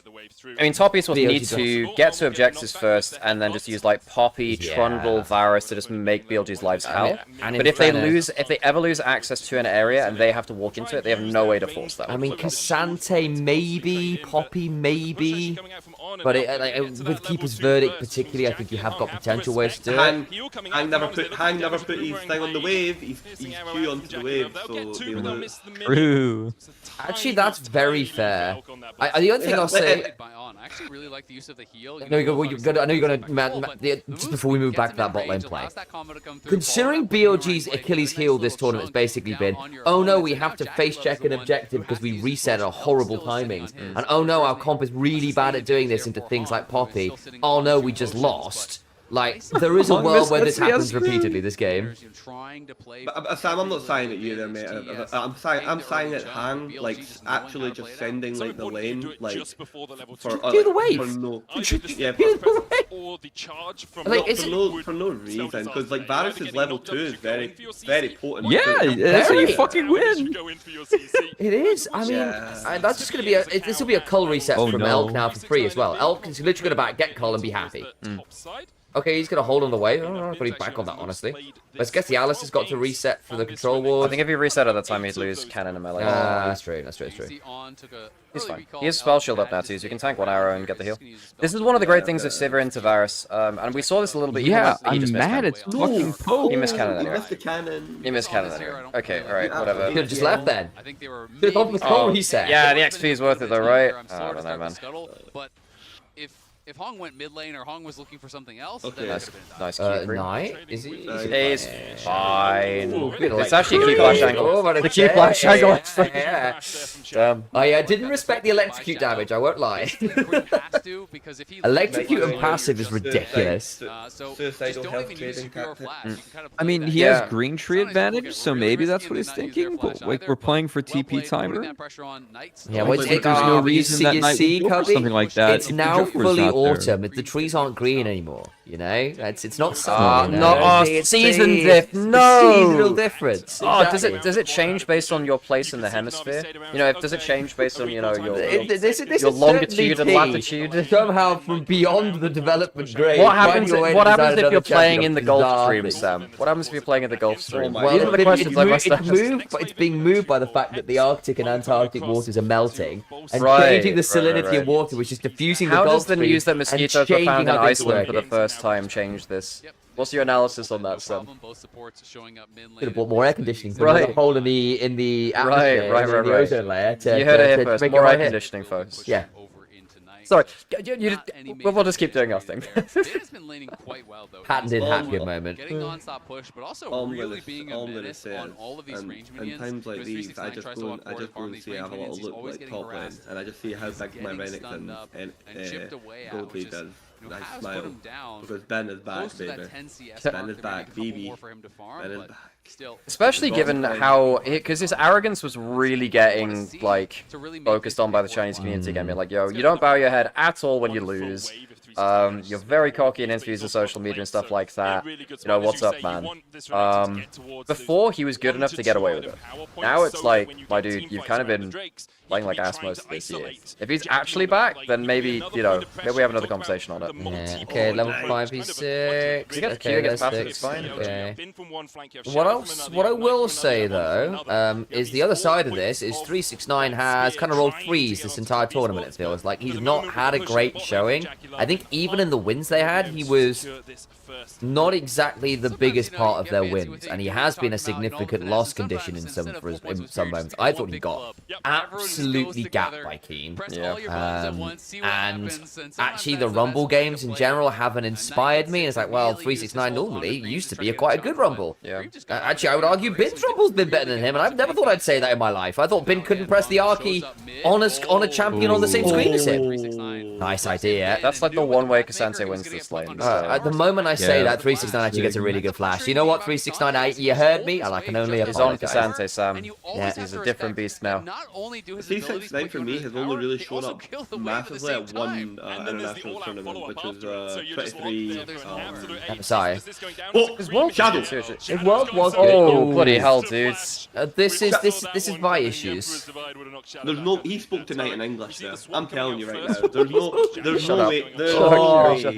He just went full Italian on it. That was basically what he's done. Is he's gone to Ferrari's headquarters and he's gone, how do you talk to your drivers right now? And it's just incomprehensible Italian screaming. All I can remember is that one mobile game you used to play, Sam, where the guy was like, Padre, that was Infinity. I think it was that dude called Infinity's Edge, by the way. Right, okay. No, but by the way, I don't like. Aurora doesn't have ult. She's CSing under turret. Alistair's disconnected from the play because he doesn't have the. Okay.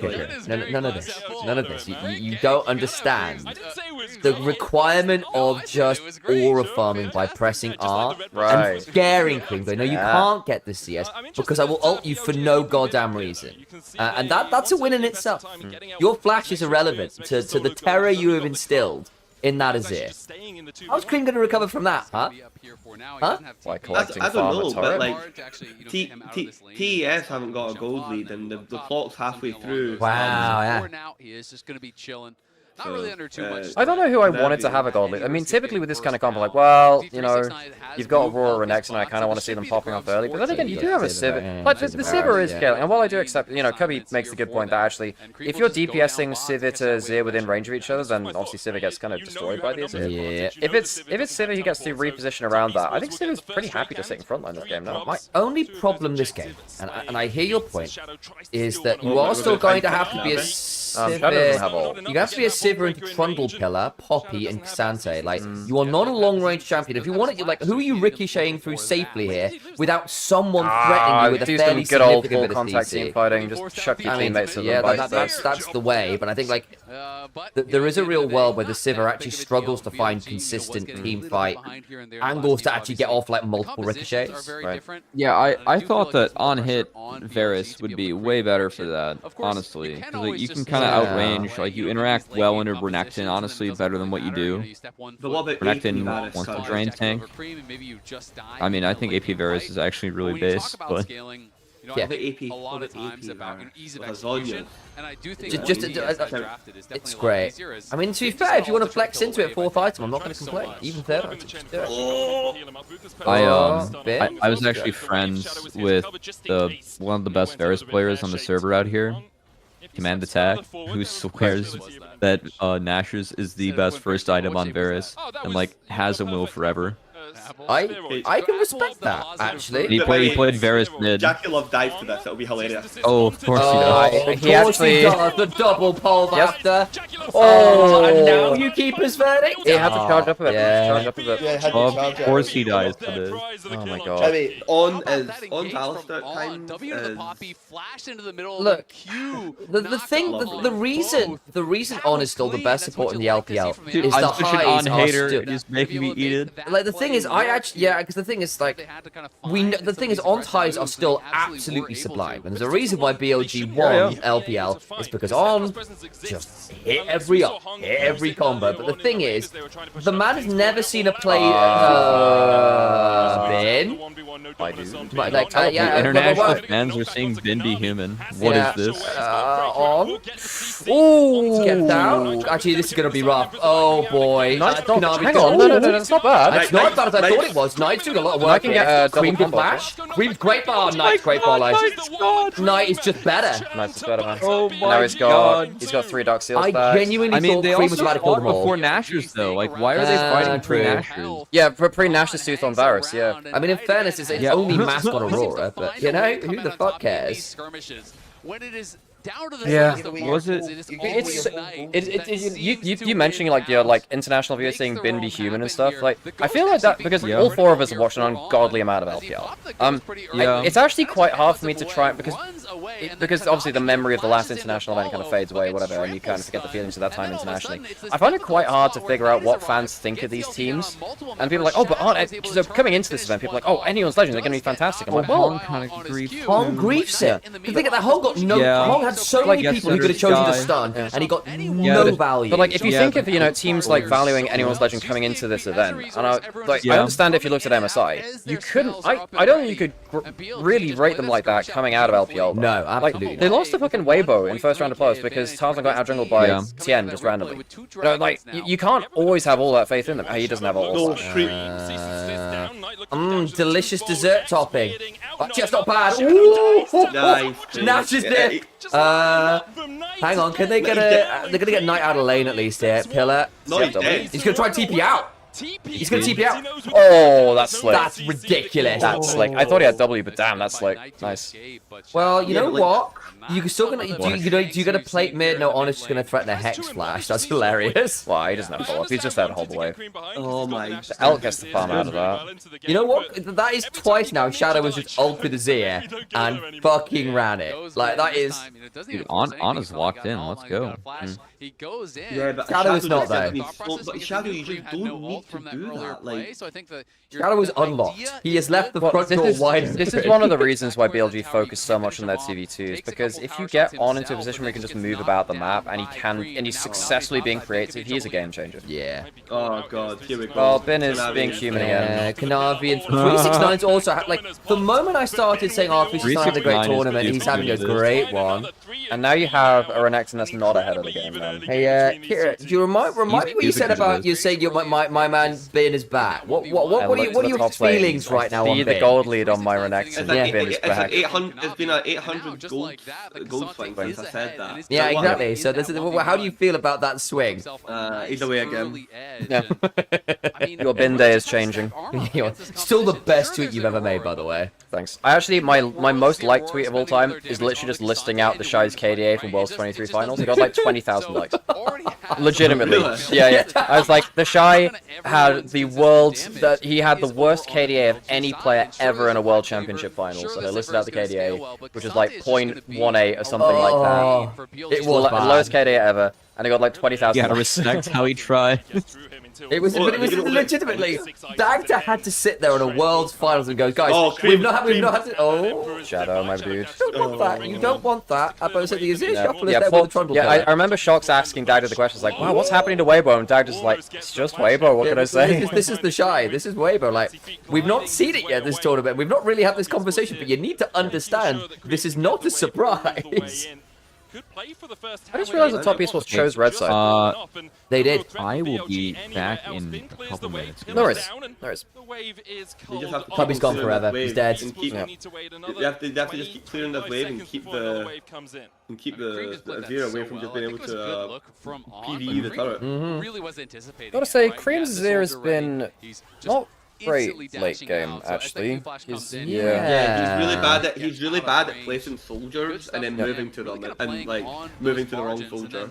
Yeah, I think that's probably quite astute. Look at TES, look at 369's level, even compared to like Knight. That's wild, actually. What the hell? Doesn't sound actually. He's like a level and a half different. He's just be permanently in lane. He's basically never been locked out of lane. I also think Thornmail into a Sivir is just very astute. Well, it doesn't work against the Ricochet bounce. But you're likely going to have the Ricochet bouncing off, yeah? Sure. Knight's levels on Elk, because Elk's are half a level above Jackalope, so that's the way.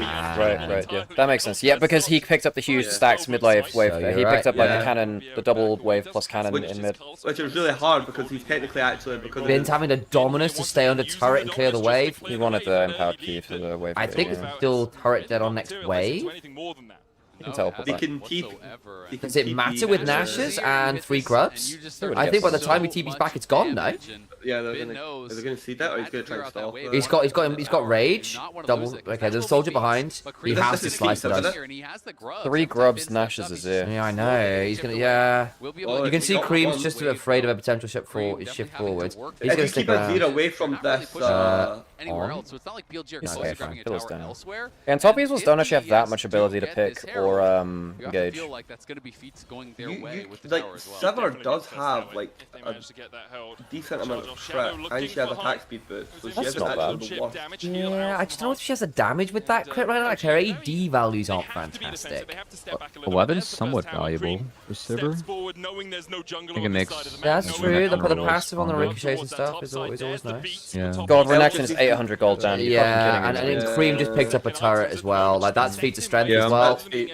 And that's actually pretty big this game. I think those boots are going to be fairly significant. I think Renekton being this far behind is actually really important because Renekton had to be kind of strong this game. Oh yeah. Like, what has Bin? Like, this is sole point at 18 minutes. Bin is a black cleaver and brown banks as a Renekton. Like you're right, he does nothing this game. Like he had to ult to try and clear a wave to save turret and only saved it for a wave and a half. You know? He's now going to be at soul point. Yeah, but they're going to get to hard engage comp here. With this buy, with this Aurora. I mean, this is in spite of Hung's best efforts to fail on every Poppy engage ever. As an opportunity. Top esports are on soul point with a comp which can stand their ground very well. Yeah. This is the winning angle for top esports now. They had. No, but he wasn't looking for it. No, I know, but it is no. That is literally a nothing burger. It's like it's a tiny chunk. It is more the trend of things. I've yet to see Hung land a good war on this game. Holy shit! Bin's got a lot of swords. Yeah. On the other side, someone has decided to go to the armorers and buy all that matters is when, like, if Elkin had, like, 2 double crit at, like, a decent... I know 3 items is, like... If Elkin had always feels weird, a crit and a half, okay, 369, I'm gonna go for it, behind the wall. Nice shadow play here. Oh, his Q timed up. You know, it's 3 to 3. But yeah, I mean, do you really hurt him? Do or don't. Like, this is going to be a one-fight game. A halfway house is the worst option. Are we seeing Beta next game? No, not with this right. No, I don't think so. I think they're sticking to Shadow until things go like catastrophically wrong. No. I actually think if that they put in Bejuan, they actually lose. I mean, I don't think Shadow changes. By the way, I actually don't think Shadow Bejuan changes. So one thing which is bigger, so Shadow's not a good Kiana player, Bejuan is. Which could actually be a game changer in some best ofs if they weren't. But I mean, obviously, you should just ban Kiana at that point. But yeah. I have a lot more belief in Bejuan than a lot of other people do, though. I think that a lot of the problems you see with Bejuan are not like they're not necessarily him. It's a team problem. I think that a lot of the issues are that is for sure for both. Yeah.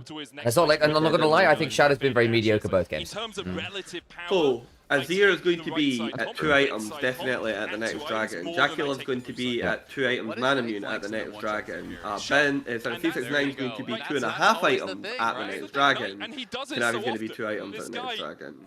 So Knight is going to go for Shadow Flame here, hopefully. I don't think Shadow Flame is good here for Knight, though, no. I think he needed to go for... There's a lot of HP builders to get onto, isn't there? I mean, I guess you got to work with a Vi. I don't know, maybe you are just assassinating the backline. Here we go, we're going to try and break the midsection against the... The pillars earlier, isn't it? Oh, no, it does work like that. Huh. Yeah. Well, that sucks. So an entire objective that was absolutely useless. I think you just get a fucking sucks for them. In the wrong place. They should, again, place it where the bard / Trundle isn't, please, guys. Like, Cream? Hang on, that's it. That's behind. That's not okay. He's just gets ulted back now. Yeah. I put the TV behind. And we look Pillar on he should be Q3. Q3. No. Q3. On has ult. He's fine. He wants to. I'm surprised he chose to use flash instead of ult. I think if I guess because Atkan's up now and he doesn't want to lose HP for the Atkan potential. So there goes Vile, Aurora ult, but Crocodile Dundee gets symboled. So they kind of need to get more than just that flash, it feels like right now. All I'm saying is no one start Atacana at this point. They can't play for turret. Oh man, you can't even get that. Come on, Elk, surely. Going to corruption. Well, nice. Shielded. That being said, ow, actually Elk. I don't know about this one. Yeah, out. Barrier. Okay. Oh boy. There's Night Flash as well. They have gotten the turret bot size. They've gone 2 turrets for nothing right now. 3 grubs on toppies. We'll almost say this top.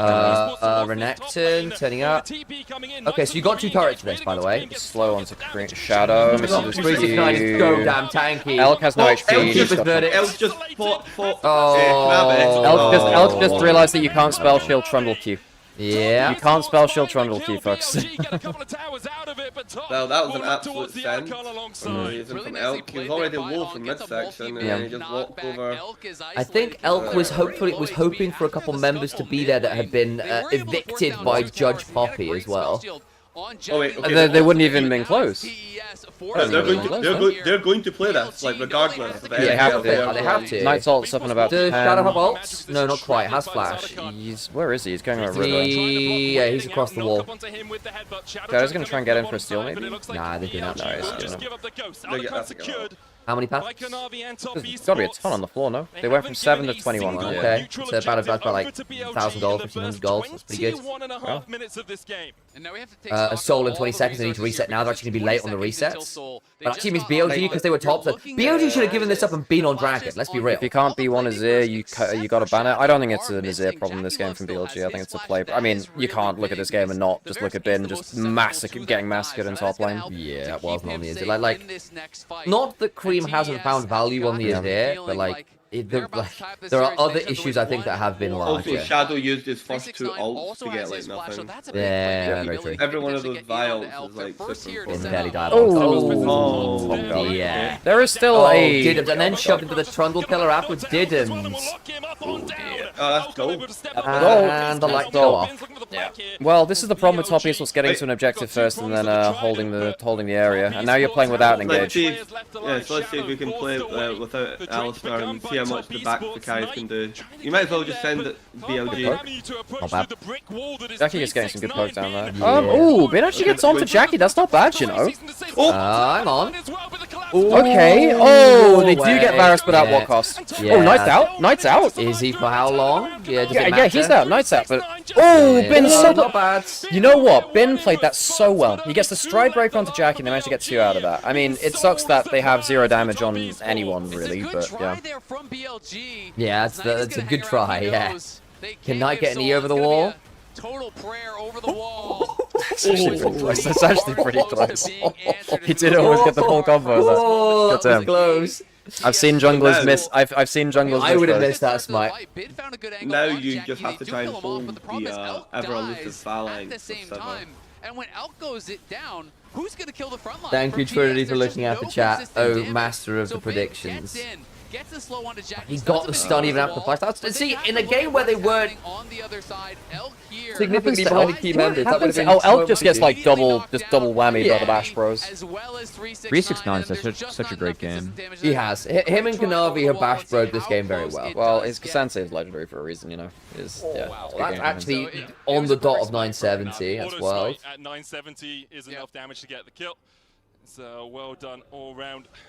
Again, I think they needed to just chill out and kind of just let Knight just pick the plays with Aurora rather than vice versa. Oh yeah, what about this take, by the way? I think Doggo has been the best AD carry at Worlds. It's him or Viper, no? I actually think Doggo's been better. I think Viper's. Ooh. Viper has also done the National Fly into the Sunday a few times, though. Well, I think Ruler has also been very good this tournament, but Doggo means more to his team and has been big. And he's had the most impact on his champion pools as well with the Draven. Yeah, no, like the Draven swap was actually good. That is the kind of level 1. That is the kind of level 1 which can actually change an entire meta. You'll notice that Caitlyn blind picks have now died because you can't level 1 swap against a Draven because Draven just mashes your face. And there's enough Draven players at the tournament that you can't do that. Literally, Hans, Guma, Ruler plays it, Doggo plays it, Jackie plays it. No, Ruler's never really a Jackie Elk, yeah. Well, Jackalov is and Elk, yeah. Yeah, so Ruler was probably a mistake, maybe. I mean, hang on, there's the Renekton TP behind. Verdict. Jackie doesn't have. Oh, they knocked the Sivir away. They knocked the Aurora away. They knocked the Aurora away. No, but this is no. BLG win this. BLG win this. BLG win this. Do they? Cream was shit. That was close as hell. So that's 1 for 1. Honestly, that was pretty damn good because Cream wasn't in position. Cream wasn't DPSing for a long time. Good, yeah. He's too fast. Bro's the main speed. I think Mountain Soul ended the game. Like, yeah, it has to be an Elder Snipe into. I just think Mountain Soul makes this game too hard. Yeah, Elder Snipe into immediate win through shoving lane. Like, yeah, Bastian, I asked that question because I saw your tweet, Bastian. Play this Baron, please. Come on, defend Elk here as your DPS, please. Go forwards, my people. Watch Hung on the flank. He's gonna make things very tricky here. And like, how do you kill 369? He's 1v4 and doesn't give up a damn. Oh, very nice, Cream. Elk's dead. Elk's dead. Elk even spell shielded the shuffle and it didn't matter. The thing is, it might have been better not to, so he doesn't get split from his team. Because then actually Konami's on top of him. There's no one to defend him. Whereas if he's gone the other way, at least his teammates have been around him. Yeah. I don't know. Ben and Shadow have had shockers. I actually think that Knight and Honor had some good plays this game, but it's just not enough to overcome. You needed to be ahead in this game as BLG, I think. And especially the Renekton needed to be impactful and it just wasn't. So I think a Renekton who's ahead can deal with... True, actually. This is just such a sad game just because of like how much... Like, I just hate Vi here. I just... Why does it have to be Vi? I don't like Vi in the Trundle now. Yeah, it's not a great time. Also think just there was a Silas angle. That's a very wonderful reaction, yeah. I think the Aurora is a big power pick in some drafts, but I think that Knight can do better on Silas here. I'm kind of sad that we don't get to see more stuff like... I even think Akali would have been very good for Knight here. Yeah. Yeah. Jump over the front line. I guess it's bad into Poppy plus pick, but yeah. You got to see how much mitigation you can do. They're going to have Baron for Elder setup, so it's just... And they're going to just... Kanavi's just going to devour like shadows like jungle. They can only clear one wave of Sivir, because they have a bunny. they love to get pulled into a skirmish from time to time. And you see that here. It's 11-6. It's a 3,000 gold lead. There's a soul for top esports. It's all done, but the Nex is falling. And top will just take it slow. Like, okay, we'll push through bot. We'll force you away. We don't have to take the fight. They're still going to look for on, but with redemption coming out, doing the pressure buttons on. We'll take Good man. Chain of corruption down as well onto Shadow. Oh, goodbye. It's not going to matter, is it? 6 kill Trundle. But, yeah, very good game. Like, you've got a 3-0-2 Knight that can do jack all this game. Again, it just doesn't matter once you've just like he's not gone for the tank killing build because he went for the Shadow Flame second, but that just doesn't fly when you've got Kanavi and 369 who's so damn tanky. Yeah, and again, Mountain Soul on top of it, it's just like the RNG is also rolled so heavily against you. Okay, we get a 3-game series. We do indeed. Are we seeing base run? Unless they have a specific plan. I don't know, maybe we see the honeymoon build. I mean, Shadow has not been good today. Yeah, no, I think Shadow's been kind of meh, for sure. Yeah, I wonder after seeing 2 games whether they sub in base run. Yeah.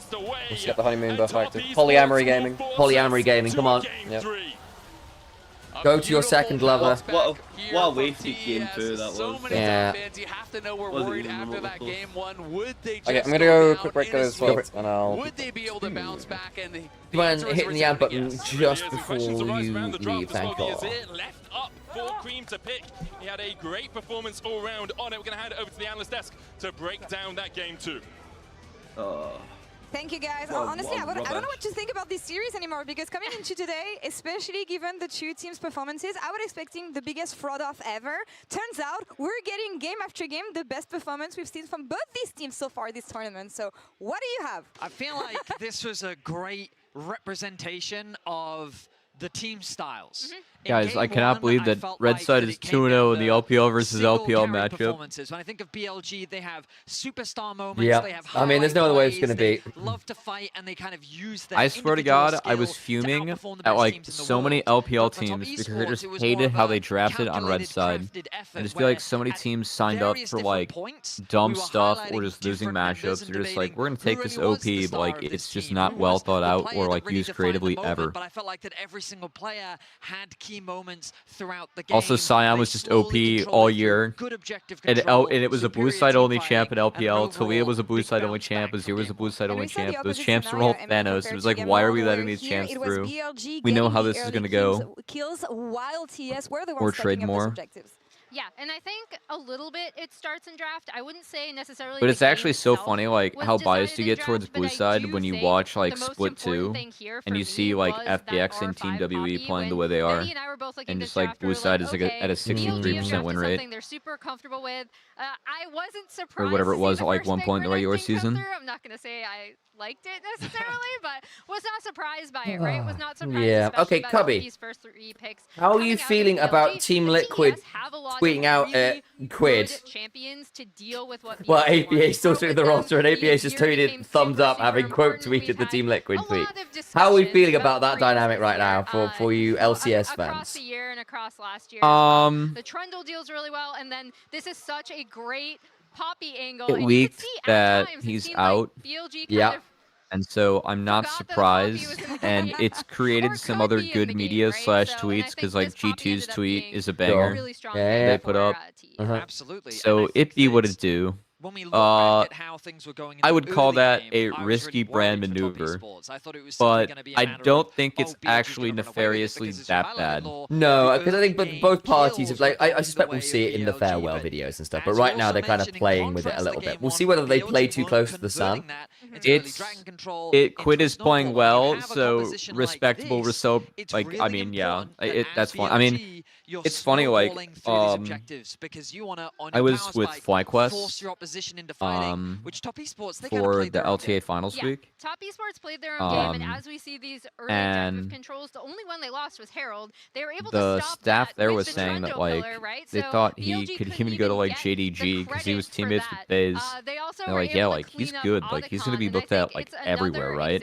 It's like what Sheets reporting on, like they think it's like even more than that, you know. Wow, with like how good he is. So yeah, but no, I mean, good for Quid. He's playing really well and playing with confidence. And you watch Yeah, he does. them And Hundred firsthand, they're Thieves like absolutely abysmal. had a respectable run but you in a can see way, it here. even if It's they exactly went like 1-3. you said, Like at where least they played the video game. I mean, you know? I think Quid was one of the shining lights against T1. I think he had a really good tournament despite the lack of wins. You know, I think he was competitive in pretty much every game he played. You know, which is I need to go back and actually confirm that. But like my memory of Quid was a solid world performance. Twice Cream got the better of him, and I feel like because he got so He many is of the good. game resources, Eltcore saying inspired Quid, Yon, called JJ and Busio, or Busio would plus an important talk, and you win Worlds, trust. I'm going to be a good NA team. Get a good top from somewhere, go with a Yon plus good support, inspired Quid, sounds like a good mid-jungle. I could see that being solid. But I think how you end up balancing the needs of that team. Like, what would Quid and Inspired look like? Yeah, this didn't end up working out at this point. I'm not sure I know. So far ahead, I think it'll probably end up being quite solid, especially if Quid ends up on the kind of melee champions that can come like brawl with Inspired once he hits like an item as Inspired likes to do. Because Inspired's whole thing is, I refuse to give up efficiency early on so I can get to like 1,000 gold and then we can play the game. Yep. So Vin just sees an angle onto Jackie Love, right? And he's like, okay, maybe we can take this. Honestly, at this point in the game, I fear for what their BLG are going to cook up in the game. Where as soon as Shadow he falls. I made this tweet earlier in the year as well. I don't think we'll be seeing this BLG squad together next year. Like, I think it's going to be there will be an explosion at the end of the year. There's absolutely I mean, they kind of have to blow it up. Yeah. Like the magic ain't there anymore. We were talking about it prior to the game that it felt like Top Esports wanted to be on red to deny some of these counter pick abilities. So if you were BLG, I mean, like, you've got to build around Knight, no? To run rampant on the Rift. Yes. So at which point, who are you putting in that guy alongside? is the Cap. I mean, him and Caps are just like what they are to their region, you know? Like, the region Every other runs through those two people. Yeah. Every other role has someone complete. And there's Beachwood, I knew it! I knew it! Vedi already touched upon. Oh my god. A few really big unforced errors, right? Like the moment you Vialt like the way you did, you know, I think that's it's time to switch in the jungler who's not tilted yet. So I'm gonna say it about the whole BLG thing. F the LPL off-season mechanics. In terms of these two junglers, I think he's coming in because of the performance. Also, maybe for a breath of fresh air. He'll be playing for the solo later. I don't know if we call it a lot more, Knight will go, because Knight's contract runs out at the end of this year. So we'll see. I can't imagine the not pressure sure. that he starts the tournament against 100 Thieves. The Chinese fans Everyone's like, get him and out, Beishwan, I wish him well. In the elimination I hope he plays well. like, no problem, buddy. All the I think it's polyamory buff. I think it's a lot easier for both junglers to come in after the back of having watched the other one done a bad performance. I'm being deadly serious. No, you're 100% right. There's a reason Bengay, even though he wasn't good, could come into the back of all these people because you're just sitting watching all the mistakes and then the coaches. And I also think Bengi being bad was severely overdone. I think he was just streaky. There is serious value to coming in and going, cool, here's what we do to win the game. Let's not make it hard. I know where I need to be. Now you all know where I need to be. Just listen and we'll make this work, you know? And there's a real art to that. So it's of all roles, jungler's the one you want to switch if you're going to do it. Actually have jungle support. It just kills your jungle support synergy. That's the problem. It just absolutely rips it out. It can do, unless basically your support is more of a follower than a leader. But on and Elk are the biggest talkers on BLG. Oh yeah, for sure. That's the problem. Base one's in, yeah. I mean, I think On never being changed, like he for sure brought a lot of value to the team, right? Just because I think that like if you're gonna change your jungler that many times at one point, I think that you have to try and change support, or like make a group or a unit change. Yeah. And I also just had On like rated lower than the rest, right, in terms of value. But also like I didn't see a couple of his earlier splits where I heard he was better / more important. Wait, who? Like the first few BLG runs On. Yeah, I mean, On has always been very flippy, but yeah, the guy's always been flippy. I actually think like his spring this year maybe was his one of his best splits he's ever had, though. Like, he was pulling a lot of weight on a failing team. Yeah, because On's been working against a failing team, basically. This is, I mean, On's like actual, like, this has been On's like best year. And the irony is I said at the very start, like jokingly, that it's like, if they don't win this year, it's like Knight's fault because Knight chose to play with On. It's like, there's nothing you can, if you choose to subject yourself to that, like, there's not an actual say about it. You are like the pinnacle piece of like the LPL, like, but all I can say is like, On's been better than Ben this year, and with the card they. No, the hierarchy of performances this year on BLG is Knight, On, and then a mess of the rest. Maybe Elk third, I think, probably. I think Elk's I valued Elk pretty highly this year. He's an ADC player, so he's entirely predicated on the fact of like whether or not I do not envy playing an ADC on this like team. Yeah, I do, and my problem is I've also just seen Elk absolutely sprinted at points as well. And earlier in the year he was a lot, yeah. But like there were moments, like there were a few Caitlyn games where I know Alex was pretty critical earlier in the year. He's like, look, that's not on the team, that's just on Elk really horribly using summoners and being in places he shouldn't be. Oh, he did miss position a lot in like his earlier, late game positioning was earlier very this year. So basically this year, Elk has had a lot less focus on him in team fights from his team. The game has become a lot less about coddling Elk. So for instance, you look back to last Worlds, which obviously everyone's like, oh, but the Elk 1v3. That wasn't Elk 1v3. That was Knight doing a godlike Galio play, and then Elk just doing the DPS. There's been a lot less of that framework around him this year, and he took a long time to adapt to him not being the focal point of the team. I think in some ways Elk has matured a lot, because if you think back to Elk and On back in 23 and early 24 as well, if Elk and On weren't pushing and getting level 3 dives, they looked very, very poor. But as soon as they were getting, 3v3 dives bot side with the Kalista meta, the Lucian meta, stuff like that, just popping off, then they looked like they could be the best lane in the world. In fact, that's why I think actually they were favored against Gen G at points heading into MSI 24, because we thought, well, they'll just destroy bot lane. That actually wasn't the case. They could actually play around the rest of the map, but Pays and Lands did a very good job of dealing with them in MSI. Didn't Knight want to leave last year? I mean, Knight has a huge paycheck and he can go anywhere, so it wouldn't surprise me if he checks options, When Fly was playing BLG at MSI, I pinged Empire. It was like, Elk, do not give him Ezreal, because like that champ, like he plays with that champ A so well, and B, like having him be self-sufficient like that is so important to the team. Yeah. Like it was just an auto win champ for BLG, right? And I like usually don't ping teams, but I'm sure, like, I mean, he's really good at doing his homework, but I saw them early pick Ezreal for Masu, and I think they won that game, and I was like, thank God. Because Masu's Ezreal is also, like, pretty damn good. It's a good Ezreal. But, yeah, Alex Ezreal is, and, like, on that, I would never, ever, ever in a million years give this team Ezreal, like, ever.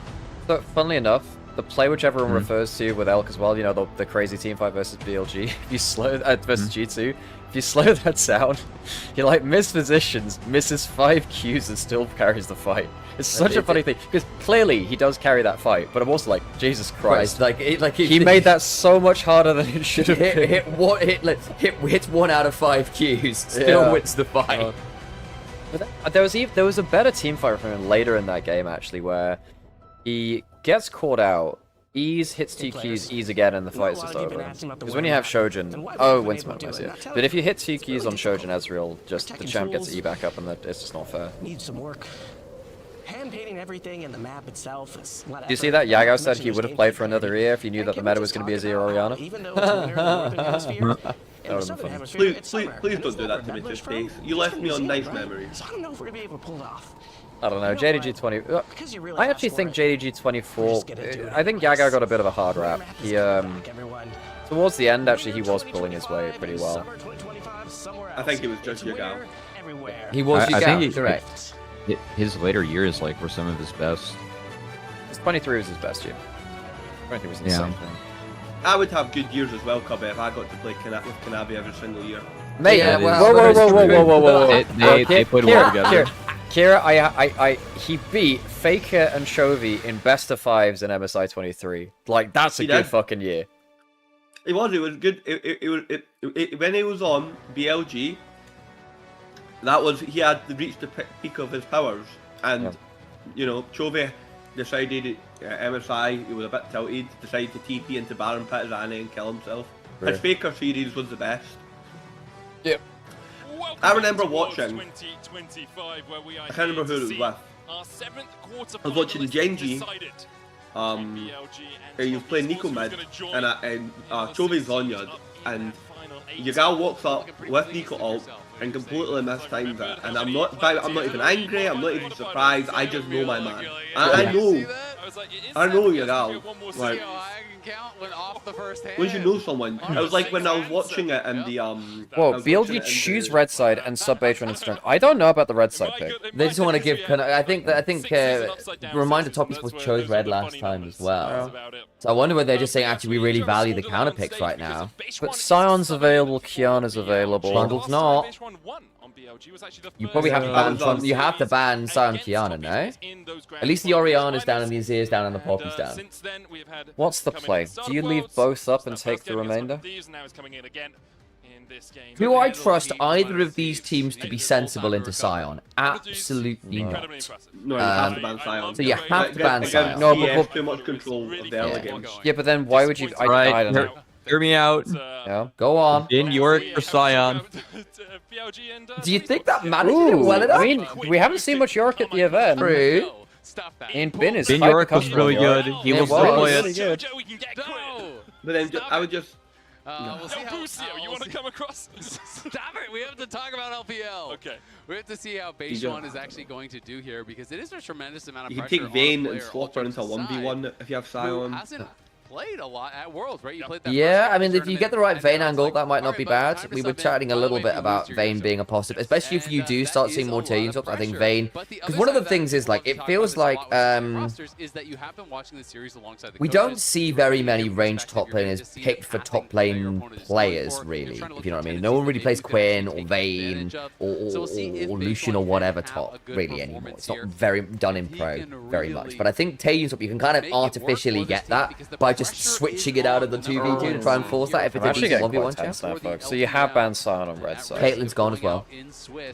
Rise needs to go. Are you leaving Kiana up? Yeah, I think top Esports first pick Kiana if it's up though. So I think BLG, then what do you get in retrace? But then I'm like, the LPL does expect to get all their teams through each LeBlanc against Knight, fair enough. Kalir's up. Someone from the LPL. And without Kalir Pantheon a possibility. Yeah. Kalir Pantheon. Yeah, but Knight doesn't mind. Knight doesn't mind Wukong first pick. So I was saying, like, what I'm saying is, if you first pick Kiana as top Esports, I think it's an immediate Taliyah Pantheon lock because Baytron really likes the Pantheon. They're banning the Karma, so Kiana's up. Okay, so we have Kiana, we have Taliyah Pantheon, we have Wukong. 5 so far, 6. Okay. Yeah, but Knight, remember, Knight can play Annie. Okay, so they're giving them the option. Onivia is the best Kiana in the world right now. Yeah.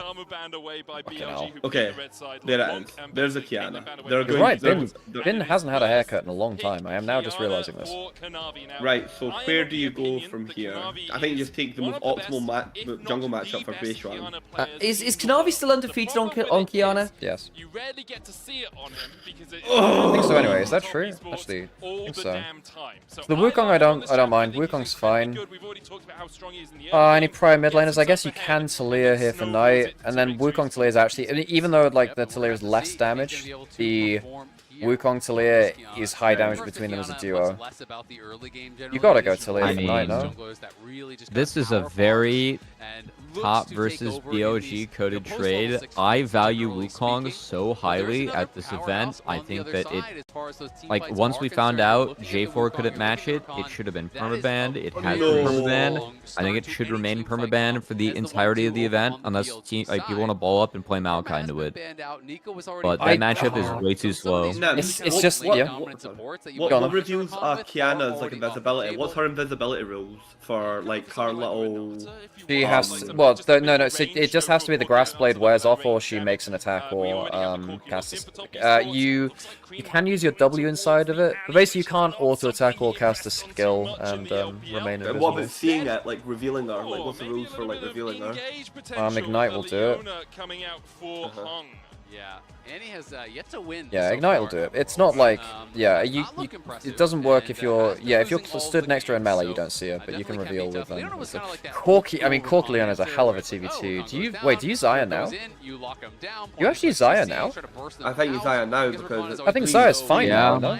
And also, Elcon, I think Elcon are maybe the best Xayah Rakan duo in the world. I know that Gumakari are very good, but there's a specific thing that Elcon do very, very well, which is on dashes forwards, gets the knock up, Elk hits EQ, and then the immediate E back from Rakan means you actually end up doing like a third of someone's HP bar and poke. They're really good at using as a poke lane. When you've already seen Thank you. They're actually going to leverage tonight's Omega so I think grabbing the Xayah early does make a lot of sense. Of course, you can the Ziggs. Remember the Ziggs R5 in game 1 was kind of decisive. I think Cream is not exactly. Is Cream just locked some? Okay. Options here. The Rise is gone. Do you Annie to set up the Kiana? Do you Akali because Cream comfort? And Cinder or Hui, if I'm top. Interesting. I think Hui's okay for Cream in a way. Yeah. Yeah. I don't. Unironically, this might be an Ahri angle for Knight. Yeah, it could be for Cream too. I think it's a Kali Ahri angle for Knight. I think Kiana's too slippery for Ahri, but I can see it in a way. Oh no, I love the Ahri to Kiana matchup. She's actually quite telegraphed when she is. Oh, he banned Silas. Why would he ban Silas? Ahri. Because you want Ahri. Yeah, because Cream would have a good angle for it as well, otherwise. So yeah. I think the thing about Kiana is that if you ever mind game and hit the charm, instant death. Kiana just never gets tanky enough to deal with it. Yeah. And she's so short range that if she's threatening, you are in range of a charm. Oh, I like the Gwen ban. Oh, wait, Knight's laughing or something. The Gwen ban. It'll be the Gwen ban. It's just like the counter picks in top lane are very. I think this is an Ahri blind pick. I mean, maybe then. Do they do Galio? I feel like it's not an issue whatsoever. I mean, but Galio's fine. I'm surprised at the Silas ban. Yo, Corki mid. I mean, in fairness, stealing the Galio ult is pretty strong. Corki mid's kind of not great into Galio though, because he just jumps at you and you more blind for 369. So Mordekaiser's is good versus Galio in a side lane. Pretty good versus Wukong as well. Can isolate Xayah. I like the Mordekaiser angle. I like it. There's 2 melees you can drag out. Rakan's a bit meh, but... And what does Bin play into it? Unironically, are you looking at like Camille Fiora? But say, is it Camille because it's Bin? No. We're actually giving. I can't believe we've given Ben the counter pick. They move it top and then I'm surprised as well. Wow. A Knight LeBlanc or something like that. This might be guys. This might be a love Camille angle. What? Okay, so but we still need to figure out what Cream's playing mid here. Does he want Annie? Just let's say it doesn't feel great into getting Galio. Jax, yeah, it's true. It's Ben. Jax is fine. I don't think Jax wins against Mordekaiser in the 1v1 though. Also not great versus Kiana. No, true. Is it? Hang on. They're switching the Corki mid maybe. No, that's a Smolder mid. That could be either. Smolder mid into Galio for 3 stacks. Yeah, I mean, but then the Camille's just an easy slam now. Camille Galio. It's Camille Galio. Camille Galio just murders Smolder. No! Please. Okay. Camille was better. Camille actually beats the. I think this matchup is better than the Camille matchup, like for the Mordekaiser specifically. But I like the Camille better later on. Yeah, but is the Jax good into Mort? Yeah, you can. There's like some cheese with this matchup that I'm wondering if Bin's gonna run because you don't want to go grasp. No. What to go lethal tempo? Because like, how does it play out? Because my understanding is obviously like enough of Mordekaiser's damage is like not autos that Jax is still going to go, well, Counter Strike doesn't offer me enough value, and I just end up hitting Darkness Rises and I Mord heals through all the damage. I'm curious to see his keystone setup. Okay. So what is the tech in the matchup then? In the past it was you could go conquer and you could keep it up in a way. Like you can use you just have to dodge out on Morty and then you could use your E space and then Q back in. Yeah, but like this is like that's a terrible matchup for Jax. It's bad for Jax. No, I think this one's good for Jax. You reckon? We used to pick into this one if you get like yeah, like also more you can gank the shit with Jax, like in Jax lanes.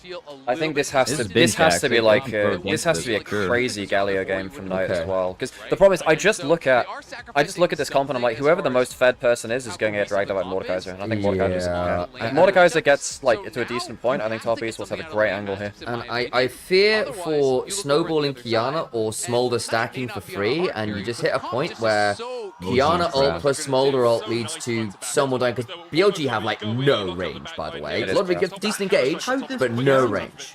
How does Kiana survive Camille? Like you go into the Kiana, Yeah, right, and then you land on top of her, you taunt Yeah. her, right, and then pray you for instantly grass dead. blades.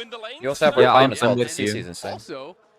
Maybe they think they've got enough with Rakan, Wukong, Galio. I'm with you. Like I think the way this tournament's going too is about your team fight executions, and Camille is a good trump button that I think other teams will pull out for support or top later on. You reckon support Camille is still viable? Yeah, I think a team's gonna do it for sure. I'll give you one thing for it, okay? Right? The ultra late game, the Jax ability to turn off autos, right? That will be good, yeah. Right? As the fact that like you're going to have someone, okay, who can like turn off autos and force the Smolder to like reposition every single time. Because if even if he falls a little bit behind, like the stun can still threaten a reposition. Whereas like Camille, it literally is just a stat check. She either can go on the Smolder or she can. I can see that. My one question, and this might just be me being cooking a little bit too much, and I agree with the repositioning bit in particular, but you have got double AD carries that can, and they're both caster AD carries. A lot of their damage, particularly late with rapid fire cannon, isn't necessarily off autos, it's just it's Q, it's W, well yeah, Q is an auto. Okay, that's fair. But your W, I suppose, your W, and then for the Corki as well, that's why Frost Bomb, rockets, you don't get to block those. Though I do grant you, if you can block the Q, that's probably, I hadn't realised that. No, that's why you built rapid fire running, okay.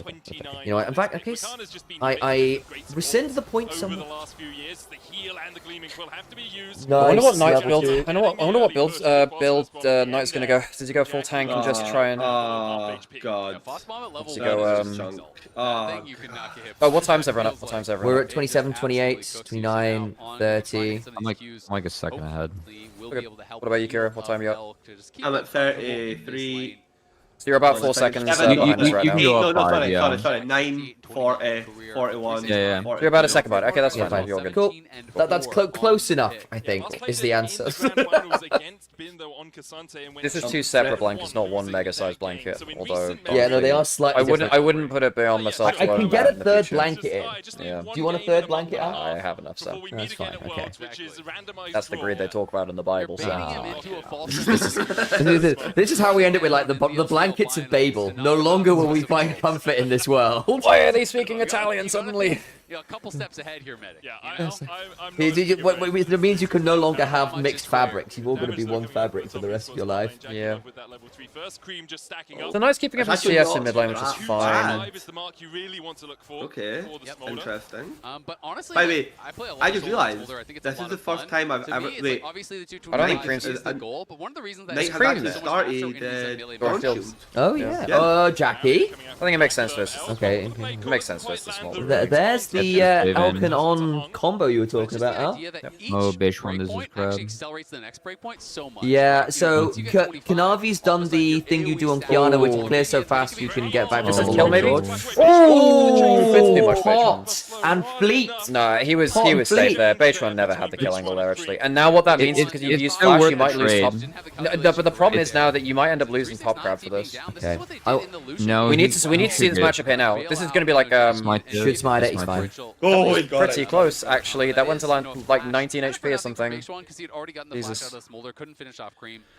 I mean, it's a bummer. I don't know if he had to lose his flash to get Cream's flash, but I will still take the flash for flash. I agree, and I think go back now. Any way you can keep Smolder down for as long as you can matters. And yes, he backs for Carl, but it's not the Caulfield's back, which he would have really loved. Oh, the double death harass! That is huge. That's really obnoxious. That gives Corki a plate, I think. That's actually massive. That's fucking massive. This is why you recall separately and make sure that you can get the double recall. You have a literal passive which gives you the double recall.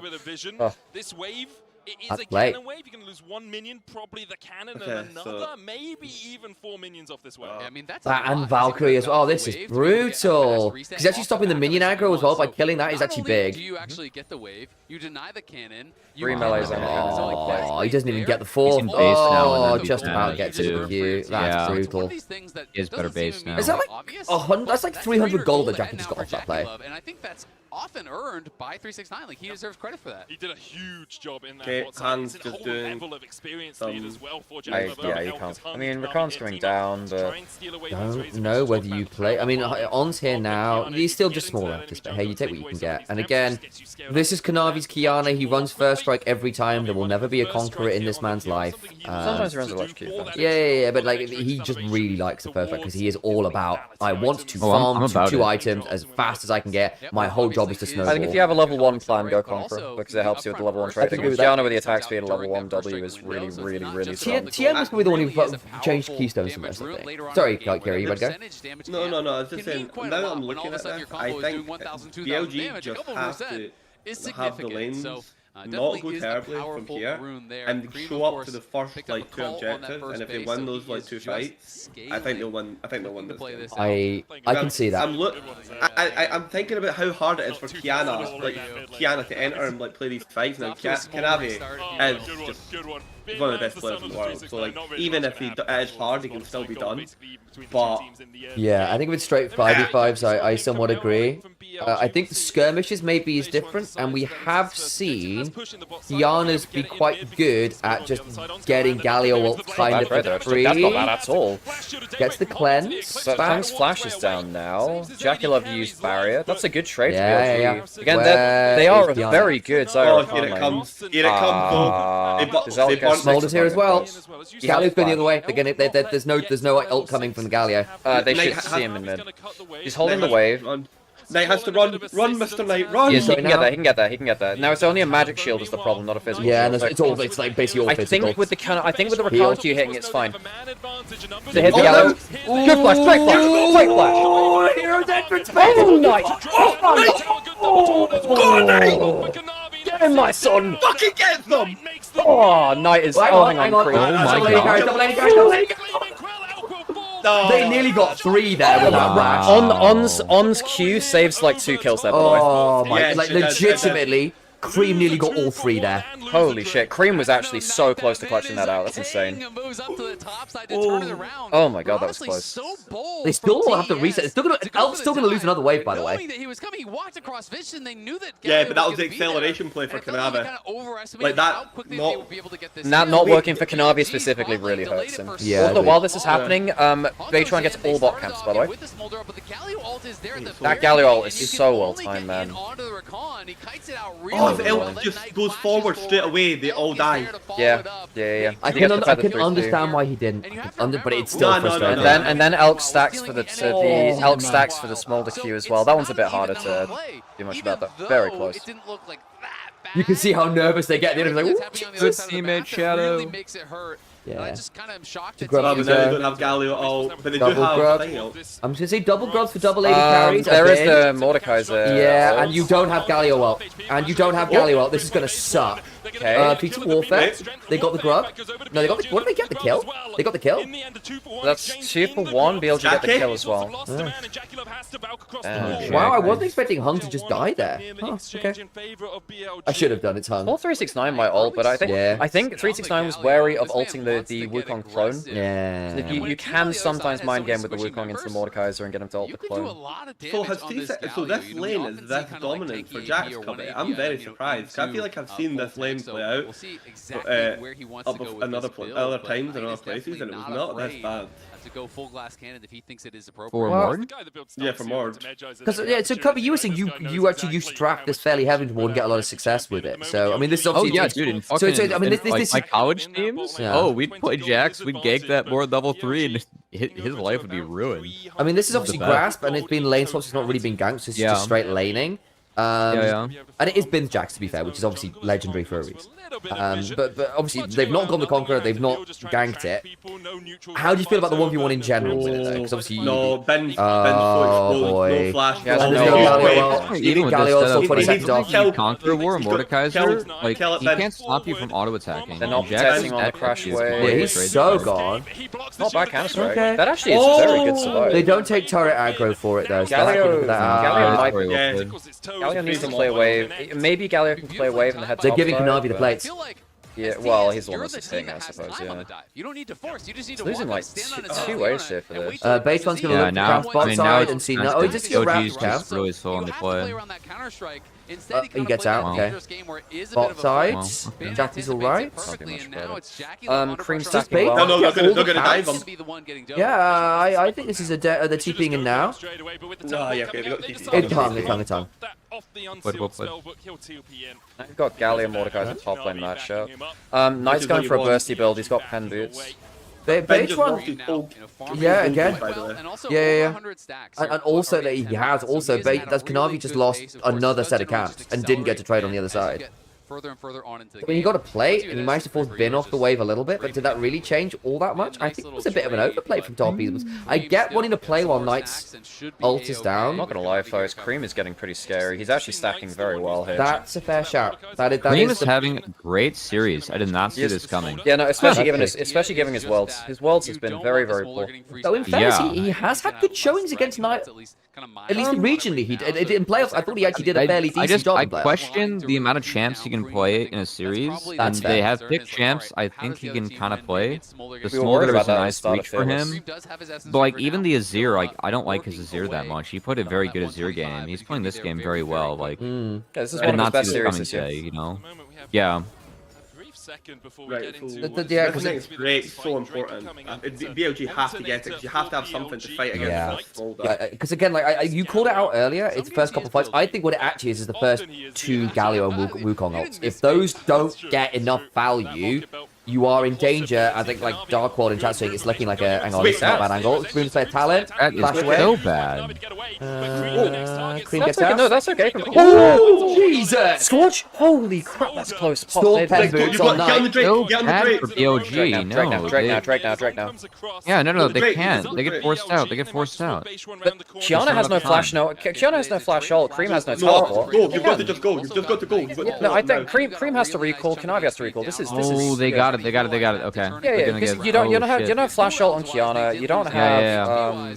Yeah, Cream's got to reset. That's actually a fair force from Beitron. Beitron does good there. Yeah. Which is starting to feel. We'll get a plate next. I thought it wasn't gonna be enough. Yeah, no, that's fair. I mean, like the thing is, I think if Cream had TP, it wouldn't be enough. But Cream didn't have TP. And they're gonna sack Ben again. Yeah, they don't have Galio ult. They don't. Yeah, I think he has ult flashes up in a couple of seconds. The way, okay, there comes Dark Strike. That's a lot of damage. Hung. Oh my god, that's Jesus! I'm doing well there. Overcomes L, but L can't get value. Well played. Oh, yeah, that's well done. Surprised that Hung made it out there, actually. I think On didn't land enough CC onto Hung. I mean, yeah, he didn't. This is big for top. It is. And that's turret as well. With 3 grubs, it's gone. You just have to give away that turret and let Ben die. Yeah. I actually think that On can get Hung killed there. I don't think he ends up. Did he not land the W knockup? I think he got the charm, but he didn't get the W knockup or something like that. We'll probably get a replay in a second. This is actually looking pretty good for top esports. That's 2,000 gold out of nowhere. That's just so crippling. 369 and Kanavi do a pretty good job of kind of damage from Kanavi there first. Yeah, they balance the turret aggro really well here. I actually thought Hung had gone too far here. Insane. So what happens here? So he gets this, and he doesn't get the knockup onto Hung. Okay, there we go. So if he gets the W there, it's a kill back. I think he decides that the E value is more important to try and keep. No. He would E then W. Yeah. He just landed the W on the wrong target. He just didn't get Hung. Pretty sure anyway. Either way, Hung gets out. I think even if Hung had died, a 2-for-1 would have been more than worth it for top esports anyway. But it's more insult to injury. And again, like, we had a couple people in chat calling out, shout out to Darkwall, saying like, you know, the stacking on Smolder has been very good. I think it has slowed down a little bit since he was forced out of lane, but that's still 150 stacks at 14 minutes. That's not slowed down. That's actually accelerated. Yeah, like Cream is stacking like a monster. He's also about to have his Cull cash in. This Smolder is going to be... This Smolder's going to be a problem. Yeah, Knight is going for the assassination on the back line. I mean, he's gone Sork Pen Boots earlier. That was how he got so much damage in the green. And you're just really putting that upfront damage. We're doing that. Also, like that On did go for the BLG fighting against this comp from behind in gold. I don't know, man. No one for the engage. Like, you need this Megalo ult to be huge. Yeah, it's not bad. Oh my god. That's a count. That's a caster curse. I'm so sorry. Oh wow, that's pretty bad. Hung's dead as well. Wow. Use them flash on the top turret. I guess that's going to give them Herald. Speed strength. No, is it? Yes, it must be. No? Oh, it will be if they get Herald. Yeah. But here lies the issue though, like the gold lead isn't going down. Even with that, that's just keeping them like even. I know like the Smolder's still going to pick up like Smolder's still a problem. They know that's coming. I don't think it's going to change all the match. It's Jax with... Yeah, it's Jax with... Jax with Triforce now, and Ben kills if he just... He's got to just be careful. Start with autos, Ben. Okay, he's going to go for it. Okay, here we go. TP in. Mom's going to get summoned. They got flash. He's got to find it. Redemption. Oh! He's no Jax, one trick, baby. Okay, that's the model. All he needs to do is just do some damage to him. Just do some damage to him. Yes. Go Jax. Oh. 1 for 1. That's fine. Like, he doesn't bait the rest of the team into dive. I thought dive with nothing. I think Redemption was a little late. You can also Herald mid immediately if you want to take mid turret. If they are, watch it. Yeah, Herald mid, please. Herald mid is because top Esports overcommitted trying to bail out something in there. You God, get Galio. Galio is actually surprisingly good at killing turrets if he ever actually gets to melee range. The problem with Galio is not the fact that he doesn't do damage to towers, it's he never gets to hit them. That's a mistake from now. Oh, he'll battle Herald. It's fine. He's safe. They all got big voice though. He's safe. He's safe. No, he's safe. It's only really if he's like in range of Leona melee. Corner anyway. It's only really a problem if Hung was like in melee range. Oh, they're playing for tier 1 bottom. Oh, they played for the double. So now actually they are getting the gold, which they... hang on a second. Nice flash. Okay, that's bad nothing. Now what that does do is mean that top esports are looking quite hard around bot jungle. Yeah, 369's got this. Could get... I think it's probably cost them bot tier 1, doesn't it? No, they're all way too much HP and they got what? They got all 5 down here, so TS needs to get something because... I think they want to look. They really are looking at this turret. Oh, really well played from On. Very well played from On. Elf. Bloody hell, son. He just about gets away with it. He has cleanse and all, he's safe. Yeah. Wow. They also have wave play Galio Jax, as well. if you don't get this turret, you're going to get the other one because you have to play for Jax. Elf gets junked. Oh, Supreme Display of Talent is wrong. Not bad taunt, good taunt, good taunt. Very good taunt. Oh, actually, you know what? You're right. Hang on, On just took his eyes off the screen. On took his eyes off the screen. Watch Cream, watch Cream. Cream's going to turn it around. It wasn't Cream, it was 369. No, I know, but Cream just did a lot of damage at the back end of it. On just took his eyes off the screen and got killed by the Smolder ult behind the turret. Yeah, Ben wasn't even there. It was a 5v3 for a while. Hey, welcome in. Still a 4v5. I thought that Supreme Display of Talent taking Elk down at 10% HP was going to be enough to win it, and I just didn't respect the Night Talk. Ulted through the extra damage from it. They're going to do a fast reset coming out here. Yeah, Bishan's just going to go for it. Here we go. That's the point. Does he DPS it in time? Kiana's coming out of the base. Kiana's coming in the base. I don't think he can get it in time. Elk needs to get hit like ASAP. 369's there. Careful. He does. He has ult. He has ult. He can buy so much time. So Ben needs to all in him now. He needs to all in now. He's still got indestructible. I don't think you win that straight off. It's going to take too long. Okay, so this is now going to be a smite fight. Thank you for... Oh my god. Smite fight. On, kill yourself for Kanabe. Oh, Kanabe got it. He gets it. Kanabe dies for it though. That's worth it. It's so worth it. That's so worth it. You've just bought the Smolder 5 minutes. Yeah, and that could be enough. I think On had to just go over the wall. With his ult. Wow. Alright, this game is hype. Yeah, I'm glad this feels competitive, and I actually feel like I'm glad that both teams are playing like themselves. And I'm glad that I'm glad that 369 and Cream are actually playing very well, which has been a bit more over the place. Beitron's actually also having a really good game here on the Wukong. He is. No, this is not Beitron's fault. He's 1k up. He's done well. No, please. I say that. Okay, let's stop with the cursing right now, so. Kira, but just a little note. I think your BLG bias is showing touch, you know, that the Knight agenda is strong. I couldn't care about BLG. Just Knight. Actually, just need to say Knight. No. BLG are actually, as I've said to Thorn many times, BLG and TES are actually the teams I hate the most because they're the teams that hold Knight back. They're actually training players. Yeah, JDG are the one team which like actually got to, you know. You can never complain about JDG. As much for all of missing sins, it's like you can't complain about JDG. On just past Mako. Jesus. Good grief. The thing is, though, basically this team has been almost they've missed one international event for 3 years. That's worth flying for sure. And also, the tournament's just got bigger, right? You'd say way more games. MSI double a limb means that MSI is a much bigger tournament. Oh dear, the smolder is here. Yeah, he is about to also this wave, isn't he? Yeah. Wait, by the way, where is the gold league on this Wukong? Is he just not Ruby? It's 20 CS and 3 kills. No, but we're like as an item, he's just not reset. Because you kind of just start having your team. Yes, he's partway between items. Also, to be fair, Kiana's items are a little cheaper, if I remember correctly. Aximark is not expensive. Oh my god, are we... Oh lord. I wonder if they had vision. Here we go. It's the Intercon angle. Well, I mean, BLG were on bad resets. They are. Once again, they're bad resets. You earn double TP, I think you're fine with that. You do have 2 items for Wukong. You earn double TP? Hang on, Cream is well out of place here. He's way up. Is it going to be another int for stacks angle from Oh, he has Volve. He has Volve. Cream is Volve. Where the hell is the Wukong? Where's the Wukong? They're going to get it. They go. They get it. 369 ult. It's a Galio ult, but it means Bait runs in the... Elk. Going to throw the feathers off Milk. It's not enough. Okay, so Bin's... Cream's just murdering them all. Oh no, he got this golden! That was really Bin kills him, Bill kills him. Go on, I'm Bin. Oh my god. Keon's gonna kill him. Keon's gonna kill them all. Bin. Oh my god, this is... Oh my Jesus Christ. Bloody hell. What a fight. 3 for 3? Yeah. Shitting hell. Oh my god, it's like... Oh my Someone god. hold me, because I am not strong enough to sit here by myself. This is ridiculous. Yeah, but they got Atakan on the smoulders. And this is our worry about objective plays with BLG. Like, they're not good enough at getting to objectives on time. Having it evolve at 2030, by the way, is obscene. Yeah. Yeah, that's so big. It actually made this play possible. Like Knight going golden here was clutch as hell. But he flashed out of On's engage. Bin nearly turns it straight around, but Jackie just says absolutely not. I actually thought Bin was going to clutch it here, but then Hung just goes, yeah, Elf does a massive turnaround on Navi, man. Yeah, the insane Hex flash from Hung as well. This is a game of more, inches. but like here now we've got. So what is it? What has Wukong got? Okay, he's got his 2 items. Well, it's now even gold now. Does it matter? You've got two gold. Nah, it doesn't matter. But it's like more gold onto the Kanavi. So if he ever does catch Elk, Elk just Elk just dies.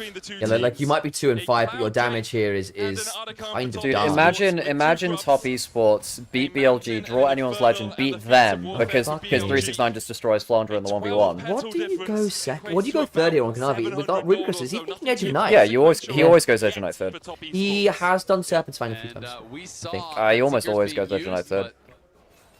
Yeah, I mean, it's good here, to be fair. That's what I would go anyway, so it's the correct choice.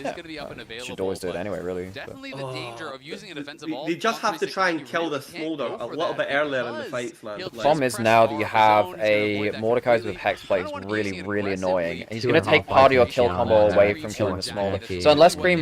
So Cream doesn't have Flash, which is huge. Yeah. He also doesn't have Fire Cannon, which means that his access range is much. Yeah, On has Flash, Beichan has Flash, On has to land the muzzle. And even if you take... Well, one of the 3 has to. Yes. Mordekaiser will remove him, but yeah, what's up?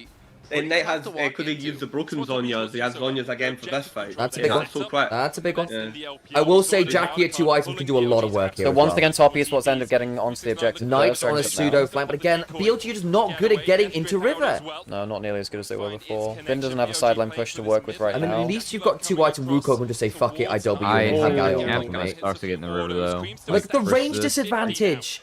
This is really look on flat 80 carries just hitting them with like if you're in the brush first, like walking in is like they do struggle with that. Like they have to be here first. When they aren't, it's really hard. I mean, it's how they end up losing their game to. Jackie's doing really well. This is the problem with BLG. BLG is not good at walking into river. I mean, I know that their comps isn't good either, but they're really bad at resetting and playing around the late waves to get into it as well. I don't think you can fight. You can't play from this HP against a Smolder. He just executes you too easily. Knight's gonna try and get a cheeky TP off and TP into the fight. He doesn't have teleport up anyway. He wants to get his ult. They have to give up. They have to give up Dragon. Too much. Yeah, give it up. And now Smolder is gonna get to it. Now the problem is Smolder gets to either Fire Cannon or Infinity Edge for the next fight. Oh, they're gonna look for the pulse. and maybe they're going to try to look for something afterwards. This is top Esports control. Top Esports in control. Oh, hang on. Hang on, Ben. Cream has no flash. Cream has no flash. Cream's dead. Cream's dead. Wait. Cream goes over the wall. Oh, no. They have a flash from Ben. Elk. What's on the other side? 369's got the ult on the base one. Yeah, but Cream's dead. They killed jungler. Yeah, but Cream, Ben's in the back. Like, yes, Sam. Cream is dead. Sam. Cream is dead. They don't have the smolder. Kanavi's out. No, he's not. Oh, just out of range. He's dead. He's still dead. He's still dead. Breastplate. Sam, he's still dead. He's still dead. He has no flash. He's still dead. 100% dead. Like, Okay, Baron. So now you have the Baron now. Even with no jungle, you have the Baron and just hope their base one gets there first. You have to reset, get the Baron ASAP. You see the pings there now, they're going Baron. Instant. They are really crazy, these fights. That was an insane... Bin might have just saved the game here. Bin and Baytron might have just saved the game. This is a really... Bin... I mean, that's a really bad counter-strike from Bin. I don't know what he's doing there. That's really space. I think that Cream being there is very good from BOG, and like Bin buys so much space here, like it's just 1v9, and like because the rest of the fight's over, given what Bin was able to do. Do you just what's like the best item you can buy? As all They have to. They didn't go for Baron on They spawn. couldn't get there in time.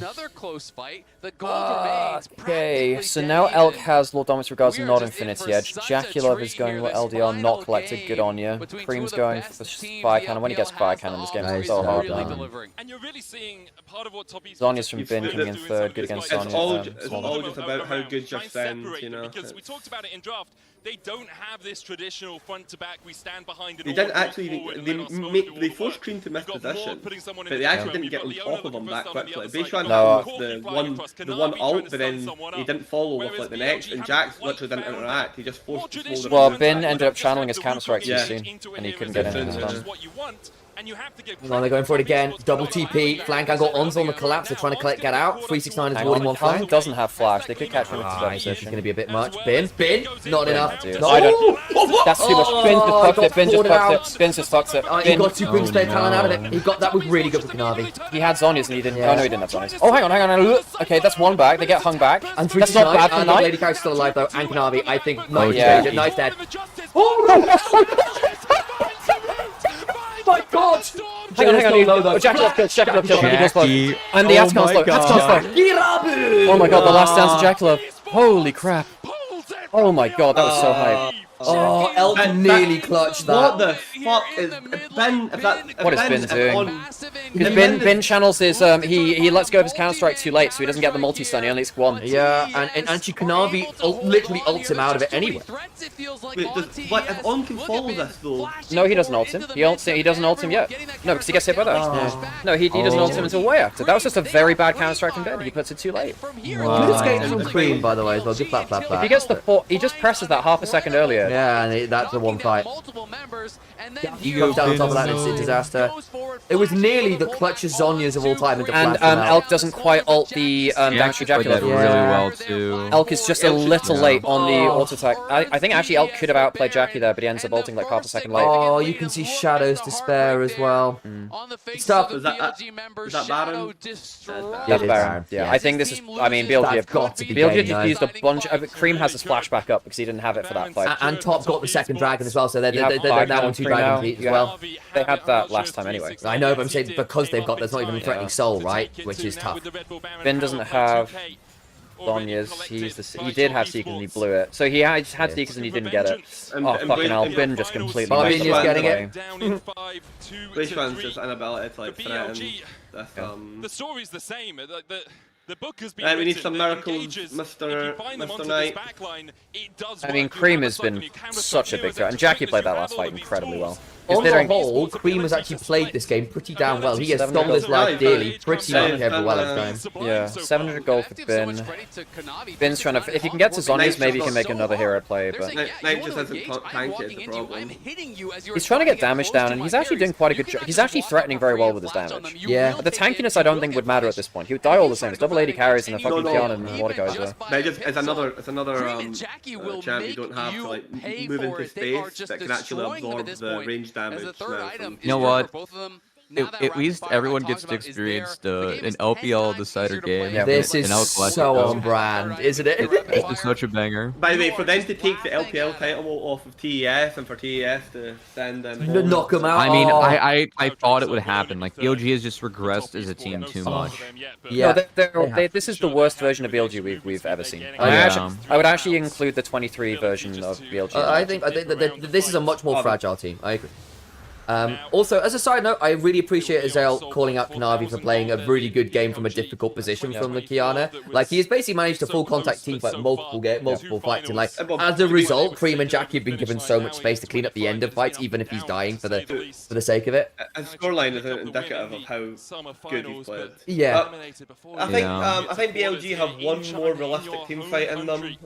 If you get a multi-man Galio up with all of that AP, with the Wukong, with the Jax, you can still do it, but you need to get either both AD carries or an immediate death from Kanavi and probably Cream. But you need 2 key members dead from that engage, or it is so hard. We're just keeping There's Zonya's on Jax. That's not bad. That's not a good ult. Not enough.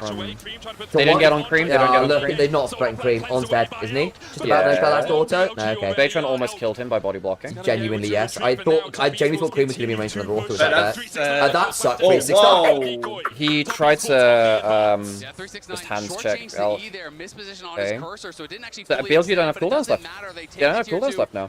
Yeah. The only thing they have is flash counter-strike. That's it. That's all they have. There's no... Hang on. They're teleporting it. They're trying to look for... Hang on. They can kill Hung here. I actually think Bin could have hopped... Bin, that's not a good hop. That's a... Exhaust. That's really not... Torn. Get on Hung. Cream's over the wall. Cream's over the wall. They do get Hung, but Bin didn't flash the Cream. Oh, this one's out. Cream gets 2. Cream gets 2 here. Oh, no, does he get? He gets at least 1. Tom goes in. Good start. Flash room. 369 heal. Kanavi can kill someone. Triple for bit. Holy shit. Jesus. That's a quad. How did they do that? I have no idea how they did that. The Zonyas in that fight were unbelievable from Knight and the 2 Zonyas were insane. Yeah, oh my god. Legitimately did so much work. That fight was fucking for fun, by the way. Like, we didn't fight over any objective, we just fought for the love of the game. I think BLG realized if they fight around towers, they lose. They need to find a way. Right here, BLG realized that they need them for fun. Yeah, no, BLG just realized, look, we have to fight when their team's split. If we for the love of the game. Well, it's because top esports hadn't actually retreated from the base yet, so they're almost obligated to fight. What happens with the double Zonyas is it means that Cream can't get the splash damage off. He can't actually get Qs on target. Massive from Elk as well. He got a huge route with a 369 and Cream Oh my keep god, them in the play. Otherwise, they get out of that. Ben's got a whole new item. Wait, Ben's got a whole... Wait, what's the next best item on 4th on Jax here? Shojin? From President He could double AD carrying Kiana. And actually the Hexplate... It's Frozen Heart. Yeah, but that's into Hexplate. Mordekai's who's going to auto more. Kiana and double AD carry. Massive. Fucking hell. Bin just went man mode there. What the fuck? Holy fuck. But the problem is they still lost the dragon, by the way, for some point. Yeah, no, this is going like hyper late. This is all on teamfight execution now. This is all on teamfight execution. Elk now has infetch, which I don't know if he had before that fight. I don't think he did. No, he didn't. Cyrilda's for Navi, by the way. Vamp matters. I think Elk getting Vamp matters next. Yes, I agree. Huge. Like, especially against Smolder, you really want to bloodthirst to make sure you don't burn out. Elk no flash, but has all... Has Riftmaker. Okay, no flash. Open. My problem, Kira, is the people who don't have flash as well is Bin and Knight, and you need them for playmaking. How do you threats that? Oh my god. Holy shit. So 369's ulting them. Cream's in position to do damage. Baytron's... What's Cream? I mean, Baytron's dead. Baytron's dead, I think. Yeah, Bin can look for some more... That's not bad. That's very good counter-strike. Very good counter-strike. Cream's in. Exhaust. The exhaust stops him from doing too much damage. Bin has Zonyas. Does he have Zonyas? Stun from Cam. Is he going to... Holy shit. Holy shit. Oh, sorry, Golden? That's too far. No, way too far. No! Wait, my god, he went in again, my goat! Oh, holy shit, that's And he doesn't get executed. How the hell? Jesus Christ, how is he doing it? How is Ben doing this? The problem is that it's still open. Like, Ben has to go back, deal with waves, and... But Ben has TP, so that's fine. Ben has TP, so that's fine. Oh, wait, Ben has TP. Okay, sorry, I looked down, I looked at the problem is Baytron's dead, so you can't smite for anything. Dragon's up, and it will be Soul for top. It's a Cloud Soul, which is actually kind of big here. This is so much about micro movement. Cloud Soul's actually fucking huge in this game, folks. Holy shit, this is one of the best games I've ever seen. You have to send Ben to kill another wave top to buy yourself a minute. Ben needs to kill the next wave to buy yourself a minute, because they don't have 30 seconds. Luckily, Jax is one of the better champions at doing that. Baron's up, Dragon's no, up. they can't. Nobody can get caught. Nobody can get caught. On this popped Hedge of Night on Kanavi. Cream doesn't. I mean, everyone's flash is. I mean, Cream's flash is going to come up before the solo lane as a BLG. BLG, I don't. They're losing the flash economy. So you are probably both never finding the engage Next and isn't never up. getting away Ben's isn't after a up. failed engage. Baytron's is coming up Else isn't soon. up. Baytron's will come up at the same time. as Creams is Cream's. up. Creams is up, because that's the kill. Yeah. This is that, guys. I think this is. I think BLG might just lose this. Oh god, on you can't be taking damage like that, man. Fucking else is close. Oh, that's a 4 Cloud Soul Drake. Baytron is on a I think that's GG. Baytron, I mean, 369 will overnight. He's on vision. They see him. Hang on, they get on to him anyway. Baytron's ulted out. Okay, so that's Cloud Soul. Nice into the middle of it. 369's got the big ult. What the ult from Cream? I think this is Cream's got the damage. That's it. Top Esports just won. Top Esports just won. He can't get it. He can't get it. That's it. Top BLG's era finally ends. Top Esports have finally overcome BLG. Holy crap. What an insane game from Cream and Jackie, by the way. Kanavi. Wow. Incredible. What a ridiculous game. Yeah, good save for Cream. The fights, they could only keep. Folks, I think BLG will collapse after this. I think they will collapse. I think that this team will shatter. We have seen the end. Top Esports have broken the BLG era. That is incredible.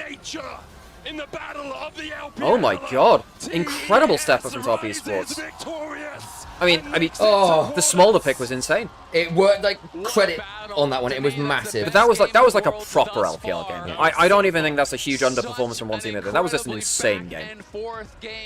Alright, Top Esports, I mean, credit to them. Cream stood up when he really stood tall when he was really struggling this event. What an insane series from him, actually. Lightning fast reactions there from Kanavi to seal the game.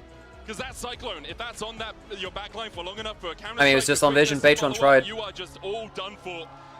Perfection from Kanavi in the end. Top Esports, the ones that will go through to our final 8 for BLG. Nice. A disappointing world, you have to say. We're gonna hand it over. And to the I mean, this is likely Jackie Love's last dance as well. Holy crap, Top Esports. Oh, skill we had in a game at Worlds. LPL versus By the way, did the next game start straight away? Expected here from a yeah, like this. pretty much. Yeah, we got to see BLG solo laners take over game 1. We got to see this this series. Feel free to stick around, gents, if you want to hang in this. This is. To see 2 teams bash each Oh, I love League of Legends, guys. I love League of Legends. Oh, what a great series. That was a very, very fun. That's my favorite game of all time. Oh, that was unreal.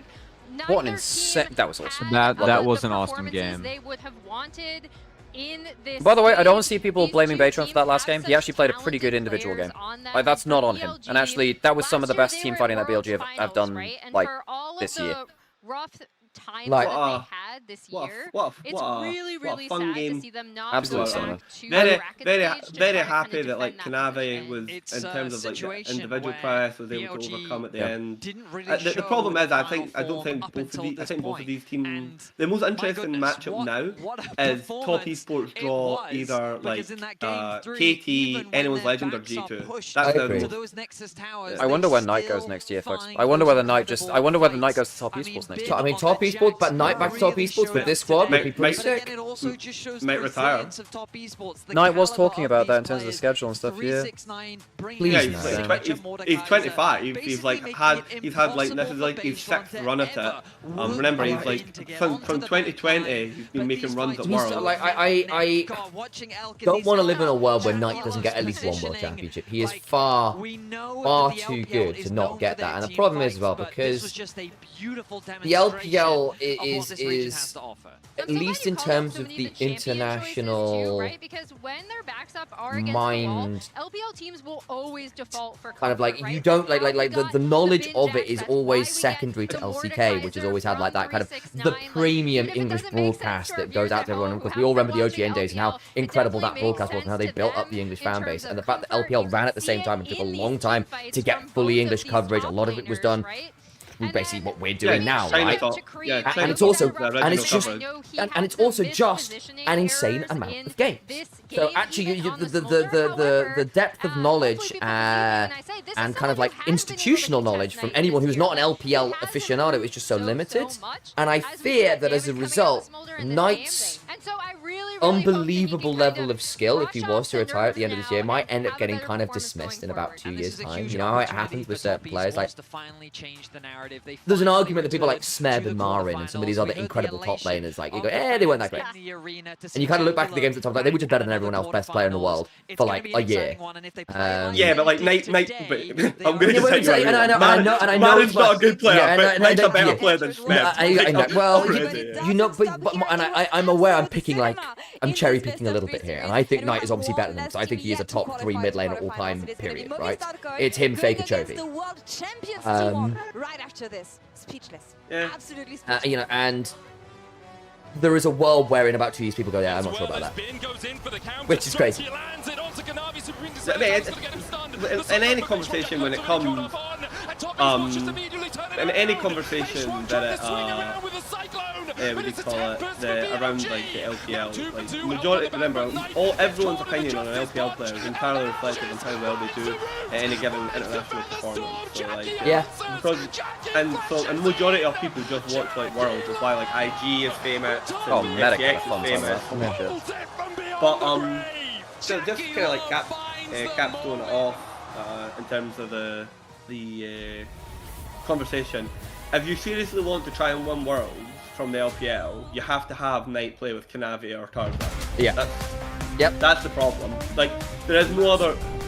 And then whatever you have there, you build the rest of the team around it. I don't think it's actually possible for the LPL to win Worlds without those two people, those people playing against each other. Because you need someone who can match BDD, Faker, Chovy, and depth of picks, like skill in the game. Then you also need to have, because years ago the LPL could rely on Ming and Mako to like alleviate the fact that like the support gap between the regions wouldn't be that bad.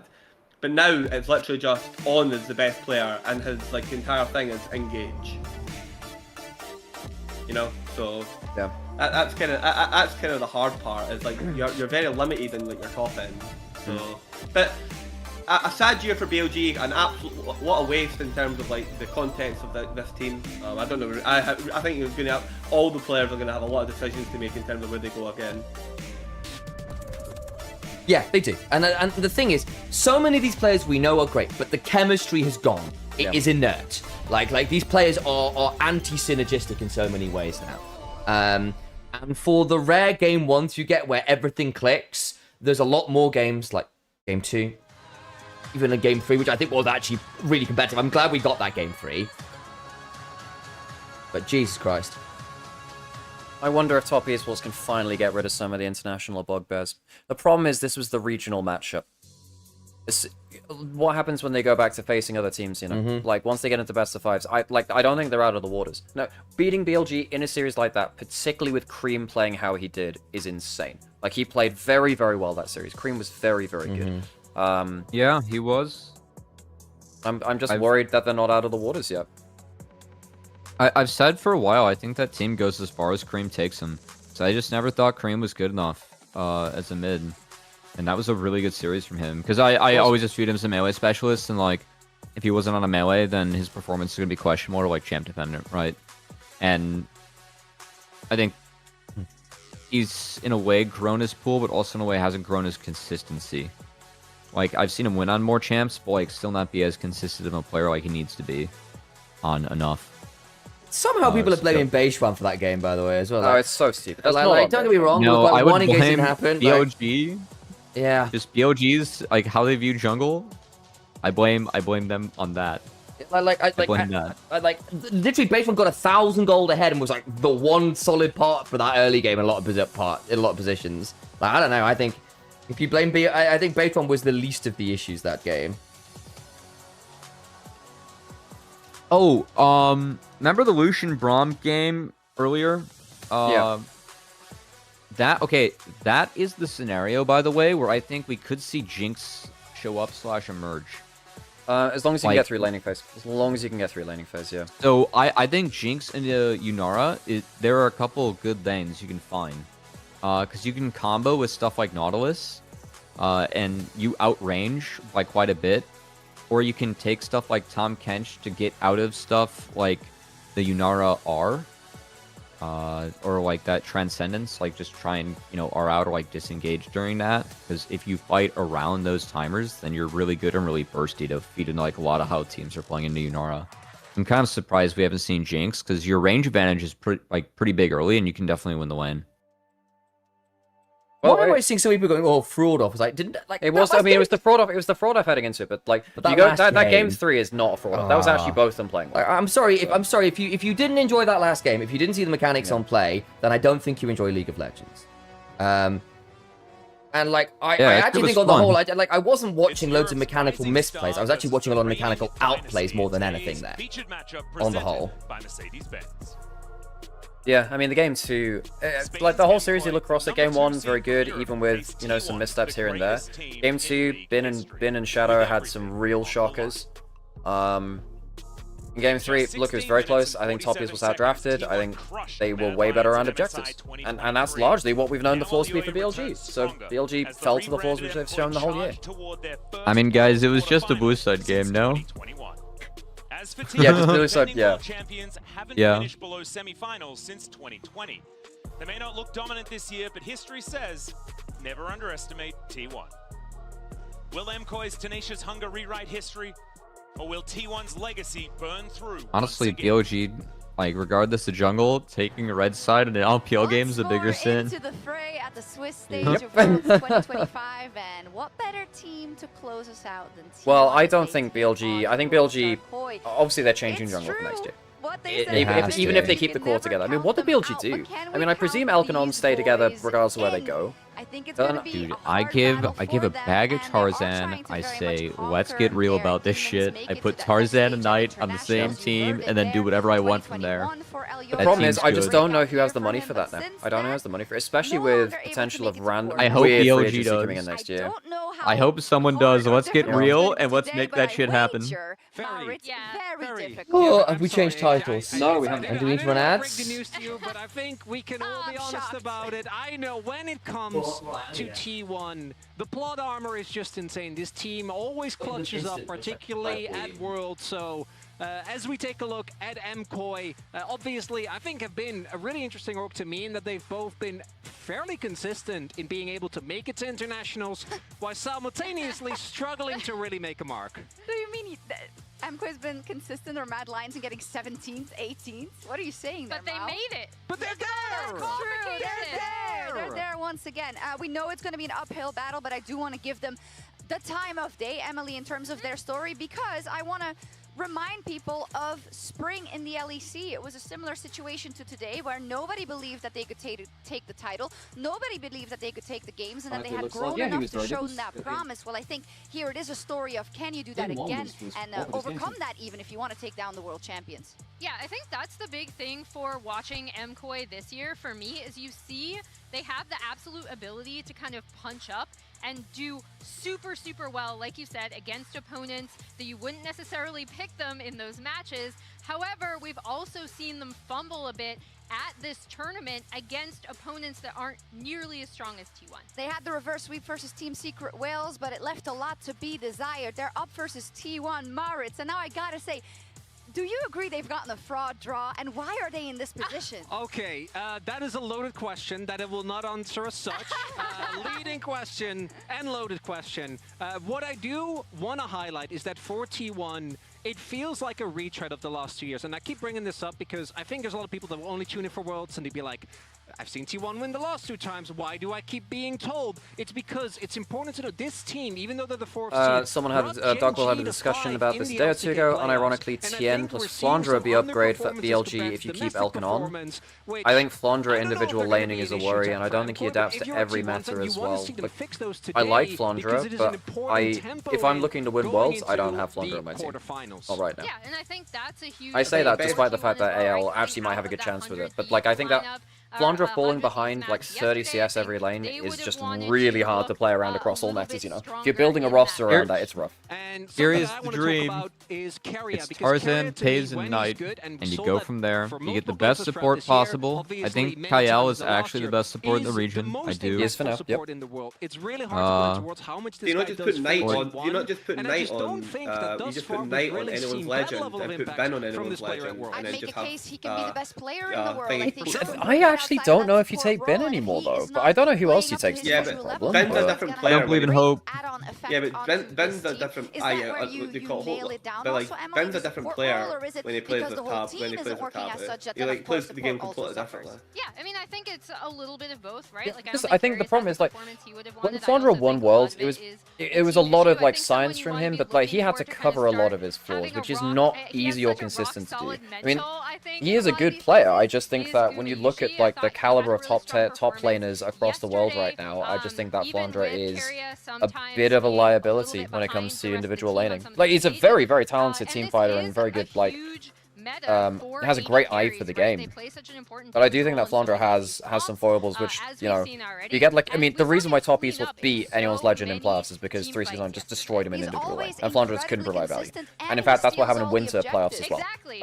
Flandre just like got gaps in individual lane, couldn't do anything. The biggest criticism we had of Oni yesterday was that he got a little bit too used to having a third smite. For me, and I say that knowing that Flandre has value, but if you're trying to build a roster from scratch without knowing the meta, I don't know if you'd start with him, you know? Is coming from Guma, and we still have some of the clutch moments for Faker. We still have some glimpses of domestic Doran, but I think that I like Flandre in the mid to late game. Is kind of like bit like top lane Faker. It's not bad. Well, Faker's actually quite good in lane now. This thing, yeah, maybe over that, like maybe undersells Faker's laning a bit. They all came together, and the rest is history. It's true. It's true. I do want to bring up some not counterpoints. So my wish list for the series. Were you ever introduced to the LDL goat, the Nut? It was a guy called the Nut in LDL. Fucking great. Sorry, keep going. I think he had one of the worst series he's ever played. No, tell the story. No, there's just a guy called the Nut in LDL. That's it. There's just a guy called the Nut. That's it. He's had better performances, and I know who's going to want my wish list for the series that we still think that JoJo had a good tournament by the end of it. Consistent for the side of Movistar. Yeah, I don't have a lot of hope for MKOI, but I do think that JoJo's had a good tournament so far. Okay, I think we're all saying T1 like favored for the matchup. T1 make enough mistakes in macro, and MKOI are pretty good at pulling the trigger against mistakes. But it's not inconceivable given it T1's form at MKOI. They were going to get dog walked and team fights with what I've seen. Yeah. They don't have like a very obvious go button, which they're clearly drafting for. They get dog walked, and if D1 drafts for that or sees that, I think that it's very T1 favored. So, I mean, I think the two of them working together, running the map, would be KOI's best chance to take this. Elyoya still chasing that 1647 redemption. He wants it erased from his record. I'm gonna go snack some water. Let's see how the fans have voted at home. You can vote every single day at MasterCard GT on X. Well, not when we take a break, but you know, whenever there's matches. And they are calling the match for T1 with 73.8% of the votes. That's not that many. What? For T1 standards, that's low. Yeah, again, we're looking at 80s. Yeah, whenever normally. I see T1, I'm usually expecting 80%. Yeah, MKOI is just that good. It's well, that's how you know that T1, you know, they've been a little bit shaky. And I can't wait to eat my words, you know, because we've done that the last 2 years when it comes to T1. Absolutely. I think nobody will blame us for saying that because it's just happened 2 years in a row, and you know they have their eyes on the prize. They don't usually get knocked out at this stage. In fact, they never do. So could a bunch of upstarts from the LEC help them or kick their chances away? I don't know, but I'm going to give my full support to Movistar KOI as they go up against T1. Come on, give us a show, boys. And I think that's all we really want. Classic bias shocks wants a show from the boys. Okay, there's gonna be no on to the bias, next one. So, I mean, my take on MKOI is pretty much as it was like in playoffs for LEC, because this was, I think, what really held them back against G2. The jungle support has not been ungrateful. I think that Alvaro in playoffs and then bits of Worlds has not really been firing on all cylinders. I think that Yoya has also not been at peak. I think he was really, really good in spring and through a lot of summer as well. But I think clearly jungle support from MKOI is not at the top, top level of their play. MKOI could be the team to cut this run short. Yeah, and I think, you know, Super needs to lock in as well. He's had some big team fight duffs. And big team fight duffs or individual misplays. It's also because we've just seen BLG get eliminated. If T1 are now eliminated alongside it, that's both of our finalists from last year is taken out of the equation. And for Movistar KOI to be the team to do it would be absolutely incredible, but I think a lot of people expecting T1 to be able to on take stage this. for the They EU have match. been exceptionally strong over the course of the year. At some points, even the strongest team in the Very LCK. crisp jacket for so it's Dagger. going to be hard for Movistar KOI to take them down. Uphill battle, to be certain. The MasterCard fan vote, you know, they were surprised it wasn't 80%. I will say T1 still expected to be the heavy favorites. Again, for both of these teams, they haven't had the most awe-inspiring run thus far, right? Neither one of these teams has beaten an LCK or LPL team in Swiss, but of course T1 did start the tournament by beating IG, so a little bit of a different story, a little bit of a different tale, and we'll need to see what both Can't these believe that teams, I got the worst years of Doggo, man. I had to watch this guy really lock is in at. fucking There have been Rammus Yumi. shaky Or like go 0-1 obviously, while they clearly dismantled on Draven for an entire game, going 0-0-0 until the Nexus fell and he died in the Nexus defense. Why do I get that version of Doggo? Rather than him like going, like, you know, like full ham on Tristana at Worlds 21 or whatever it was, or 2020, whenever it was, those years. Or, you know, solo diving T1 to win game. I swear to God, man. So I think that's basically what T1 are going to be trying to looking to do here. Whereas for Movistar KOI, I think it is a huge amount on Elyoya and Alvaro to try and play through this early game, find some early leads, ban the Bard, try and find out if you can take it to T1. Oh yeah, so Bestian, one of the long-time shadows in our community, Frogs, is like the super fan of Ultra Prime, and I'm not going to lie, one of the things which held back Ultra Prime for literally, well, years I guess, was Doggo playing kind of ass. It's like, how could we get the worst version of Doggo and then he plays like this? He's genuinely looking like potentially best AD carry in the tournament. Like, what the hell?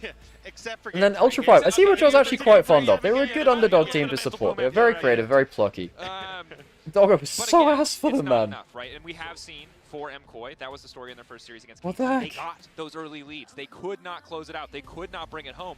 And even against Team Secret Wales, Right, we saw I've some of that got same stuff moving a bit in my house shakiness. now, so I'll jump for off that for now. level up in performance and to go give us the get compelling someone series. from the 7 out of 8 the teams LCK locked agenda. in for the bracket stage. One An unfortunate run. Thanks for having me on. Okay, well, you can stick around if you want, but it's up to you. Never say never when it comes No, to no, the no, no. world There's stage going to be noise and stuff. Like, No worries then. Alright, well, thanks for stopping by then. Yeah, no. It's sad that I wanted to just pure morbid curiosity. I wanted to just see how far would they call it. You'll can make it with the push it. Yeah, but like to be fair, like when you look at their draw, they don't deserve to have proceeded. No. I mean, I think throughout the whole of this, it's kind of a miracle that BLG made it so far. The wheels came off at the end, but... Top Esports had the decency to at least beat G2, you know, like, True, I was really true. surprised BLG won the initial game, and Top Esports won the next two. I did not think that's how it was going to go, but yeah. Would they got Kanavi's a superstar right now? I think he's the second best jungler in the world. I think just slightly behind Tarzan, but on his specific It's kind of picks, crazy I that think he's the LPL best. arguably has two best junglers in the world, actually. Although, I think there's a world where Jundra could get up there with them at some point, actually. away. Check. Yeah, One yeah, thing yeah. off Right. the to-do list on Enjoy. how to Catch T1. you Of later. course, there's about 50 to 60 other steps in the process, but that's one. Yeah, step 2 and 3 is what's happening with Oriana and Azir. Because Okay. Portal now going to be He's back got noise away, in the background. leaving both You get to Ori stay, and Cubby, Azir or are you, here. So I personally, You got stuck Yeah, on? I'm sticking around. Cool, I was cool, just cool. getting Don't water. give it here, I think that has been exceptional for Faker for an extremely long time. Okay, so, what's up? Kiana's up, but Elioya looks whatever on it the first time. Oriana's fine. It's good laning pick. Jojo's been good at lane. Faker, I guess, goes either a Zir or a Kali. By my money. We were watching the Rio this against Cassante mid last year. Was not on the mid list. It's gotten weird over the years, but this could be a more conventional mid lane matchup. They opted for the Oriana. I mean, now, I it think would it's have to be important call out whether they have basically we'd need to see Elioya Alvaro immediately spike back to peak form. Kiana's open, but T1 won't play it, I don't think. I don't think the LCK teams want to play Kiana. They've not worked with it regionally. It's not looked great for them. They give Doran Mirwin choice of tank. Mirwin, the thing is, Mirwin is the silver bullet guy in top lane. It's either a, like, if you're playing the K'Sante, you're playing Azir, you're playing front to back. K'Sante is your Agreed. You don't want to pick something like Jarvan now, not that you would anyway at this point in the draft. I mean, I guess with the Orianna, it is a threat. It's just I don't want to play Jarvan into K'Sante. Does Mirwin have a silver bullet for K'Sante? I guess he could just go Rek'Sai. Yeah, he might Rek'Sai. It feels like a pick he'd know. It's a little rough into his big, he's wall you out, you just And do you just Kiana here for Yoya? That you are. Not as much fun into Azir K'Sante. Shinzo's better for your front to back. Yeah, I agree. And Kiana's not the best ball carrier. Fun hover. Fun hover. Top lane. Mirwin did play fiddle top for a while. Yeah, he did. He did it into Rumble because he can just perma heal. I mean, oh my god, if you okay, it's Corki. Alright. So you see the Corki, you don't have a combo you really want to go Vi, which is one of the better. Corki. Yeah, I think it's Wukong here, isn't That's true. Yeah, I completely forgotten that. Mirwin does play Corki top, but I don't think you want to. The problem with the Corki top lane is that you don't want to play double lady carry in this meta. Not really. In terms of, or rather, you don't want to drop her in front line. Is it not just Wukong for Ona? I mean, okay, Varus and Guma, who's really, again, they are back to the Varus. And Varus disappeared and suddenly he's back at Worlds. I'm shocked that no Wukong here. Yeah, I am too. It's going to be immediately. Yes, but now I think you're now threatening Nico on 4 for tier 1, so I'm going to have to ban that. And I suppose that there might be a world here where Ona has something prepped. I think that. I mean, like, if you get Nico on 4, then you might, to be honest, you still got Ona Nocturne, there's Ona Lee Sin, they're not fantastic, but they are his picks. Fiddlesticks shits on K'Sante the whole game. I saw it as a pick into Rumble when he played it, when he actually was playing in meta. That's the Rek'Sai against K'Sante. That's fine. I just wonder whether Mirwin must have picked some silver bullets. Like, if you have silver bullets, now's the time. Yeah, absolutely. K'Sante's win rate at Worlds is also pretty abysmal. Spire chatter with the fiddle. I mean, MKOI have played fiddle before is the thing. Although that being said, Jojo, yeah, it was Jojo doing the hover, so maybe. Yeah. Ornn ban suggested by Dagter, not bad. I think they're gonna get rid of the Rumble. Easy enough. Giving carry at R5 is a very good point there. Yeah. Carry at R5 is dangerous. So it's either, depending on what they want to do here, either they'll lock jungle on 4 or just say, well, we just need, they're banning the Nico, so that's gone. So yeah, it'll be probably, the Bard's gone, the Poppy's gone, the Nico's gone. These were a lot of the carrier specialty picks. I mean, there's a world where you just Alistair here, because it's, you know, it's probably carrier's best engaged support. I don't think he is the best engaged support player, actually. He's never been the carrier. Like, I've not been, like, I feel like Alistair's his best engaged support. Alistair's very good, yeah. But, like, Rel was excellent. His Rel, I thought was a bit more hit and miss, but still good. It was excellent. I think since Rel was nerfed, a lot of supports just became Rel merchants for a while, and then Rel just became much harder to play. I think her engage was just easier. She wasn't tanky enough. It was easier to disengage than some, and her laning phase is a bit weak for the pressure lanes that were coming out. I think also, like, I don't like carrier on Leona. I just don't think he's a good Leona player. Unironically, Soraka plus tank is pretty good here now. I actually think that you know what? I actually think Soraka plus tank would have been insane there. Like Soraka Ornn could have been fucking insane, no? Yeah, I kind of agree. Diana, are we just doing it? I think that Azir Varus is too high a DPS is what they're thinking. Maybe. Yeah. I can't match the DPS. Fine. It's a bit dull, but it's fine. Jarvan's fine now. And also Jarvan Azir is really good. The Kiana hover. If T1 show they can make a Kiana work, that's a big deal in this current meta. It depends on what form KOI's on. Thanks to Simple. Thank you very much. Hi. Oh, fun fact for Need for Power. You still around, Need for Power? You still around? Do a fun fact. Brazian had a very interesting fun fact about Kenya the other day about how they keep snakes out. It's been more of an LPL pick than an LCK pick. And now, coming in against MKOI, if you can get this ball rolling, the Trajan's fun fact about how Kenyan architecture keeps snakes out? So what they do is they put some dung around the outside. No, I said that. What was Trajan's? It was around the outside of fields. They'll grow tobacco. That's tobacco. That was is it. that snakes ate. Okay, fun fact for Need for Power. Cubby, as you're the guest, do you have a fun fact to offer the stream? Could be. But I think if you're a T1 fan, you're sitting there pretty comfortable. Sorry for springing this on you, but you know, sometimes people have fun facts. Wins, 61 losses on Azir. No, I mean, I could do like the basic ones. I was the rank 1 Braum on the NA server for a point. Yo, I never really knew that. good. That is a fun fact. Yeah, I was. So I played for my college team. Right. Another fun fact was that I won a tournament on campus playing all 5 roles in my 4 years of college. Whoa, that's insane. What? I also won a game with a Shen bot on my team. That's a funny story. Jesus Christ. It was like a mixer tournament we did, so we like put like a bronze, silver, gold, plat. We like, try to like mix up the elos. I think the only funny accolades I have, I was ranked. I've been top 100 in every arena set that had ranks on both PBE and US. So I did that with 200 ping on PBE. Not that many people played on it. I was rank 1 in arena, the last ranked set early on of arena. Playing a lot of Zyra. He beat Magic Felix. Yeah, Magic Razork. Magic Felix. No, I lost to Razork. Oh, I thought you played more than once. You beat Finn and Advien. Yeah, who then came to bitch shit me in an LEC after party, said we banned Ari. Why was he too good at Zyra? Yeah. It was very funny.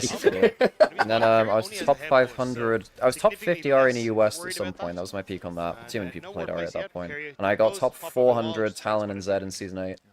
On the US. Of course, get eyes on each other. Small health advantage for Mirwin in that. Okay, I don't know. I think T1 have a really solid comp. It's very good front to back. They have initiation options from Kiana and Alistair. I think MKOI's team's a bit fragile. Which I love to see. MKOI, I mean, JoJo's just trying to like use Clockwork Wind-Up. Trying to get out of soldier range, even though the tempo's nasty as heck. That Q missing means that Faker probably wins lane, actually. Like, every single Q on Orianna early on is really Yeah, he's not playing this well. I think it's okay. I think you want to keep Q within the wave. As you say, like, Harvey trading in this mid lane, that kind of Also, favors, Faker honestly, has the green Zen trees, Dragon so he's got a maybe base make earlier now. a bit of a pressure play here towards the mid lane earlier than I'll say the Kiana. That's true. Yeah, because it depends if he's running. Do you know if he's running second wind or bone floating? I'd guess second wind into Ori. Yeah. That T1 have to start moving around the map, and I think that's where we've seen MKOI struggle the most is when they're trying to play on these 1-3-1. Okay, Jonas was a top 100 Sejuani, but while you were gold 4, that's hilarious. Is that just when no one played Sejuani in solo queue? That's not good. Definitely. But getting caught out. Hold on. Faker's not getting that. better. It's to this. But that's pretty far away. Yeah. Currently still. Oh, Yoya. Okay. Yeah. What's your timestamp at? Your little head. What I appreciate about this, even as an EU pundit, is that at least you get your oopsies out in the early game. You know, PVE. Well, it slows down his clear by like in the previous series. 3-4 seconds. Could be worse, I guess. I'm at 53. Okay, 2, 1. Okay, do you want to pause at 3 if you haven't already? I got you. 3, 2, 1. Go. Yeah. Okay, I feel you. Yep. Nice. We'll now go for an invade. We'll see how this one works out. Pretty difficult for him to. Okay, well, Kiana has the fast. Oh, hang on a second. Yo! He does get the buff. He does get the buff. He has flat. Oh, does he get out? Oh, he doesn't even get it. So double let's go to Yoya. That's a great early play. And we were just saying that MKOI need jungle supports to be popping. So wow. Yoya drop. What the fuck? So he ends up getting a slow clear on his wolves. Still ends up getting into the enemy jungle. He wasn't see. Oh my god, this is insane. And he just used his QW, so there's nothing you can do. Able to move in here to help out Yoya, and this is what we're talking about. Jeez, man. That's crazy though. Yeah, 100%, and really well played by the team overall. So unfortunate for Jojo's actually ended up recovering back. Oh no, he teleported back in before. That's visible, reset with the Terra shape, get the grass again, and just be out there, right? Be stealthy. But because and bot lane, yeah, you drop a bit of CS to allow Alvaro to roam, but I mean Yoya on the board gets the double buffs there too. Owner still has. I don't know, Jojo. This is not the laning position, and he misses his QW and he doesn't have to get out. Oh Flash boy. Jojo's laning, man. It's been really good, but this is not. I don't know, Faker's just. If there's anyone you trust in either side of the Orianna or Azir matchup, it is Faker. Make the play, and that's exactly what you need. We were talking about Owner wanting to try and snowball, step behind, but now answers back with a kill and helps even up or at least control this lane state for Faker in the mid. Hey, Pillow is one of the guys in our community. Was a top 10 Jinx in the US last month. Damn. Highlighted it earlier on. Of course, wow. He was like a huge Zeri. I learned a lot about Zeri through him. There was some really funny. Did you ever see the Shield Bash Zeri tech into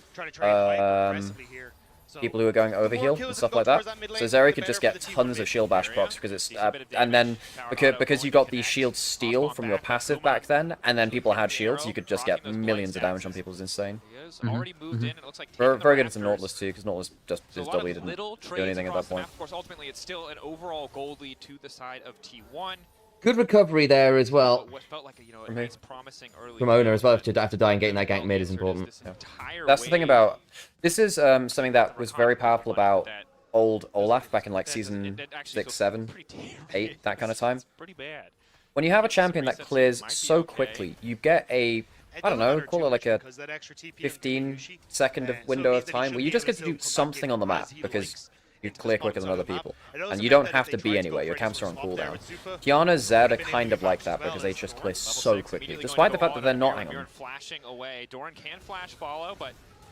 Yeah, but yeah, I think that despite those champions not always being the best gankers, because they have so much time, they can use the worst angles but exploit them with more time. As that ultimate wears out, but that's why Predator was really good, because it also gave you just much easier exploitations of that stuff. The individual laning phases, small wins for T1. Going in, immediate knockup, it's not going to stop the pushback from the Emperor's Divide. Oh boy! I think Faker is taking this game and making it his own, man. Yeah. And again, it's the Kiana that gets the kills, and I'm just saying, if Owner has that angle, this is a big deal. Great timing there from T1. You can see MKOI were aware of the level 6 and the flashless Orianna being a problem, but instead of Alvaro being able to cover, T1 just sent more members mid and ended up with another kill now towards this Kiana. And again, this is the first pick Orianna. This is the matchup that MKOI I don't think Faker liked Jojo playing Singed in World's Champs queue. This series where he is being targeted and really taken out of the equation. Credit to I remember that World's Champs queue out here. This fucking kid, it was like when he was 17, his first Worlds, he just played Singed in all those CQ games. Singed mid. Yeah, they're going to be very happy to do so. Again, I don't know why I remember that, but you mentioned Predator. Burning that flash on the top side. You have Guma, Yush, and Keria winning out on bottom lane thanks to their aggression as well. And you can see that CS lead opening. And now huge wins in the mid jungle. MKOI, we're hoping to fight early, but it just feels like it's already okay. So T1 have almost 1,000 gold lead before 8 minutes, which is kind of big. We have so many players taking 500 kills in their career at this tournament, man. I think it's because just like the wave of teams which came through in the ZOA, GK era, BLG. I guess. Yeah, we got a few teams that have been good for like 3 years now. That's a long time. Yeah. Like I guess the recent iteration of kind of Gen G HL kind of players as well. They force him off for the red. Good skill checks from Guma. Hang on, Guma, you're going a little far though. Say that. Debating if they can turn this back on not bad. Actually, that's not bad from Guma. Guma got a little bit hypey though. Also denying he wanted to get to the wave. The wave does end up moving across eventually, but playing a flasher is pretty costly. Oh, he doesn't have the extra it was for sure, but no. Yeah, they're gonna get grubs off it. Yeah, good play. One of the things about going Poke Varus this game is easy access to Serpent's Fang into Orianna Mord. That's a very good point. And Rakan. It's a good shout. I actually think that might be genuinely a fairly nice. I mean, not that Kiana won't get to it as well, but you know, it's just a thought. No, this is for sure Serpent's gang. I think you can even go. You can go pretty early, I think. No real reason to fist fight here. You don't have control. Because there's some really annoying angles where Mordekaiser wants to use ult defensively, but he gets tagged by virus damage, so you can't win the 1v1 with his shields being nuked in the round there. Oh, did you? Couldn't do it. He was trying to see if he could. What play? So that's three Ghost Rambo is pretty nice. Orianna can sometimes hit towers in this game. Mord's not awful.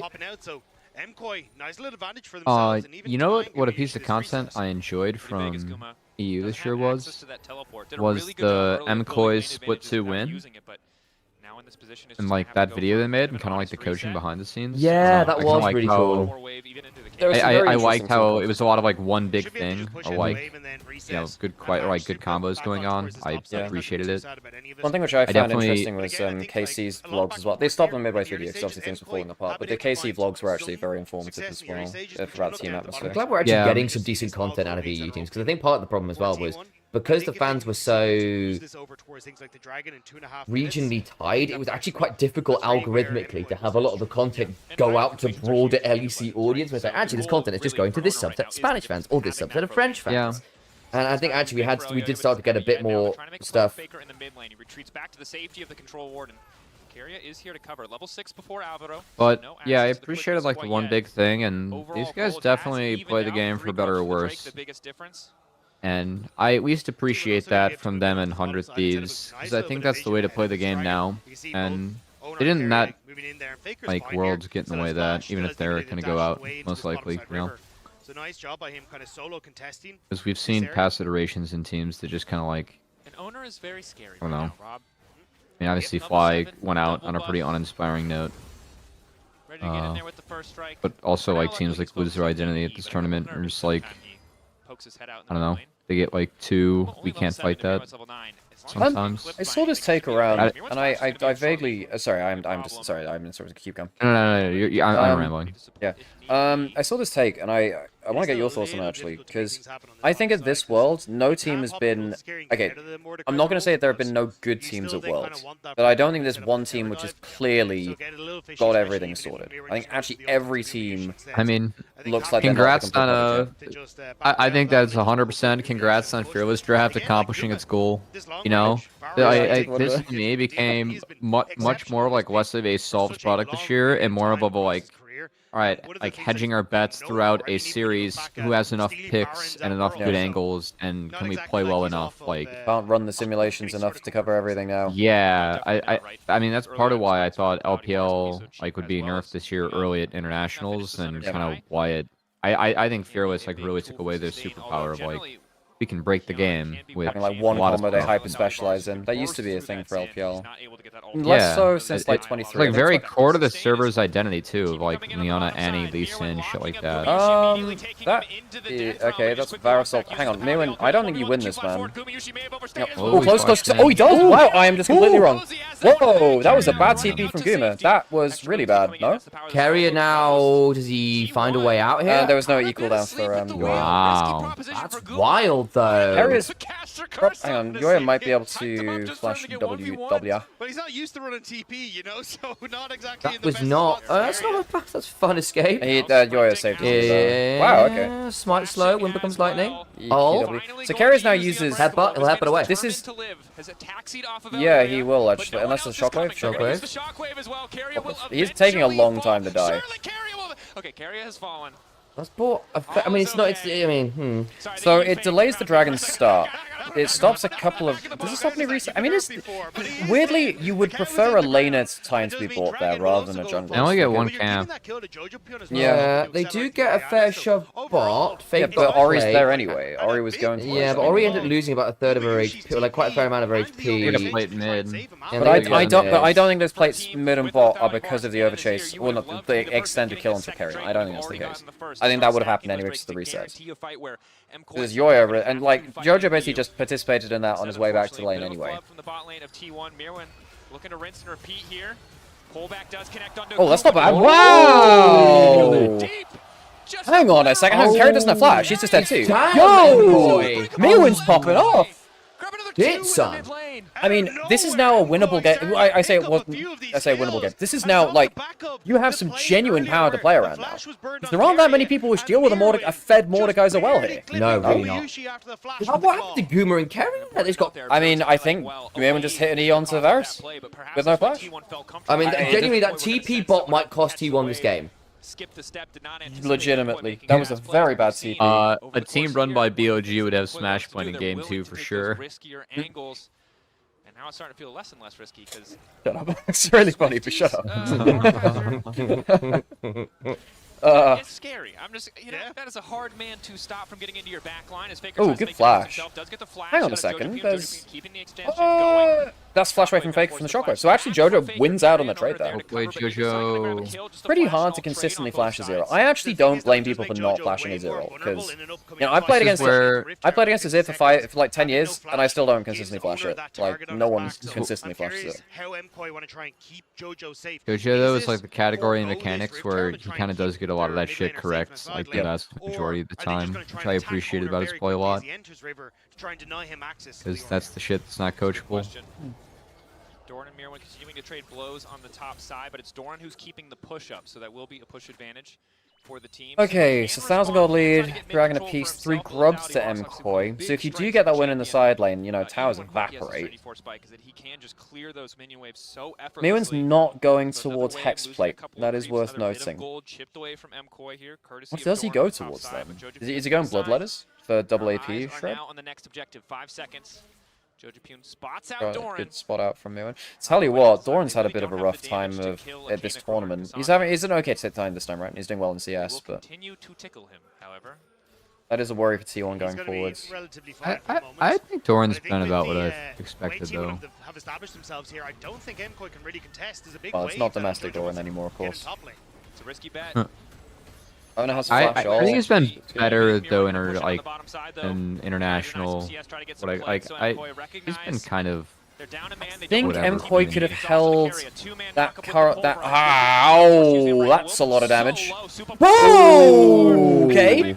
And they have 3 bucks. If they can heal the minion here, that takes up. I think actually. Whoa! Okay. Wait, is Goober dead as well? Yes, yeah, man, MKOI. Joe, this is good. This is the best, folks. This is the best that the jungle support of MKOI have played since spring, pretty much. This is insane. This is exactly when they need to turn up too. Holy shit, MKOI! Revenge for 1647. Whatever it was. But overall, like mid-tower. I mean, Guma Carrier getting blasted here. What? Yeah. MKOI are going to be happy with this. In a good position.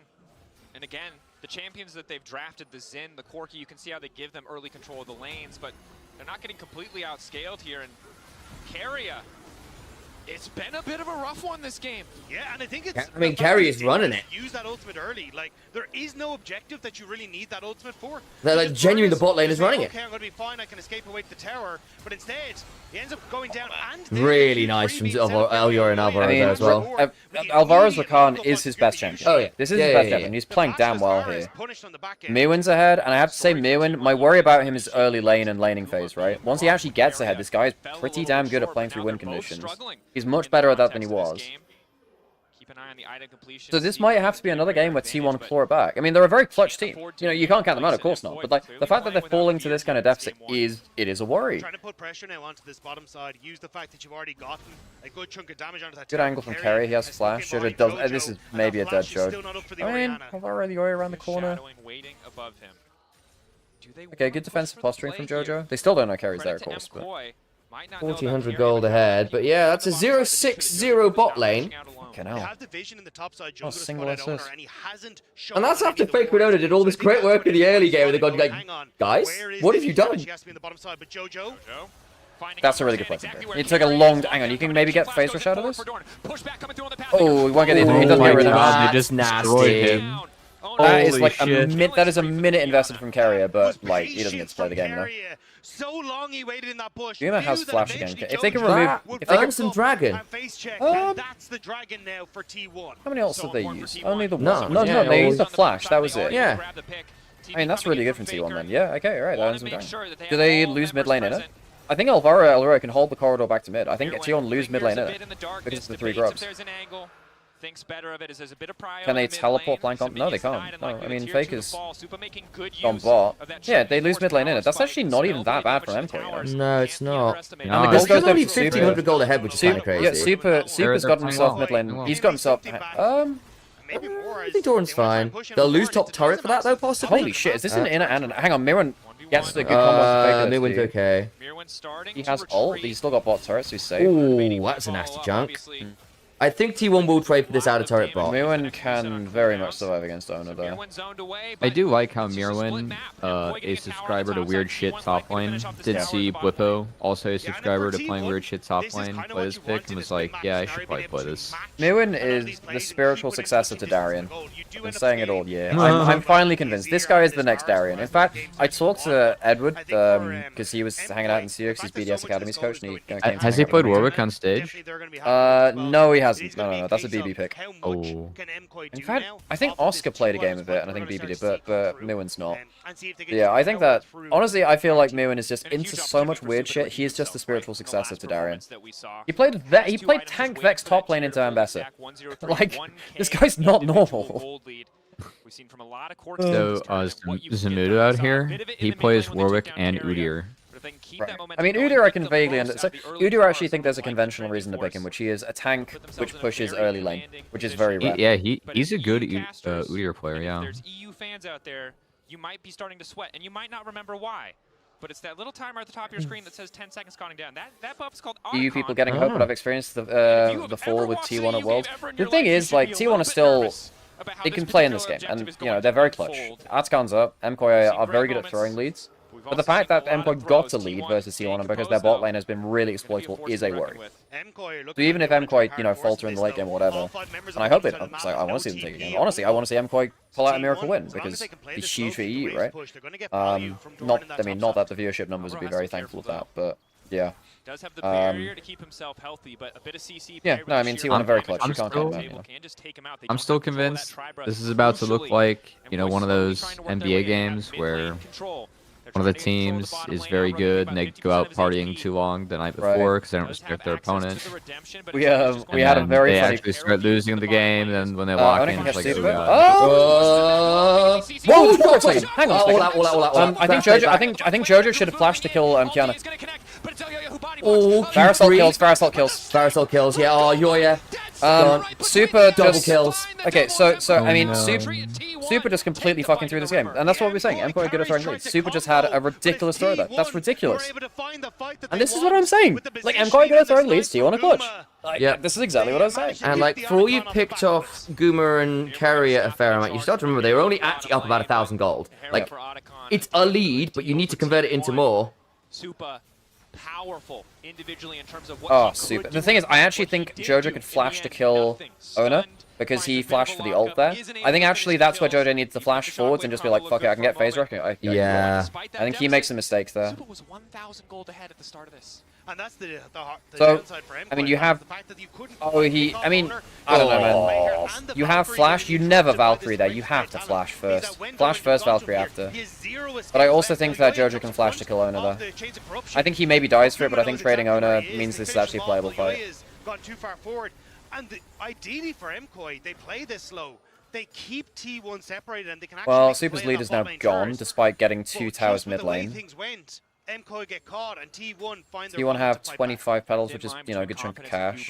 Back in a minute. I mean, it's still, again, playable for MKOI. It's not like the Goldie's exploded or something. It is Bloodletter's second on the win. Goomer's Varus we trust. The thing is, Goomer's Varus was the reason why MKOI were ahead. He was playing without flash, and he was playing very disrespectfully in mid lane. Good that he's had some impact now, but it's a worry that he was that exploitable. also going to get his, admittedly. But we take a look at the goal. It's Owner who just continues to pull ahead. Oh, super. His late game, he's just his big moments have been quite poor towards the end of this year, which is a shame because his big moments earlier in the year were insane. From 100 Thieves, where the picks and some of the kills were going in MKOI's favor, but when it came towards the objective Owner's a setup K up, God. and how to play the map, T1 just ever so slightly ahead now. MKOI, there's even they brute force their way in through the mid lane. Faker is separated. Okay. Ooh, good damage from all. Oh, Mewin just took him into the. Oh, Mewin's gonna try and kill. Ona might go down here. That's not bad, but the problem is DPSing, but I don't think he can get it close. That's rough. Oh, the Varusol was big. I don't think it's right for Yoy to flash there. Did he flash? Faker's Azir is kind of goated. It is perhaps one of the best of all time, maybe. Shockwave's too late. It's too late to make a difference. Jojo's been... One of the great parts about Faker lore for me is that Azir was the champ that originally he was subbed out for. Yeah. And now it's one of the goat ones. Jojo's doing pretty well here. Nah, it's not be enough.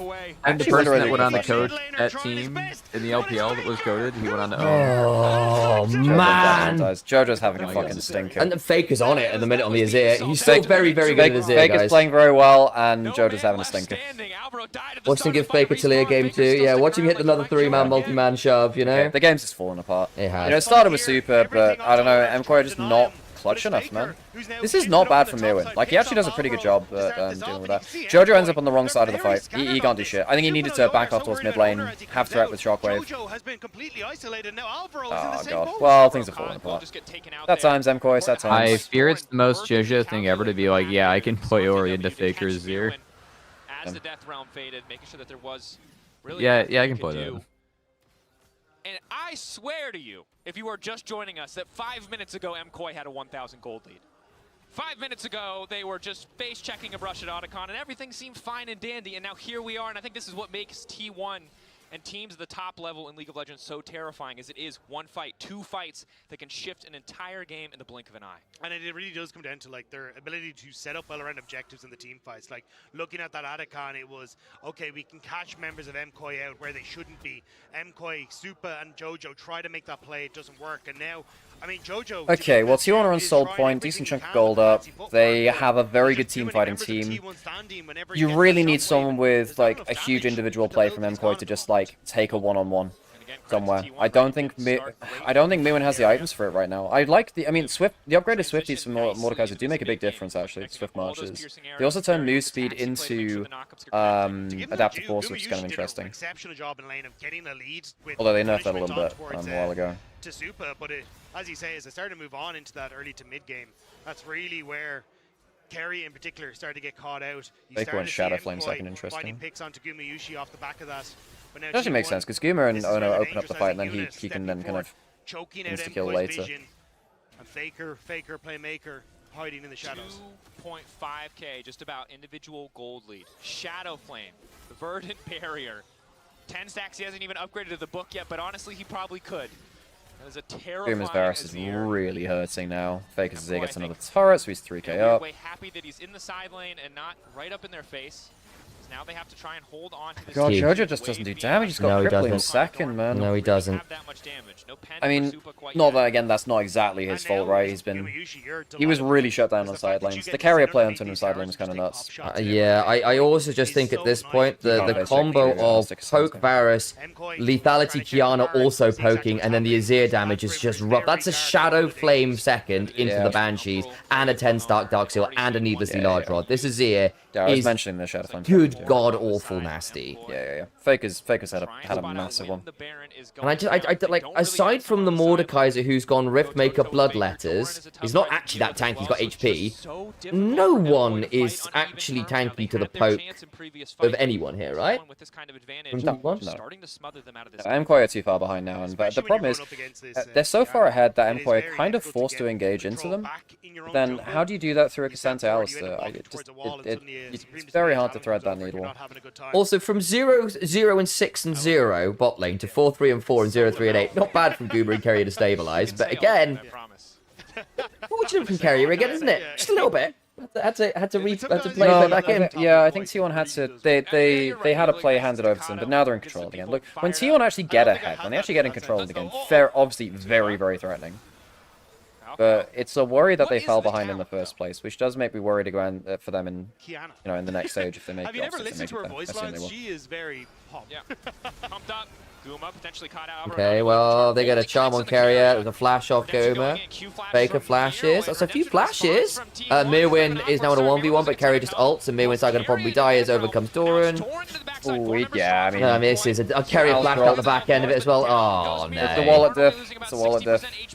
I mean, you do get key flashes off T1. That's not on the Azir or the Varus. Yeah, but you don't have flashes to exploit it now. Yeah, that's true. Maybe the God Flash Frostbomb. Not so convinced on that one. Valkyrie Flash to give Alvaro the battle dance in. That's the angle. TP in for Doran, solo zoning Super, gonna ult him back through the wall. It's gonna take all of MKOI to turn. Doran now trying to retreat back. Doran, my dude. Oh, okay. What happened there? I am not sure, Sam. I'm not sure. But really nothing else for them to get. The T1 gonna be happy enough with that. Doran will give his life. But it's the Baron. But Doran's not going to be that happy because he's got Dragon that he can't get to now. Okay, that was weird. I don't know, we lost any time. Our stream just blinked for a second. The only mid laner who obliterates that objective. Any other mid laner, and you're not two-manning that objective while pressuring someone else at the same time. But T1, no strangers to rapid early Barons. I actually wonder whether Azir has high... Do you know if Azir has higher single target objective damage than Cassiopeia? Only getting further and further behind. I don't. Yeah, for MKOI, I think you're hoping on I actually think it's... Because I think it used to be Cassiopeia. I think it might be... Mr. W. Charm only gets the spell shield. Shockwave doesn't hit Faker. It's just the execution's not there, man. Said I'd say ultimate, but I didn't. I If you blow the shockwave, no, if you blow the shield and then get the knock up into the shockwave, that's fine. This is obviously not. Pass us higher, I think, right? Okay. For the LCK teams are just so fucking scary, like the little things they do around objectives are consistently just much better. Yeah, because again, like, I think what we've seen from the LPL teams as a kind of contrast, right, is if once they're at the objective fights, they actually team fight mechanically around objective fights pretty well.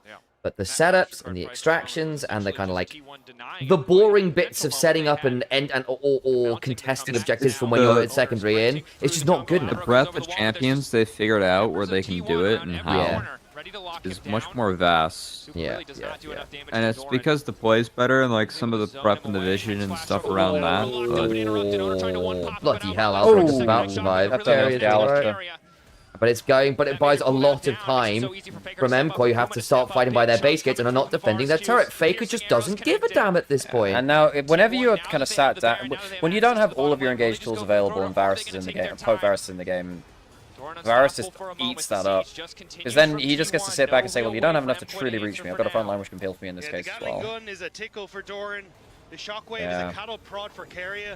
There is no damage on MKOI's side, and T1 Faker 100% player of the game. Those guys are nuts. Destroyed Jojo. I mean, yeah, I mean, Jojo obviously tried to go toe-to-toe. Technically, I think the Orianna is a winning matchup into the Azir, really, as well.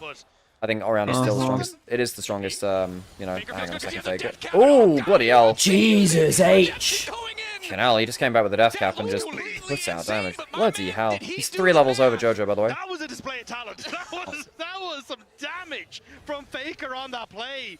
I did not expect that amount of damage. I think it's because the Ori doesn't have Roa. I was like, it does he might kill him. He might kill him. Holy crap. Jesus. Like the old man might get older, but his like cheese angles, like how he drives home leads, is still just like it's actually so good. He's still very good at doing the carry thing. He's such a good cheeser. Like not that that's a good, like that was just a good play. But, like just like knowing like he can TP in and do that, like you get so much from that. Like he is still so good at that. Completely agree. I actually look, folks. I actually don't think MKOI were mistaken to give T1 Azir because Orianna into Azir is meant to be a fine matchup. And like, is it going to get better for you? I'm not sure. I'm not sure. Listen, this is Jojo's probably most comfortable laning pick as well. Buys you bans later on. They don't even get to kill Faker with that. That's distressing. They get like 200 HP off of them. That is very distressing. Oh, Lord almighty. Oh, good ult. Good ult from Ona. Oh, wait. They can't. They still have Varus at full HP. Yeah. Flash. They're taking turret aggro, that's hilarious. It is long, it is drawn out, it is only getting more difficult, but Doran remains standing, T1 remains standing. They've Great game from Faker. Early game from Goomer and Carrier was really quite poor, I will say though. That needs to be put on lock. That's it. Man alive. You just can't give him an inch, can you? Oh lord! Because despite the okay, so typically, and you know that one game where TL get really praised for that one Swiss stage game against T1. Remember that in 23? Yeah. Was it 23 or 24? I think it was 23. 23 is the pure shit quote. So 23. Yeah. So that is my like prime example of people getting hyped for a game which the hype plays look good. You have style, but you don't have substance. Because in that game, T1 lost a bunch of kills in side lanes, but were farming 3 lanes at once when TL were farming like 1 or 2. Now, earlier in this tournament, so for instance, the last series when 100 Thieves were playing against T1, a lot of plays seem similar to that too, where actually 100 Thieves managed to take a kill on a side lane or whatever, but T1 were getting turrets around the place. Typically, T1 have been better at getting substance than even when like lower tier teams get style against them. This game though is interesting because actually I think MKOI had the substance against them in the early game. It really came down to Super throwing what was actually a very hard-earned gold lead, which worked pretty well for them. I will get it. I'll check that. Was actually in line with what we've seen other teams use. Okay, to beat T1. Well, yeah, I think the big thing this is is, probably right, a Swift 2-0, folks. Set owner behind, especially since he's on. Yeah, I don't think they're gonna get a better early game. A farming champion rather than I'm gonna be interacting with those are my meant lane to be the super 2 early, best we'll go champions to for the Yoya etc., and right? Delvar. Those are the 2 best champions, so it doesn't get better than that.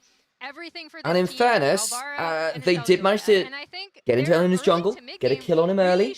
They then gave up some kills mid, and that was problematic. But then after that, they punished bot lane repeatedly. Really good from Yoyo and Alvaro. But again, MKOI's mid game is still a little bit shaky, and T1 still had some very good, scary mid game things to work with. I'm going to put this out there. I think Diana is kind of fake this tournament. I think you have to be very good to play it. I do not think that's why I don't think it's fake in the hands of like the top LPL teams where their junglers are really good at it. But yeah. You don't get I do not see the value of this champ when the items that the fighters are building are just so blanket OP. Yeah. Oh, Jundra as well, of course, yeah. I kind of mean Jundra in there. Look, Jundra won a Worlds with LPL. He is technically an LPL jungle, you know, just we can claim him. Gotta get someone run before his no BLG out. Thank you for the sub, by the way, Kaplan. Appreciate you. I am starting to run out of energy, folks. It was a 6 AM start, which is... This is at Otacon, I think, or just before.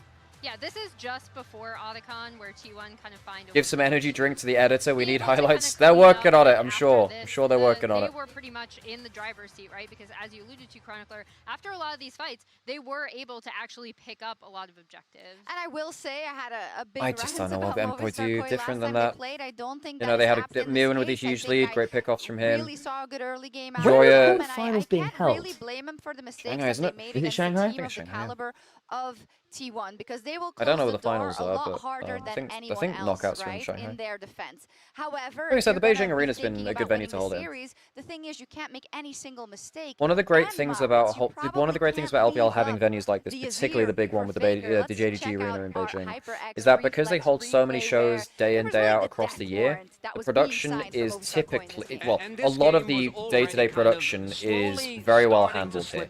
Now, of course, like, when you add in international feed and blah, blah, blah, and different productions working from the venue, of course, there are still issues, but it's still a lot easier to set up in a venue which has had practice at running in-person events like 50 times across the year, you know? Knockouts are in Shanghai at the Mercedes-Benz Arena, very cool. Chengdu is finals, right, cool. Let's Faker have this champion. I am very confident. I think that Faker's laning phase just hasn't been up to par to what we've seen domestically. This is an ongoing thing, but there is one champion where you can be certain that he might have tickets. It's like, where are the quarters being filed? I've got to get out there in like 4 days. It's like, what? Are you kidding? Well, it's basically, yeah. Just like, it's gonna take like a 30-hour flight to get out there. Yeah, they're open career, so it's a bit easy. But now it's not just Carrier's Bar. It's like, oh, like, I'm gonna double check for you.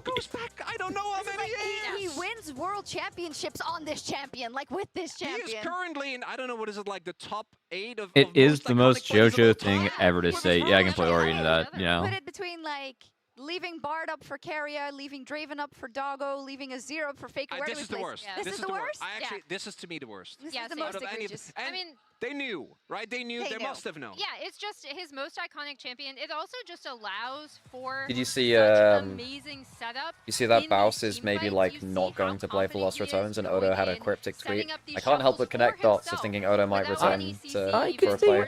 I could see it, and I think the thing is, Odo has done himself a massive favor this year by managing to be really good on broadcast, a really good colleague, a solid caster, a good coach, decent content. Like, he has managed to broaden out his skill set and prove that that fell under the bed earlier, so I put it on below. Why have you got a magic card? It's Glorious Gale, guys. It is a counter spell, 2 mana, that also gives ring temp. Very good at my Lord of the Nazgul guys. Boys choose red side, I believe, which is, I don't know if I'm mad at that. I don't think so.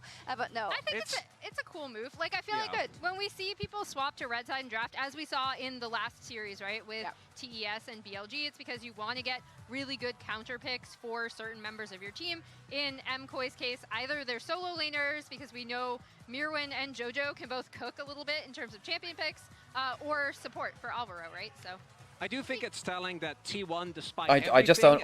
The only thing which can go better for them is JoJo has a much stronger laning phase. They're on court. And Super doesn't throw.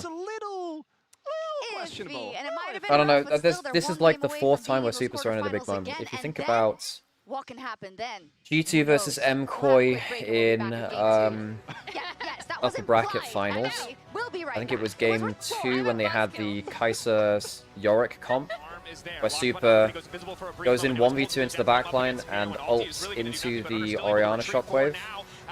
obviously that was a poor moment. Think about the Corki where he was caught on the recalls and stuff like that before against Secret Wales.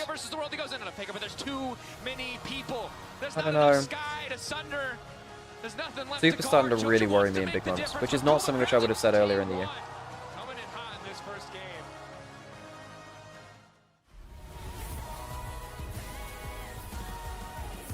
I'm gonna need a nap after this game. Yeah, I'm probably gonna make sure I get some food. I was a bit distracted there at the end. I was like trying to help out this friend. It was like, we have a new move for you. We're calling Area Mayhem. Oh, I'm gassed myself. Yeah. I mean, it's been a long day. Thanks for joining us again, Cubby. Always lovely hearing your voice. No, it's fun. Feel special and get to explore some I'm looking forward to playing the Augment ARAM. Like, it will be just bizarre, and I'm kind of down for that. Because I think standard ARAM sometimes gets a little bit sweaty. Yeah. And I think just adding in something that's just a bit different can just add a little bit of life. And it's not like you can't play old ARAM either. So. Yeah, my roommates love it.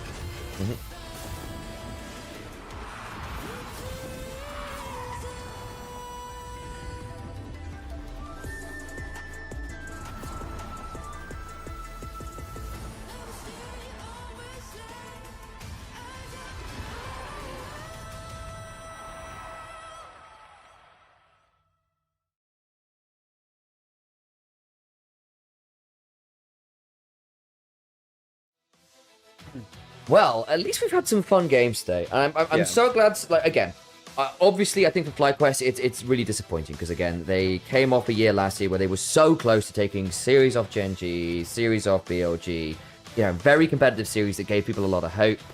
And then to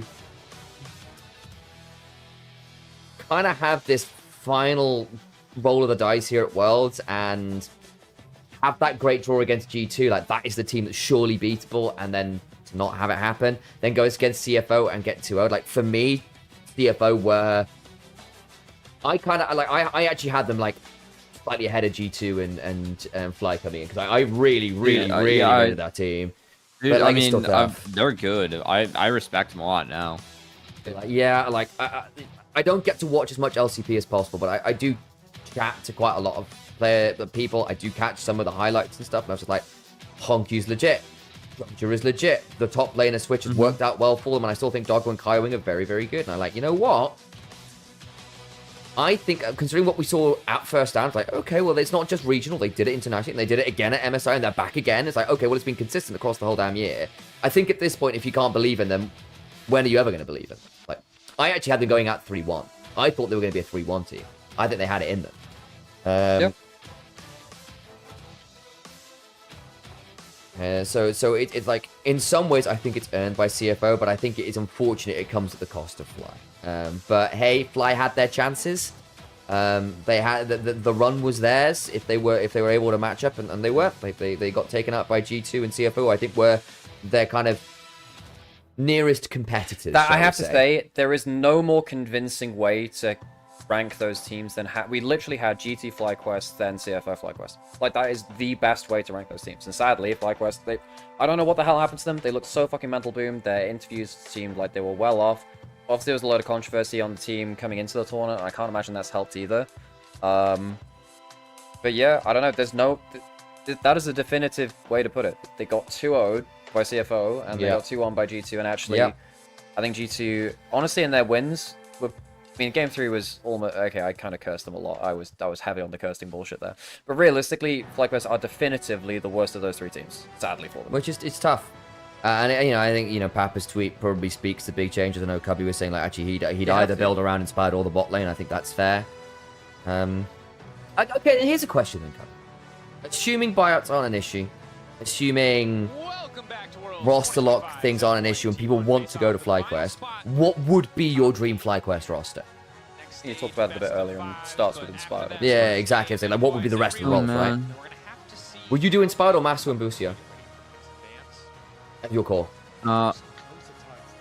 Either or, I don't know. I'd probably go Masu Busio. There, the NACL boys, you gotta believe in them. I feel it. I mean, I also think, like, it's a fair question, like, I think it's pretty clear Inspire was the leader in that team, with like Blippo kind of being a big voice. Like they were the veteran shot callers for sure. If you're moving on from that, is it Busio's team to lead or not? Like that's gonna impact who you bring in first, probably. You have to keep Busio now because you've got to think about residency stuff. I think Busio is—he's also just really good. So, I think Busio, yeah, this year he's really leveled up. I think he is the best support in NA at the minute. I think. Incredibly strong.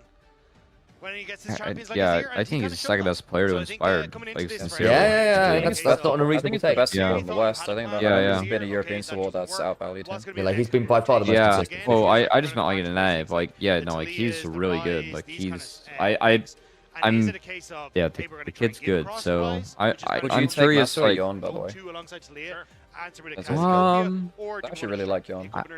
I think Yon had a better year, but I like Masu's skill set better. I don't think Masu is quite as good this year, but what skill set are we talking specifically here? Because obviously that can be a little bit buzzwordy, if you know what I mean. What like do you want to mind defining what you mean by skill set? I watch these guys like come up, right? So I kind of like see what they specialize in. I think even at the highest level, like that still bleeds through. Like there are champs or trends or things that people do well for their whole career, right?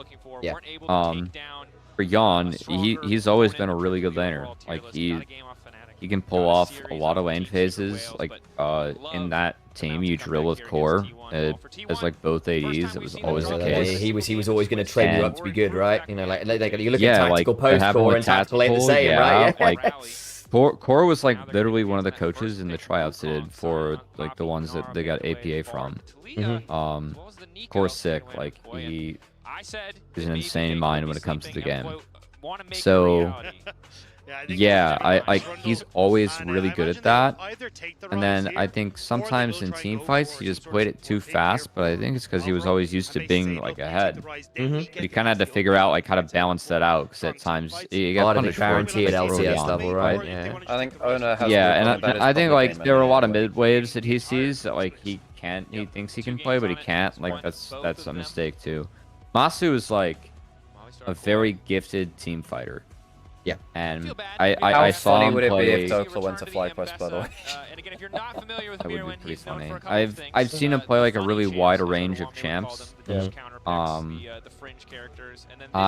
He's really flexible. Like he's naturally really talented, like about the game, but he's not as good of a laner as Yon, just like naturally.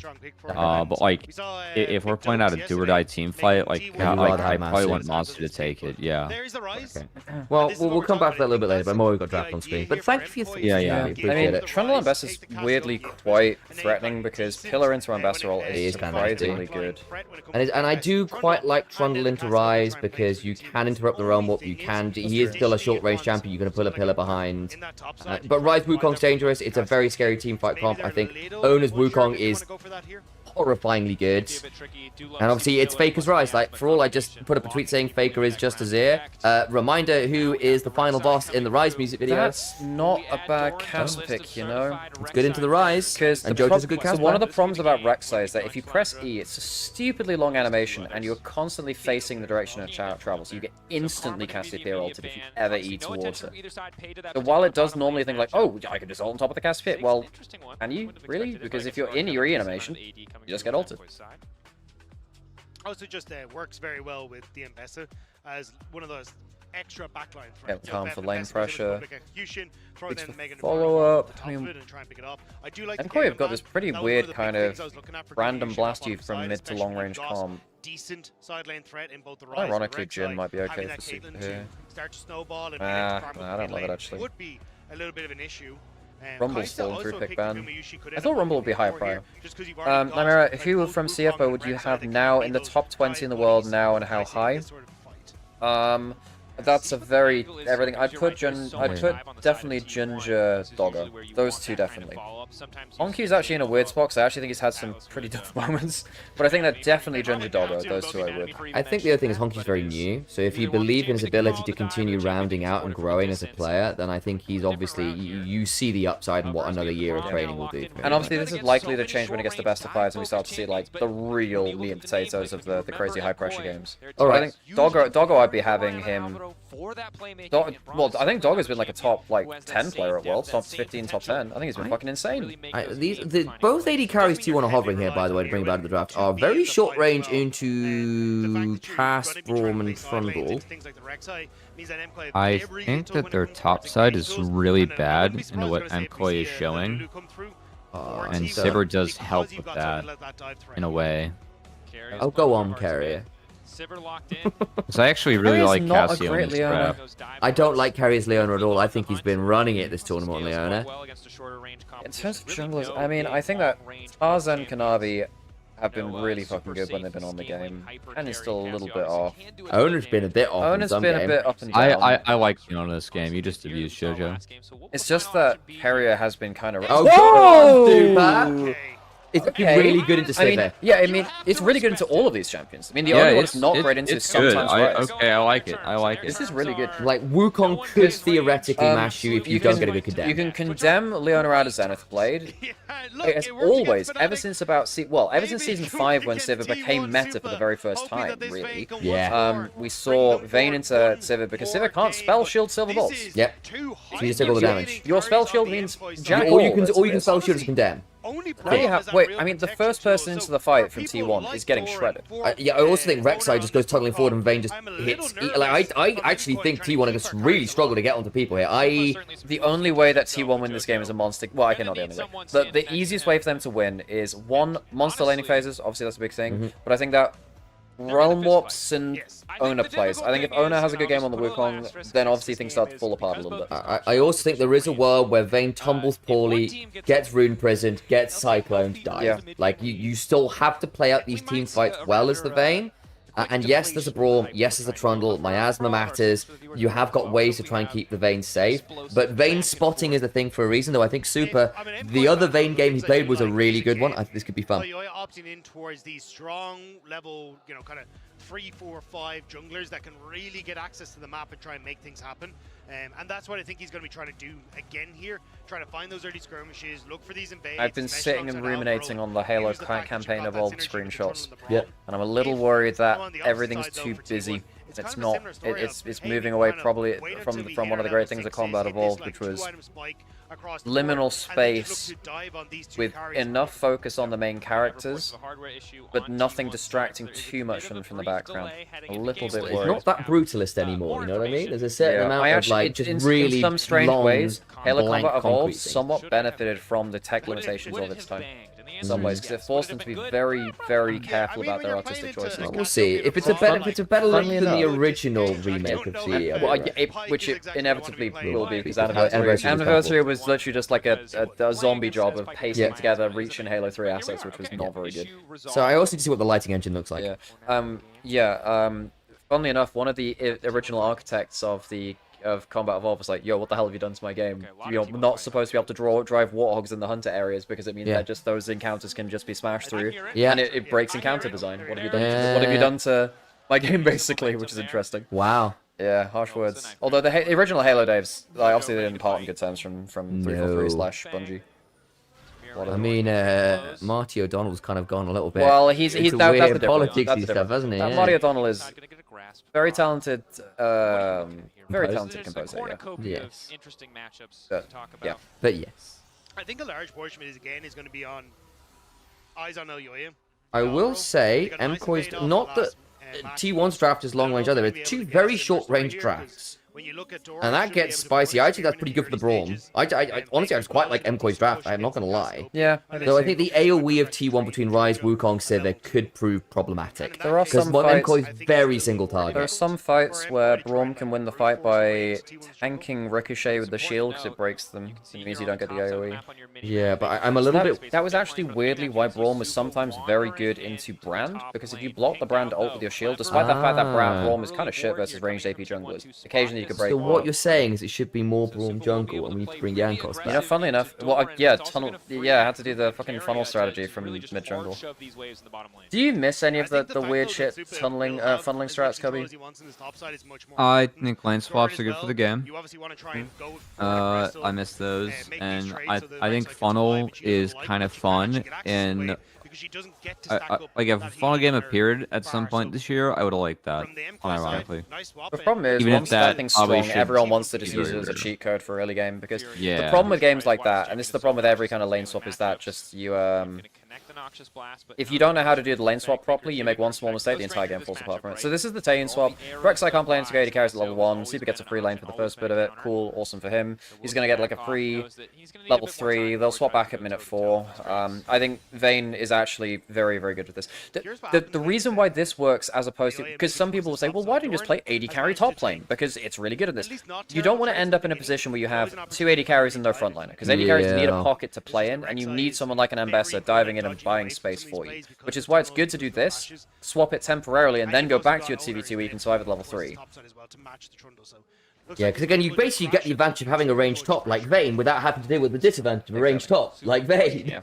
Yeah, you have the advantage of having the laning phase of a ranged top laner for the first 4 minutes, which is where you're most powerful, without having the disadvantage of playing through a full team comp without a comp. Yeah, and you don't have like things like, do I have to trade out TP for Ghost? But you can still, you kind of get away with those kinds of things. Oh, someone asked about the SK roster earlier. Yeah, Yes, so SK basically has been leaked that it's Wonder, Skeens, Leader. We don't know the AD carry, and Mickey.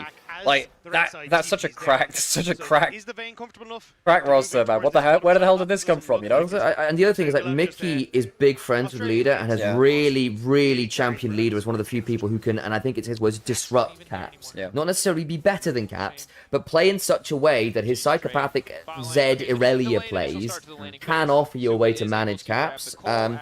It's just never really worked at LEC level. But it's, like, hey, if you're gonna, I think if you're gonna take the gamble as SK, that's not a bad option. I do think SK. The only thing it'll be is, remember, they've got to travel like 5 hours every week on your off days for games.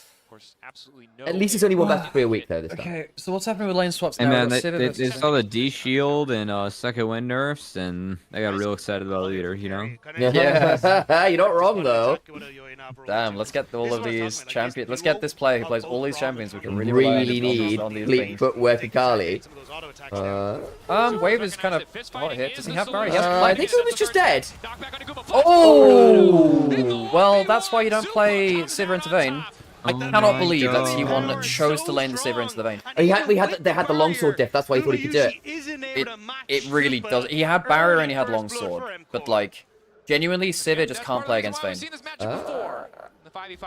Keep Pillar now. Oh, Pillar was on cooldown, I guess. I think Alvaro and El Yoyo could be in a bit of a spot here. Yeah. Where's the Pillar? The Pillar needs to be really double good. knockup. That's rough. Brawn passage might be enough. Brawn passage is pretty good. Yeah. Flash. Yoyo is dead. This is looking rough now. Stealing as well. Brawn passage is pretty good. Yeah, Mirwin's not going to get enough here, I don't think. Yeah, he's not. Oh dear. Alvaro's got no mana. It's over. The Tremor Sense was insane from Doran to spot. Really good from Doran. Jungle support diff. The Tremor Sense Ona walks away with 2 kills, and this Wukong does break this draft. If Wukong gets very fed, Wukong can break this draft. Yeah, I agree. And I also think there's a world where things like, like Rek'Sai ult on top of Rune Prison on Vayne is like, yeah, you don't actually get to do the things you need to do because you can't condemn Rek'Sai out of the ult, right? Like, once that's happening, it's happening. And you only get to condemn one person. Like, okay, you condemn the Leona, but what about the Wukong? What about the Rek'Sai? Yes, you got Braum. Yes, you got Cassiopeia. You need to manage it well. So, let's have a look at this one. So, I think Guma thinks, I've got Longsword and Barrier. I can win this, right? Hasn't taken minion aggro. Super has taken minion aggro. Level. Yeah. And the level. Yeah. Oh, it's not. Yeah. You needed an auto reset more from Gooman. I just don't think he had it. Though I see why the trade was taken. It's just I just don't think it's a good idea. Additional damage, right? Huge steroid if you dodge out on the boomerang. Leader is Zeka from Temu. Eltercore, you're so wrong and so right, and I love it. That's diabolical. The other thing that I will be interested to check is how checked in are Wonder and Mickey going to be for this SK roster if it starts going wrong. Like, will they just phone it in? Well, because we saw them with Roddy Sack, right? Yeah. In terms of like, not Wonder and Mickey, but like Leader and a bit of Wonder in there, right? But he only came in for a game or 2. Although that was very different, right? That whole thing was very fall apart. Legit, I think there was a tweet saying they've just rebuilt the Ruddy Sack in LEC. Watch SK pair up with Ruddy Sack. The Ruddy SK. Also, the early kill going to try and accelerate him towards that Blade of the Rune King, but you really do need 2 items on towards this Vayne before you really become a major threat in fights. So, and unfortunately, Dagger's right in terms of team fight value, 2-item Vayne when you get Blade, Rage Blade, or something like that. Yeah. Oh, you can also get Hexblade on Vayne occasionally too. But, this game. I think no, Blade Rage Blade's good. Yeah, no, they're more thinking the Hexblade. Like, is the Hexblade good this game? Yeah, no, Hexblade's whatever. It's. I mean, you don't need it. I don't think. I think if you're good, you don't need it. But I think actually in a side lane, 1-item's enough. Blade of the Rune King is so good into Sivir that, and the Rex side, they basically can't lane against you. I am a Vayne top enjoyer, so yeah, playing against Rex, Quinn mid enjoyer as well. You are. Yeah, I was a Quinn. In fact, I hit my highest ever rank on Quinn in Vayne top. Kill, which gave him the advantage when it came to the CS and the experience, but it has actually helped Mirwin in avoiding a lot of this matchup and get some of the much needed CS and experience that he needs. So yeah, Mirwin's in an okay spot. I actually think Mirwin's had a pretty good tournament on the whole. Yeah, he's not been bad. Considering I thought he would get blasted. Yeah. What I also found quite funny as well is like I can't remember whose Twitter was. Is like, yeah, you know, EU tops are just really not good. You know, I think the level of EU top is really bad right now, and like Whipper's going to include with BB, and Mirwin's just been straight up bad. And I'm like, actually, I think Mirwin's completely gone against those expectations. I can't remember whose Twitter. I'm not like subtweeting them, whatever. I think actually pre-tournament, I don't think that was a bad. Mirwin does have ult. Okay. No one's taken aggro yet, bro. And then Dorn and stop aggro. They can reset. Yeah, that's it. Oh no! You're meant to reset. You're meant to reset aggro. Oh, Ona didn't take the aggro. Ona didn't take aggro. Oh dear. Because what they needed to do is time it with the tower shot, so he goes underground, like midway through the attack cycle. He cleanses. Super has to cleanse and ult. Final hour. Really good observing there, actually. He just died. He's dead now. Yeah. What is he doing? Oh. Okay, Guma gets it. Spell shield, not bad. There's a realm up. There's a realm up. They don't get the passive until now. It's too late for passive. Oh, Super, my dude. He didn't flash the Leona. I don't know what he's doing walking up 1v2 there, man. Faker gets donated to kill, and Jojo's like, why have you done this? Super's had a tournament, man. You're just back in the Elo hell, oh no. The Super had a great, so I don't get the logic there. Was he trying to bait a fight knowing that Alvara's coming up? But you know there's a potential realm war. You don't win the 1v2, even if you win the 1v1. And stronger certainly in the isolated. Oh, Super, that's not it, man. Faker drops what, half a wave for that? He's already, you know, he's in a tough matchup, but you get value elsewhere. And this is after Mirwin just outplayed the Super. So this is a big mistake from this. Shield holds on to it for so long, and at this stage I think, okay, that's the execution, but the shield from Mirwin really it's literally just rebuttal as he comes out, and he gets a massive shield and turnaround damage. Fair, it wasn't about the turret aggro. Yeah. It actually doesn't matter. Literally just hold the W until the ult. The turret aggro actually doesn't matter. Yeah. Doesn't matter. Super thought he had the support, but that is an incredibly well-timed rebuttal. Sorry, is it rebuttal? That's Mel. It's repudiate. Yes. Flashing over the miasma. That doesn't change much, I don't think, folks, actually. Or maybe it does, actually. I don't know, they don't have damage. I actually don't think it changes that much.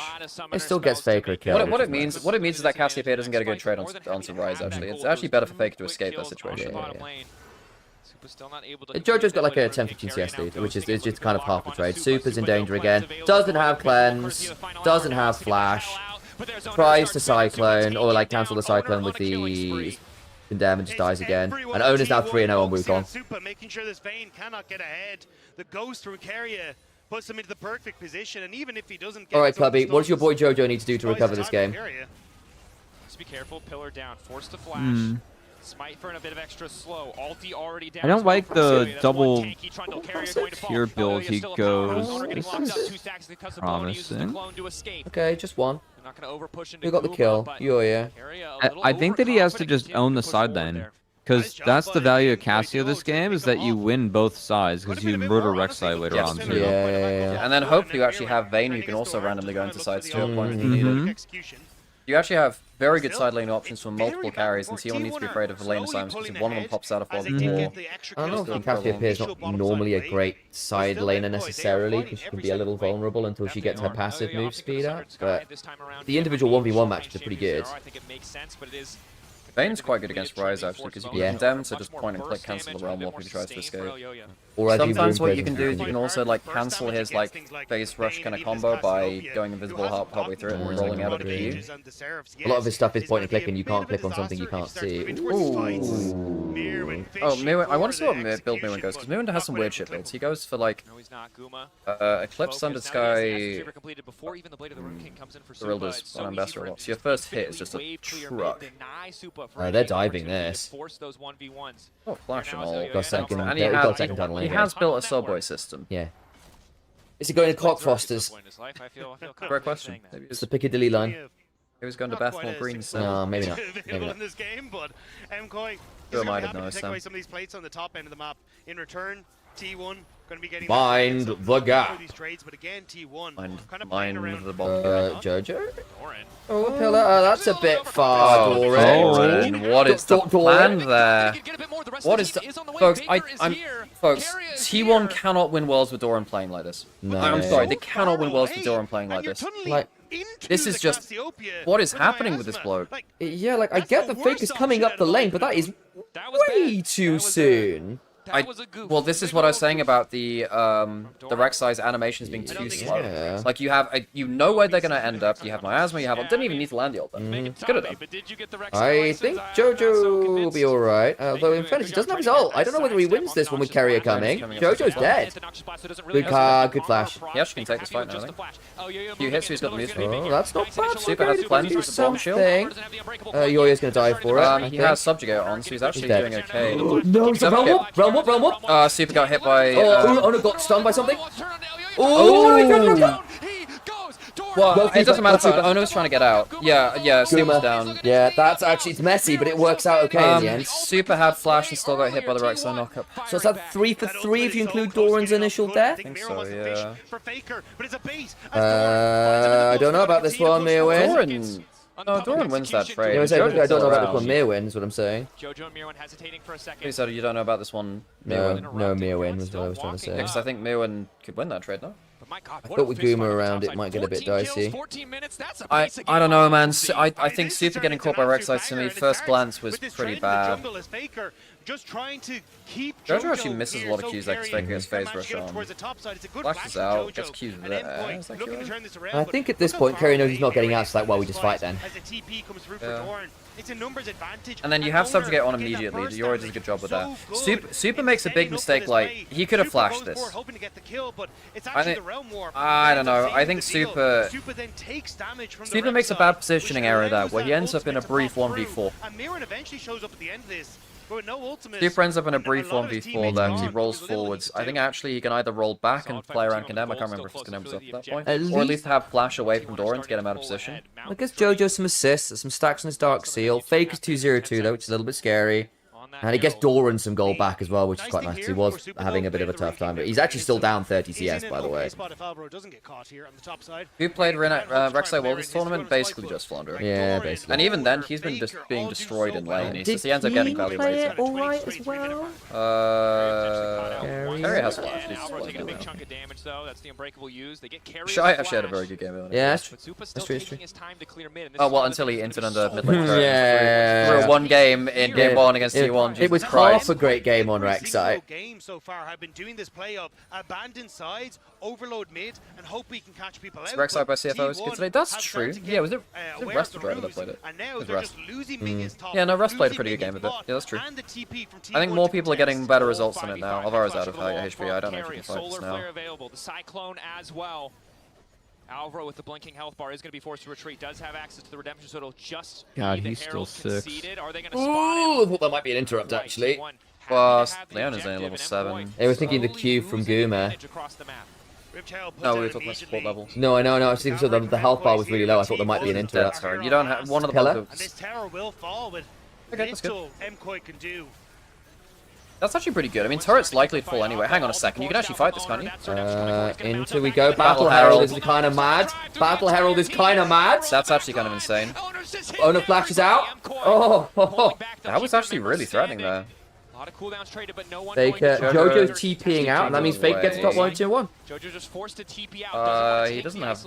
Yeah, he should get it with the next wave. Unless someone else... Can anyone get up to a little bit more there for T1. I mean, Ona doesn't end up blowing flash. What do they get on the other side? For T1 as well. Couple of flashes, no? I mean, yeah, Alvaro's flash. Alvaro's flash, but I think that was before the fight. To push these advantages as we crest the 15-minute mark. Ended up being good for Enko because Ona had to flash out, yeah. I think basically, yeah, the Wukong had been in a slightly awkward position, just immediately had to flash. Especially because the Condemn came on through, and I think he would have gotten condemned into the wall because he flashed and got condemned further away. Oh, wait. Yes. Yeah. Rise is now ahead in gold, which is a little bit of a concern. What we've learned, and perhaps there is no right champion to give him. Yeah, it's a decent Oh, he backsteps the petrifying gaze. Oh dear, Jojo.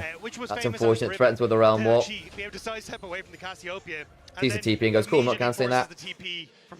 This cast we will be praising Faker. This is what we've decided. He doesn't probably need any more, but just in case you forgot. Wait, they nerfed the assault rifle to 32 rounds and no! Where's my 60 round AR? It's a full year of Faker praise saved up. Here we go. Oh, this would be sole point. Are we fighting this? No, we're not. So there you go. Feature strength also onto T1. I mean, luckily, Mountain Soul doesn't matter as much versus Vayne Cassiopeia, but you still do not want to give that over. Yeah, it does make things harder. It makes things a lot worse than Muin. But at least there are worse teams to have to play into with Mountain Soul, I agree. Rather, yeah, there are worse teams to play into Mountain Soul. Yeah, that's the better way to put it. Hit the noxious blast. You need those empowered twin fangs. Also, T1 have been doing a good job of flower collecting. Yeah, and with the phase rush, it does get very hard very quickly thanks to the extra movement speed. But give Soul for early Elder? Hell yeah. If they can hit that kind of that's the real big brain. Given the Mountain Soul, just fight over Elder. That'll work. Here, they want this, I think. Things coming down. And at least T1, I don't think members down here, does open up a window for a bit of pressure on towards yeah, the Faker's got the wave shoved top. It's going to come defend mid. Has a blast. Hey, Lexi, how's it going? Hello. What's up? Appreciate you. CFO winning was the best morning wake up. Honestly, it was really cool. It was a great series, and personally, like, I'm not necessarily preying on Flyquest downfall, but seeing CFO doing well was like, was quite cool. The positive side of that was really cool. I think CFO, first APAC team to make it out of groups equivalent for 10 years, insane. CFO, the one team to make all 3 international tournaments. LCP has now actually outperformed NA in terms of highest seed result over the course of 2025, which is an insane result. Maybe people will finally accept them now as a major region because they are, but I think the community conscious is not there for that yet. Huge for them. Until he leaves on the to get his okay, MKOI. What do we need? Basically, I think you need probably to fight this Dragon Soul when it comes up, and you need to ensure that Super is at 2 items for it if you can make it happen. I don't know whether he'll quite get there, but you gotta hope he does, because if he can get there, I think a Rage Blade, Blade of the Ruin King, Vayne that gets to dance to a team fight will have a much better time of it. Though I will say T1 have actually managed the anti-dive really well, and I think the Realm Warp angles have been good. They've been forcing out defensive tools onto single targets quite well, and then punishing with more, like Kerry has died a couple times, but when you're blowing Miasma and Brawlmo on just the Leona Zenith Blade, it feels kind of bad then when the Wukong gets to follow up and the Rek'Sai gets to follow up. If you just layer your CC right as T1, it's proving a little bit difficult for MKOI. CFO looked very good in the series, praying for a decent play. CFO will have one of the lowest seeds. Technically one of the 1-2s. How does it work against? You got the 3-0s versus 2 of the 3-2s. That's there's one of the 3-2 teams will play against one of the 3-1 teams, right? I think that's the way that it works. That's the case. Okay, hang on, that's a big cyclone, but I mean, Subjugate's been kind of huge. I don't like that from Muin. They don't get the Brawn passive onto Ona either. Super's actually in a good pocket. Super's in a good pocket. He might be able to get carrot. No, okay, that's a lot of damage from Spell Flux and Ricochet. The AoE is rough. They need to be a bit afraid of a potential teleport angle here. Oh, that's a bit deep. That's not bad healing though. Carry vibes. Oh, super. He doesn't have ult anymore though. He doesn't go invis. Realm Warp. Shitting hell, this is close. Hang on a second. That might be too much. That might be... Faker doesn't get the... So Jojo's gonna die.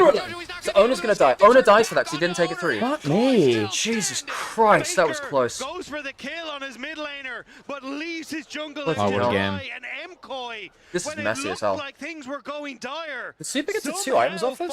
Surely he gets 2 items on that back. He didn't have it for that fight. Imagine how different it goes. The issue is it doesn't actually get you an objective. And you're going to have to play around without a lot of flashes at this dragon fight. And I don't know whether that's going to be a problem. You can see how hard it is for Doran to play into these carries. The Rek'Sai just can't play against Cassiopeia Vayne. And it doesn't help that he's hinted in laning phase 2. And Mirren hiding here. Gumayushi, great reaction on the spell shield, but the heal is still there. That heal was massive, by the way. Because everyone has to go and deal with Guma and Super. Still, you get like all of the flashes from M, but everyone's down flash but Doran right now. And this is the situation. The owner leaves the Realm Warp! He walked out of the Realm Warp! Oh, Jesus. I think he should just follow, and I think they can kill Jojo. No. Tools to stay safe, to dive in, to use that stealth. So the second the fight gets crazy, the second it gets chaotic, as much damage as Guma is doing, as much as he is an absolute powerhouse, he is still so vulnerable. It's also T1 as Faker actually starts at Vatican, not getting the fight that they would like, where it is this multi-man dive into the backline, constantly keeping up the pressure. Instead, they were kind of playing a lot of that resource into Oyoya, but T1 resources well allocated here. Yeah, and like again, like they will get Atakan here, and again, this is the problem, right? Like, look, you do get that, and it's a feel-good moment, but what does it actually lead to? You get a dragon. Congratulations. At least the gold is kind of shrunk back down again now, and Super is at 2 items. That's good news. But I am. You got 10 flowers. Yeah, you get another 10 flowers. You get the Atakan buff. That's worth wanting to play and taking the dragon over. It is what it is, you know. At this game state. I guess but you yeah, I agree with your line of thinking for sure. I think the permanent buff is big and buffing the dragons is big. I do think though the time thanks to the stream street kites, by the way. 70, that's a hell of a streak.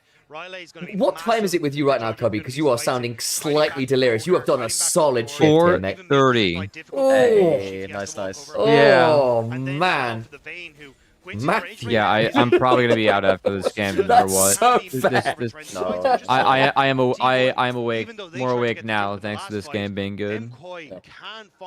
It's even in kills. I still think T1 just off weight of objectives are in a pretty scary spot. And I still think the AoE is proving scary. Yeah, there was a bit of a DPS check there with Faker Guma getting like a bit of spell flux spread, a little bit of ricochet spread, and like MKOI were lucky to make it out without losing someone, and I like another half item and we're in trouble. That being said, I actually think that Super Jojo killed the front line quicker than Faker. They do. The only thing is, my only thing is, MKOI is quite single target. Twin Fang, Silver Bolts. That's enough on the front line. Yeah, which it will be. But you know, actually, if you only kill Doran by the time you've eaten 3 spell flux and 3 ricochet autos, like that trade of HP can still be quite scary. Now they're starting to use that to clear out waves. Look at Owner constantly hovering mid. He wants his pick onto Super so badly. For a bit more. We will have flashes back up for the next dragon. Baron's coming soon as well. The other thing is MKOI only have 1 turret. It's really annoying. I actually don't think they've got a great siege comp. They're all so short range, and Vayne is notoriously bad at taking towers. Like, she just doesn't do damage to turrets. Like, at least you've got 3 grubs. There is that. But I do think that the shove of Rise, the shove of Sivir, even of the Titanic Hydra Rek'Sai, is really annoying. Honestly, I will say, I think her tumble procs on turrets now. It does. It does. And again, you've got 3 grubs. That has helped a lot, but yeah. And I'm just aware, like, when actually, that shit did not, oh my god. It was rough. Yeah, and again, she didn't build attack damage either. It was all those attack speed and on-hit, right? Which did nothing to turrets. Frontal with 3 grubs it's like season 2 shit, yeah. But but you've got to be able to get to touch a turret against Titanic Hydra Rek'Sai, who was not the Rise, who was not the Sivir, who were 2 of the best wave clear champions in the game. I also think Yoya's gone for the right choice of building the tank kit Frontal, not going to I think Thunder Sky Zero Position makes a lot of sense. There is an anti-heal item on Guma though. Guma's really scary. Guma's really scary. And the problem is, like, whenever Guma actually has the damage to carry a game, he's very consistent at doing it on his choice champions anyway. He's Sivir is one of them, to be fair. I think Rywise can make a difference this game from Jojo. I like it. Yeah, Leonardo's nice, please. I mean, I think that Cassiopeia against Sivir can be very anti-fun. And again, yeah, if you manage to get the pocket for Super and Jojo, it's a ton of damage.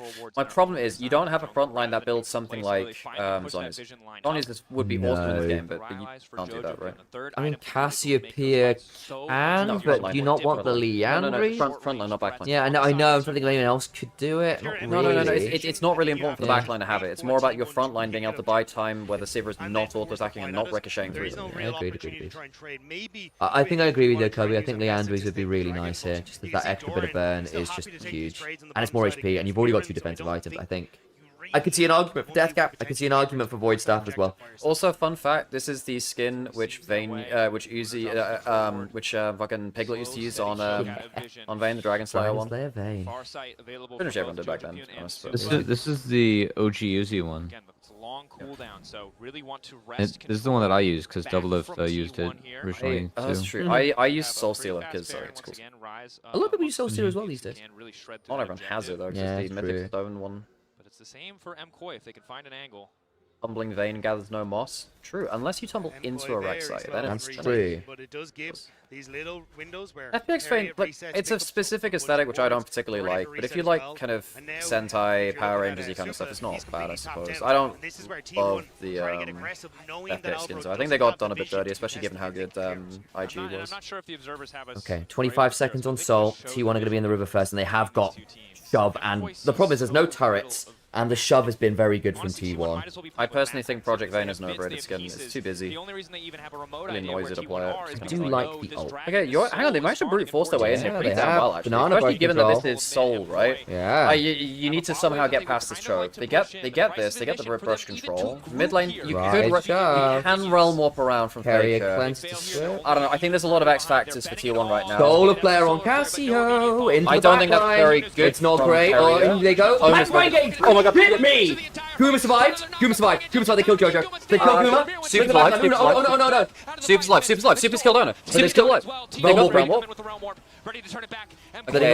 This is looking dicey. Super doesn't have ult anymore. There's no smite for T1. There is lifesteal for Super on the dragon. So he's lifestealing it up. He's waiting for Condemn to come up. He has flash. There's no flash on Doran either, so they can just Condemn or pillar him out. Yoya doesn't have. This is just a smite angle from Yoya. It's smite. They need a little bit more damage. Look at the fight. Alvaro's dead. They really didn't actually. This could try smite, but can they just kill him? They do. Very close. The problem is Joy's gonna die and they're gonna lose Baron for it. They couldn't afford to give Mountain Soul. I actually think there was a world in which they killed Faker there, because there was a world in which they could kind of stack up. For Baron. I think there was a world in which they could get Rageblade, because Rageblade does double stack Brawn passive, I'm pretty sure, once it's stacked. So if they manage to hold that, there's a chance where they could kill Faker, but I guess they're afraid of Super getting one shot. We're just going to immediately go Baron. But he's going to reset and move back up towards his Holy crap, well they stopped Soul. God damn, that was close. The petrifying gaze was insane. Catching Guma was insane though. I mean, Guma, the problem is Guma still went 1-for-1, which is, you know, like, if you got him cleanly, you're feeling better. Yoya is 13 seconds off. They're going to kill this too quickly. It's Ryze Sivir. It's going to disappear. The greater advantage here is they now start this objective. Mirwin not even sure if he can step up. MKOI after that last fight. And again, you've now... How do you wave clear against this team into Baron? I think MKOI could have just flash autoed Faker. Maybe you're afraid of Doran tunneling at you, but then you just save Condemn for that, I think, or Pillar. He was close. Oh, hang on, maybe you can catch him here. That's not bad. This is onto Ona with... Hang on, that's realm warping into position. Ona's dead. They got it on the hunt out. That's a big pick. So now, well, that's one person down. And realm warp and on the hunt. Okay. Can you get more? I don't think so. Faker. Hang on, Rylo's slow. No, your engage is basically limited to Pillar plus New and all. It will slow the Baron play. It will slow the Baron play. A pick from MKOI might have bought them more time. They went in as a duo to try and get wards and actually just didn't respect Faker's having another excellent game, by the way. Faker's been very good at threatening random people across the place. His realm warps have largely been very good at opening up extra angles of attack as well. Likely they should knock down at least a few of these tier 2s, but for the next 15 seconds, Owner isn't around. Super's going towards Jack shows. I think when Super gets Jack show, that's when the game actually gets very interesting. Ah, yeah. So I think at that point he actually, I don't know. I mean, Ryze is such a fucking hyperscaler in his own way that if you misplay as the Vayne, you don't have HP to... You might kill the Ryze, you're not going to have HP to kill anyone else. My problem is that, I don't know, maybe there's too many people for MKOI to damage. I think that T1 are just better team fighters, you know? Yeah, and I think the problem is they have actually got 3 carries, maybe 4 if you count Doran as well at this point. Doran's kind of like the X factor on top of it. He's not a carry of this build, he's got Steric Spirit Visage, you know? Yeah, which is no, you're right. Arguable value, actually. No, when you're right, you're right. Shred him. When you're right, you're right. Oh, Super's going Deadman's instead. Maybe he's going Deadman's instead, actually. Okay. Give the extra HP. And a bit more move speed, which is not bad. Hang on, is that what comes out of this? Yeah, I think that's... I think so, but I wouldn't Jackro play is, Kuma on the other side of the pillar. He has no pain. No flash, Holy shit, that was so good for them. Oh my god. Jojo Yoya might have just won them a game. Hang on, that's not breaking door. That's not breaking door at all. That's awful from Doran. Over the wall, survives. I am not sure what Doran just did there, folks. Fucking awful. I'm not gonna lie, I'm not sure what he just did. So that's basically Baron buff completely gone, no advantage game. Insane from Yoya. Dude, I love how. Okay, so you want JoJo lore? Yeah. So EG Academy, this kid got bored playing Academy because his competition wasn't good enough, and so he went to his coaches instead. I want to learn how to shot call or like talk more, like more in the game. Instead, he pretty much learned how to shot call like within like 4 or 5 months. And like by then, he was like out reading like coaches on some scenarios and stuff like that. That's really It's good. kind of wild. Yeah.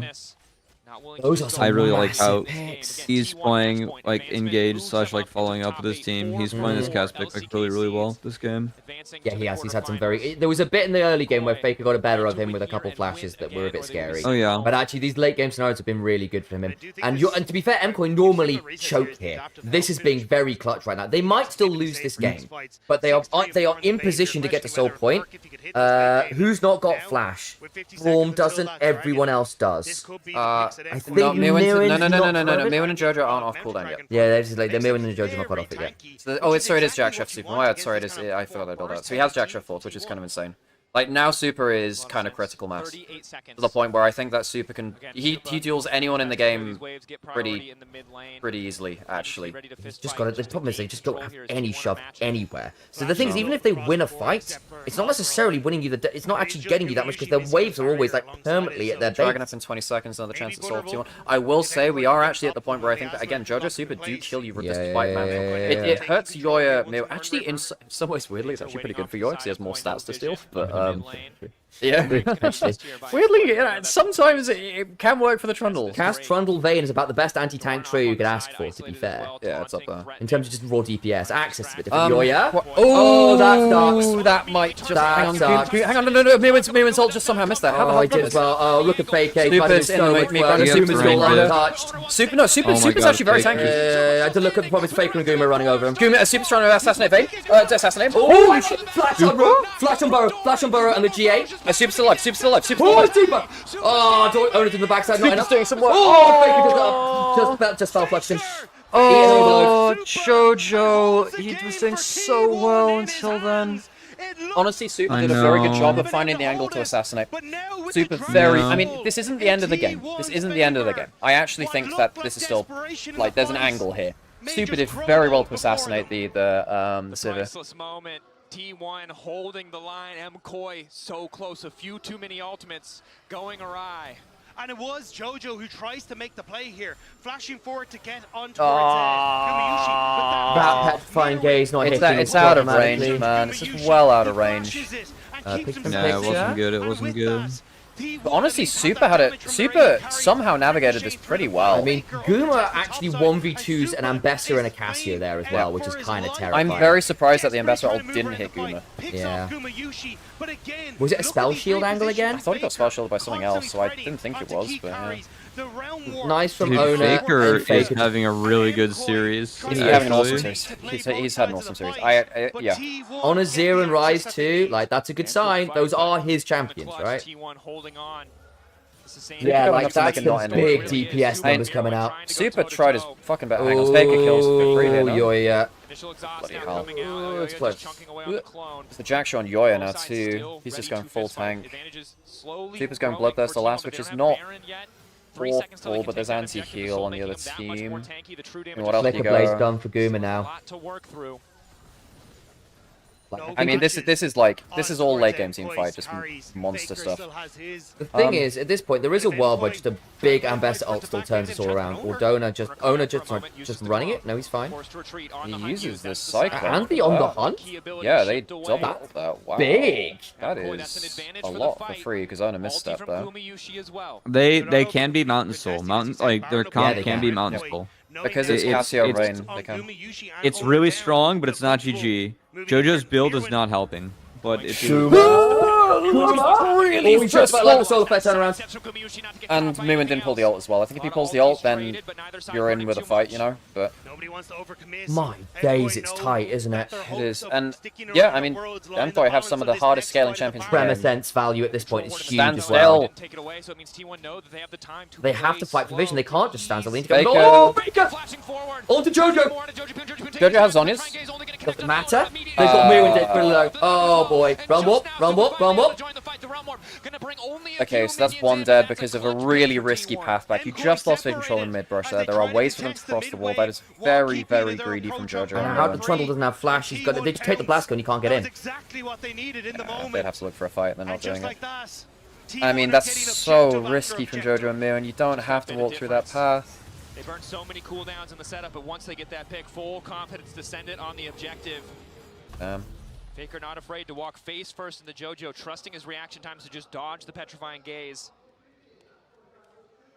Yeah, I mean, they didn't expect to get... Well, MKOI clearly didn't expect to get jumps on as they walk back towards mid there. MKOI once again in a position where they have to hold the line. Last time it was picks that stopped this from being a problem, that stopped the Baron from getting full effect, but they're completely on the back foot this time around. And that's the thing, it's no longer about, you know, where you are in your build or what items you could try and hit. It's the fact that again and again T1 have been able to find those fights, have been able to spread MKOI. This Baron needs to break the base though. JoJo at the start of these fights, and then it just becomes Super versus the world, and Vayne sometimes likes those odds. But in this sort of situation, T1 have been able to shut Super down every single moment. I don't think anyone's playing odds against T1, brother. No matter how good, no matter how fed. Yeah, until T1 are dead in the ground, I will never count them out at a world championship. Yeah. Yeah, I don't. Seriously though, I really worry for T1 with the way that death cap. Yeah. I really worry for T1 with the way that Thorin's been playing, sadly. Yeah, I also think that Carrier and Boomer have had some moments as well. You go, not sure. Even Owen's not been a peak. Yeah. Ironically, I think Fake's been their best. No, Fake has been their best player. He has. Yeah, he has. And that's just not been true like the entire year. Very quickly making his way through that middle. Obviously, like yesterday, he did get like go 0-2 against the Silas having game flashed on. Like, there's been moments from him as well that haven't been great, but like today, at the very least, he's been very good. There is no one that can really approach these waves, and that this is what Heroes creates. Yeah, I mean, I think this is why, folks, when we heard Fearless at the stadium, like, okay, that's cool, it's innovative. Realistically, it has dropped the quality of League, especially at Worlds. Now, I understand it for, like, particularly for regional play, Fearless keeps people interested in a way that they would normally. But well, that's valuable too. That is valuable too. But I think Fearless has taken the percentage off on the top games of the year. They can stun into that. That's not bad. The side half health down. That's actually not bad at all. Okay, solar flare turn. Minute till Elder and Ona won't have flat. Wait, they can. Ooh, shit! That TP angle. Can they TP? No. No, they don't have nothing you want to TP to protect though. Good call. They have nothing to. I think T1 teleported in there, not knowing whether MKOI had a hidden ward or something. Well, and you can understand why that. You know, if that was anyway, if they can dash carrier now, oh shit, it's just a little bit too close. And he's actually come out and he immediately clears a load of these wards, which is proving problematic. Like MKOI can't get vision around this river. MKOI begging for a chance at one more 5v5 despite the gold deficit. Oh my god, it's so hard to kill a super minion. I think it's like Baron up super minions. It's so hard to kill the man. They just do not win. And a super is that Vayne is one of the best champions to clear them out of the champions that could be clearing them, but you know. Right. Again, you don't have to stay like again. You still quite single GA man. There's double GAs for 2-1. Faker doesn't even he feels like he needs to go for Zhonya's. Doesn't need. He hasn't died the whole game, you know. MKOI's all been about diving onto the Vayne, but the problem is the Rise has also been putting out just a shit ton of damage. That's Ona stunned again. Yeah, he got condemned. He's okay. Oh no. But they've had good in the river. They managed it. There's some vision control. No, they've actually been forcing the way into the river pretty well. So what they can do now is they can stack up Rage Blade on Elder. And then teleport. Oh shitting hell, it's teleport into the Elder flip. Who's going? I don't know, man. I think they just have to stop the backs. They just have to stop the backs. I don't know, man. I don't know. Backs. So how many? But they can rise warp it. They can realm warp in. They can realm warp in. It's Elder for Nexus. It's Elder for Nexus. Better macro. Elder for Nexus. The classic. Doesn't matter. It won't get there in time. It won't get there in time, man. Oh, nicely done, T1. Teleport, realm warp. There you go. Farewell, MKOI. 2025, MKOI are sent packing. astute play from T1. Yeah. I'm gonna go past that, folks. Oh man, Oyoyo was hold on, but T1 continue to stride forward towards playoffs, to continue forward to defend their title. A valiant effort from MKOI, but T1 outmatching in this best of 3 to qualify for the bracket stage. Let's all right, thanks for having me. I had you fun. too, dudes. A pleasure. Yeah. But it wasn't enough because the all right, have a good night. Thank you again. Yeah. Is the one of this T1 roster who once more make it to the knockout stage of the World Championship and now can continue their road to possibly their third in a row. And when you hear those facts, I think it puts into context how hard it was for Movistar KOI today. Despite there will be a draw. Sorry, there is a draw. I forgot. And I'm very That's tired. fair. I was honestly jumping at the ability to. Yeah, one thing I really love to see. Oh, Yori looks a bit Movistar downcast KOI there. lineup as they take their You know, I expected MKOI to. The thing is that I think game 1 there were some dumb mistakes from T1. I just think that second game was actually really cool draft, and then actually some pretty good play from both sides there to make that competitive. And yes, it's going to be a disappointment for MKOI. But you know, they really tried there. They did not play scared. And actually, that was some of the more clutch late games we've seen from MKOI. A lot of other games in the year, they would have messed that up. Felt really comfortable on, especially with this Super Vayne pick, right? Like, we do know it is one of his pocket picks. Effie is looking at me like she's like, I don't know. I thought it was great. Oh yeah, except like they had the one snafu, but I think like it was obviously something you could even see in team fights. The way they were playing with Fox, the way they were trying to get picks. It's difficult to execute, but they went out fighting and they went out playing their style, and I really Run the ads out where we can get the money off the viewers. But on the other end is, of course, the fact that T1 had complete control of all the objectives, of everything on the map, of all the dragons, of all, like, practically everything. And I feel like you make it very difficult for yourself if you put all your eggs in the basket of we're gonna win that big team fight. You just have to take a look at the rest of the map, and you cannot make any mistakes. Yeah, T1 put me in a really awkward position here because compared to domestically and even what we saw at MSI, I think we're still seeing campaign a lot of the evolved issues is like for we're this using team that have a plagued them. ton of infinite assets. They've changed all of the architecture for the Forerunners. Oh boy. But then they also they have, so funnily enough, the Needler has an ammo counter, and I'm like, the fucking Needler, you see the ammo disappear. What does this really mean? For T1 going into quarters, I don't know. I have no idea. If it feels good, sure, but I think this is probably going to be, again, not hitting the mark. No, I know. Like, it'd be okay if it was like Halo 7 or something, but it's Halo Combat Evolved, you know. I think with teams like, it's just like, yeah, I don't know. It feels like little things that feels like they don't actually get the game. Exactly, and this is my problem with... This is exactly my issue, where now people who are making games for these series or making media for these franchises like Star Wars... Yeah, I mean, you could Jones tell, is a bit different, we actually. already talked about why you or maybe not, actually. But like some of these like all-time famous franchises, they don't actually understand what inspired the game in the first place. Like, they don't understand like the organic architecture style of the Forerunners, and they don't understand like the mood lighting and stuff like that. I mean, obviously Anniversary was train wreck. This will be better than Anniversary. It will be, but and it's even stuff like they won't have multiplayer in it. It's just campaign. It's just campaign evolved. Yeah. So there's no multiplayer. I mean, there's multiplayer co-op, but there's no. Why is this signature pick for him alongside these here? He didn't die. He didn't die. Ryze is deceptively tanky. I don't know what to tell you. Deceptively. Yeah. That's crazy, you know, because of the skirmishes in that last game. It was a skirmish every second. And for me, T1, so often we keep saying they can't keep getting away Okay, with so it. what And for draws do we Faker, it's want? like, So the 3-2 teams face up against, well, 2 of them face up against the 3 teams. I mean, honestly, folks, I'm kind of dying for KT T1. I'm kind of dying for that, folks. That would be very funny. Surely, Telecom War for Worlds would be very funny. It would be the first Telecom Wars ever at Worlds, folks. It's crazy. 13-0-14 in a series. Armor at this point is just an accessory. CFO KT would also be kind of cool. As well, some MVPs in his backpack.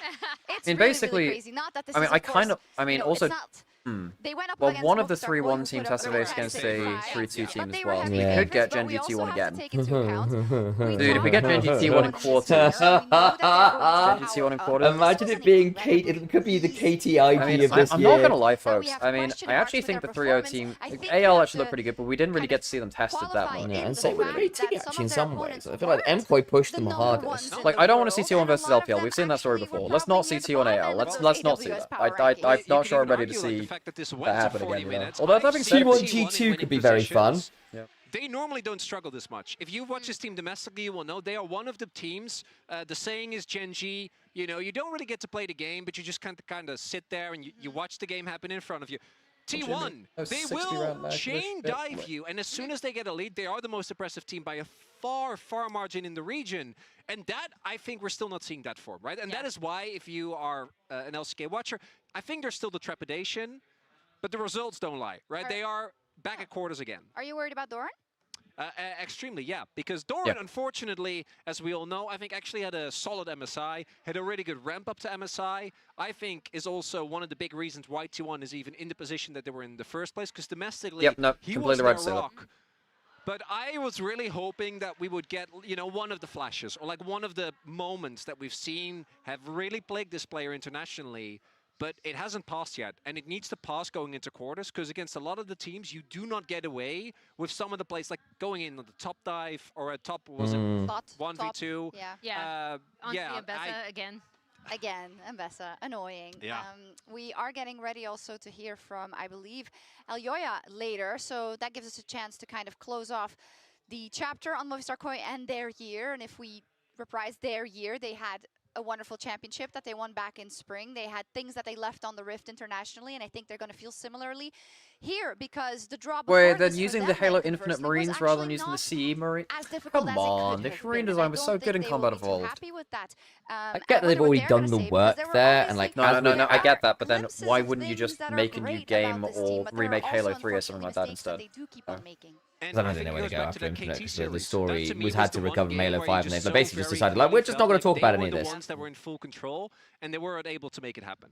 Okay, I believe I do see the interview getting set up, ready for that, and I think it's always amazing when the players after a loss are willing 41 minutes. to kind Well, of talk to us as we take I don't know, close out the folks. I mean, series. MKOI actually played okay in this series, but they're breakdown. I gotta plagued by say, late it was game big decision to hear from making. the audience for that, I think, Their late game 8,000 decision making is just not damage there. fight by Supa. Like, the crowd was, you know, they're Uzi lovers probably, and he played Vayne, so that has something to do with it. But yeah, I think Faker Somber was in playing 4-2-1. out of his mind.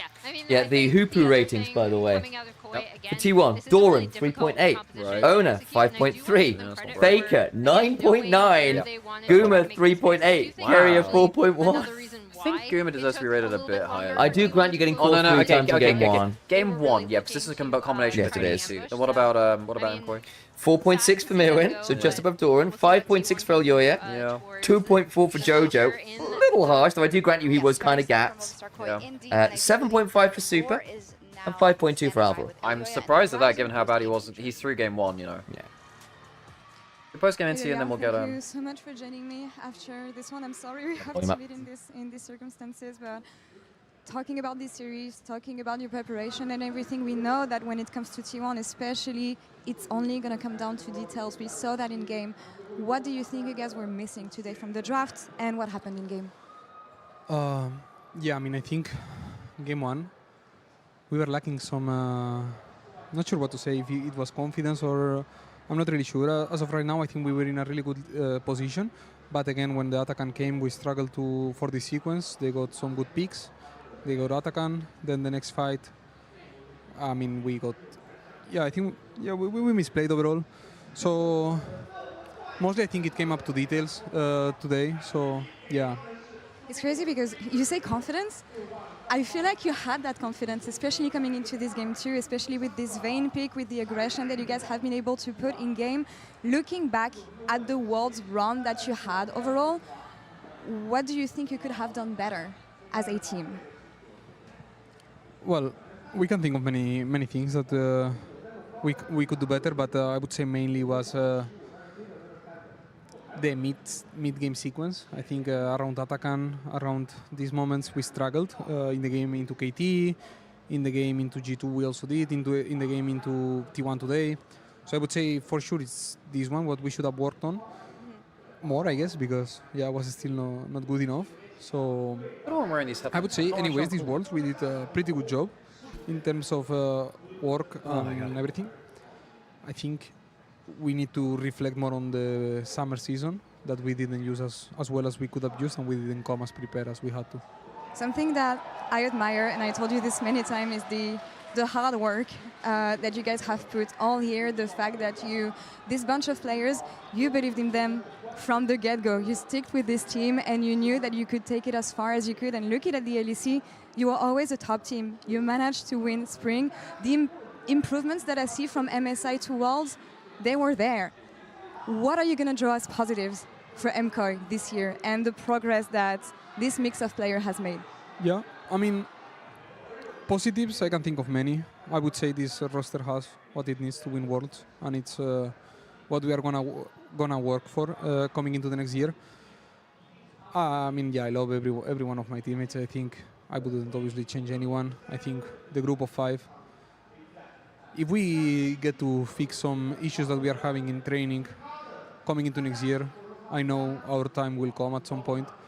So yeah, I really trust everyone in my team, and I think it's just some individual things we need to change, and we will be in the top.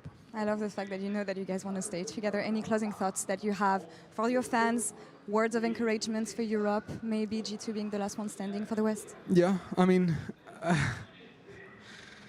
let's put all of our support into G2 because they are the last hope of Europe, obviously.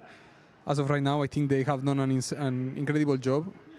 I mean, I think it's one of the first time I'm complimenting one of my rivals, but honestly, how much they improved during summer and how much in a good shape they are right now. Even Skumont, I think, coming from a rookie level he has right now, it's pretty mind-blowing.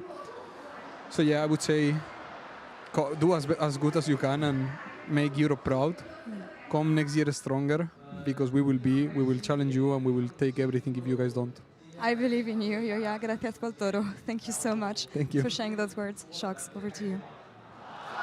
Thank you so much. We will immediately go over to the draw show. Just as an explanation, 3 bowls on stage basically right now. This first draw is to see which side of the bracket the 2-3-0 teams are on. The first bowl is the 2 teams that went 3-0. The second is the teams that went 3-2. And the final one has the teams that finished with a score of 2 of the 3-1 teams draw the 3-0 teams. I actually think the 3-2 teams would rather be drawn against those 3-2 teams going 3-1 teams. I mean, Gen G's in the 3-1, I think you are hoping you get one of those 3-0 teams as the 3-2 teams on the whole.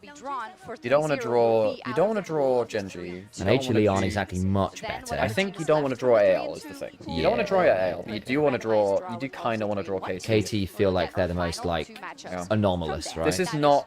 I think the seeding is a little strange here. Yeah. I mean, in fairness, it makes sense, right? The teams that got 3-0 earned their seeding. This is just a fact of the Swiss setting with best of ones in it, right? It can get a little bit of noise in the data with it, but it is how it is. It's not like Bruce didn't have that too, right? You have to beat the teams in front of you. This is basically determining which 3-0 team is on which side of the bracket. Just being like, okay, this is just a normal KT Fin experience. Here we go. Okay, so they'll be on, I guess, the left-hand side of the bracket, or the.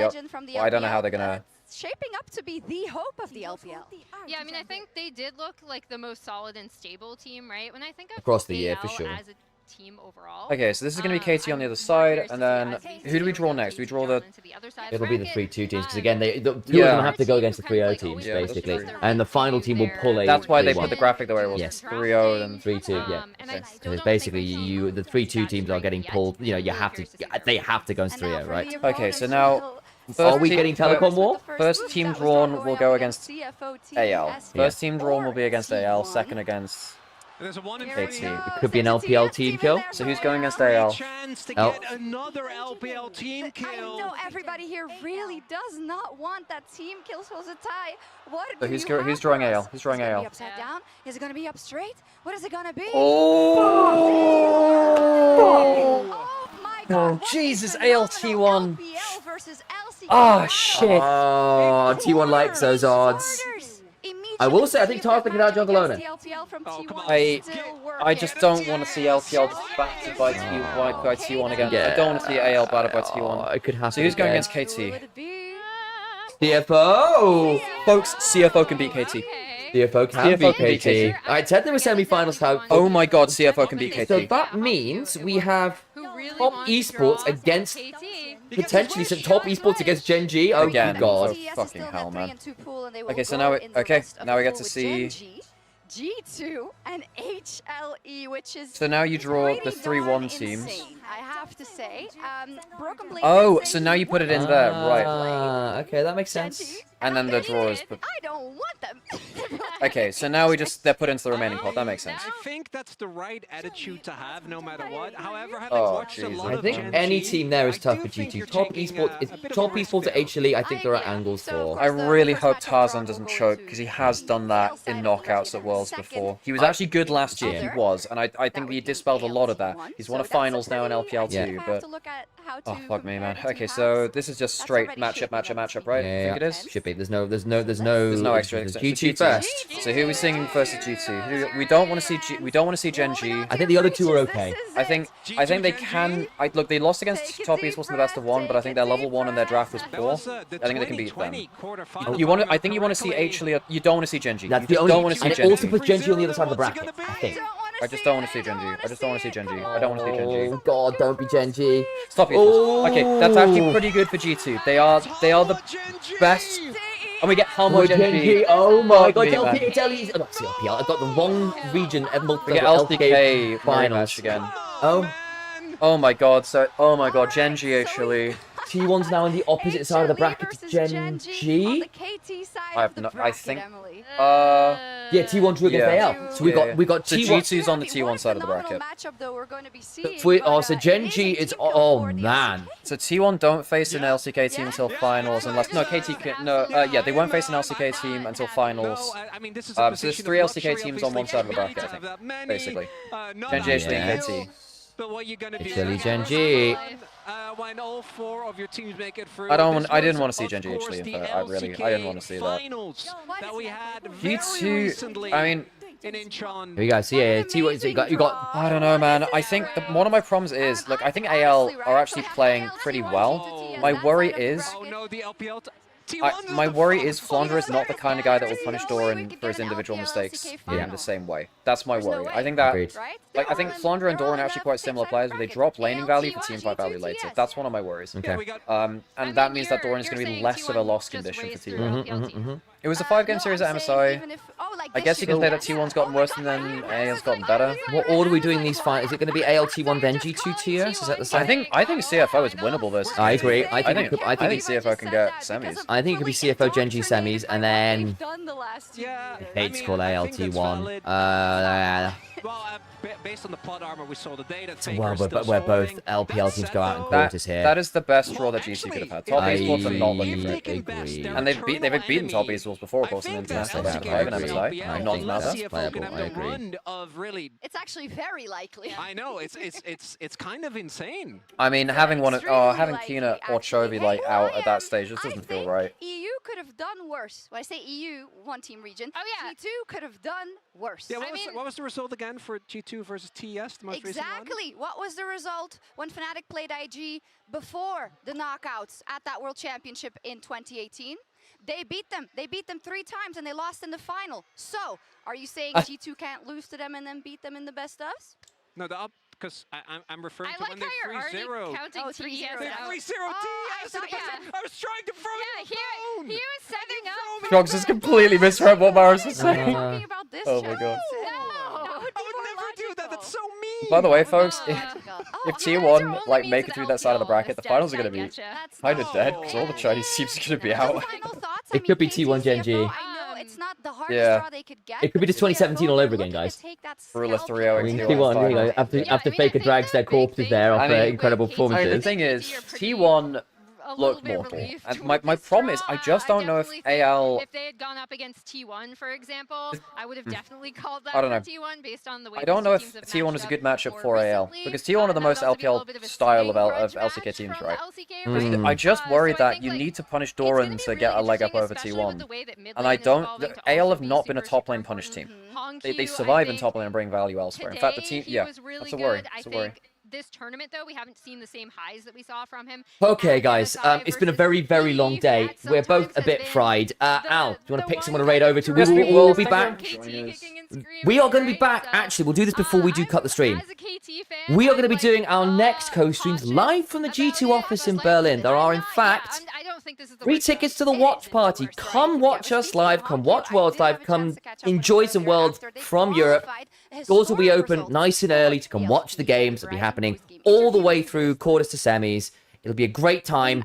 We'll be there. Come say hey. Come enjoy in person. Get that little bit of Worlds excitement in your life. If you are in Germany, if you are in Europe, if you want to make the trip, it'll be a great time. The tickets are damn free. Just go get the Eventbrite link from over on the G2 Army Twitter and come join us. It'll be a great time. And you can come say hi to us as well. We'll be enjoying bringing our green friend along with us. We'll be doing some in-between games shenanigans. It'll be a great time. We'll do that thing where we're right over. Enjoy the next stream, and yeah, have a good time, and we'll see you in our next streams for quarterfinals. It's been 10 years, and we've made it back to the quarterfinals again. Maybe, you know, maybe you'll get there. When it comes to how your team has improved, I think the team has shown tremendous promise this whole year. I think a lot of people were waiting for the next step. What do you feel about your level, and what do you feel you have improved at the most across this year? 那在这一年，你们其实进步的幅度也是相当大哦。那同时在国际的舞台上面，也是有很多人就是正在瞩目着你们的，甚至在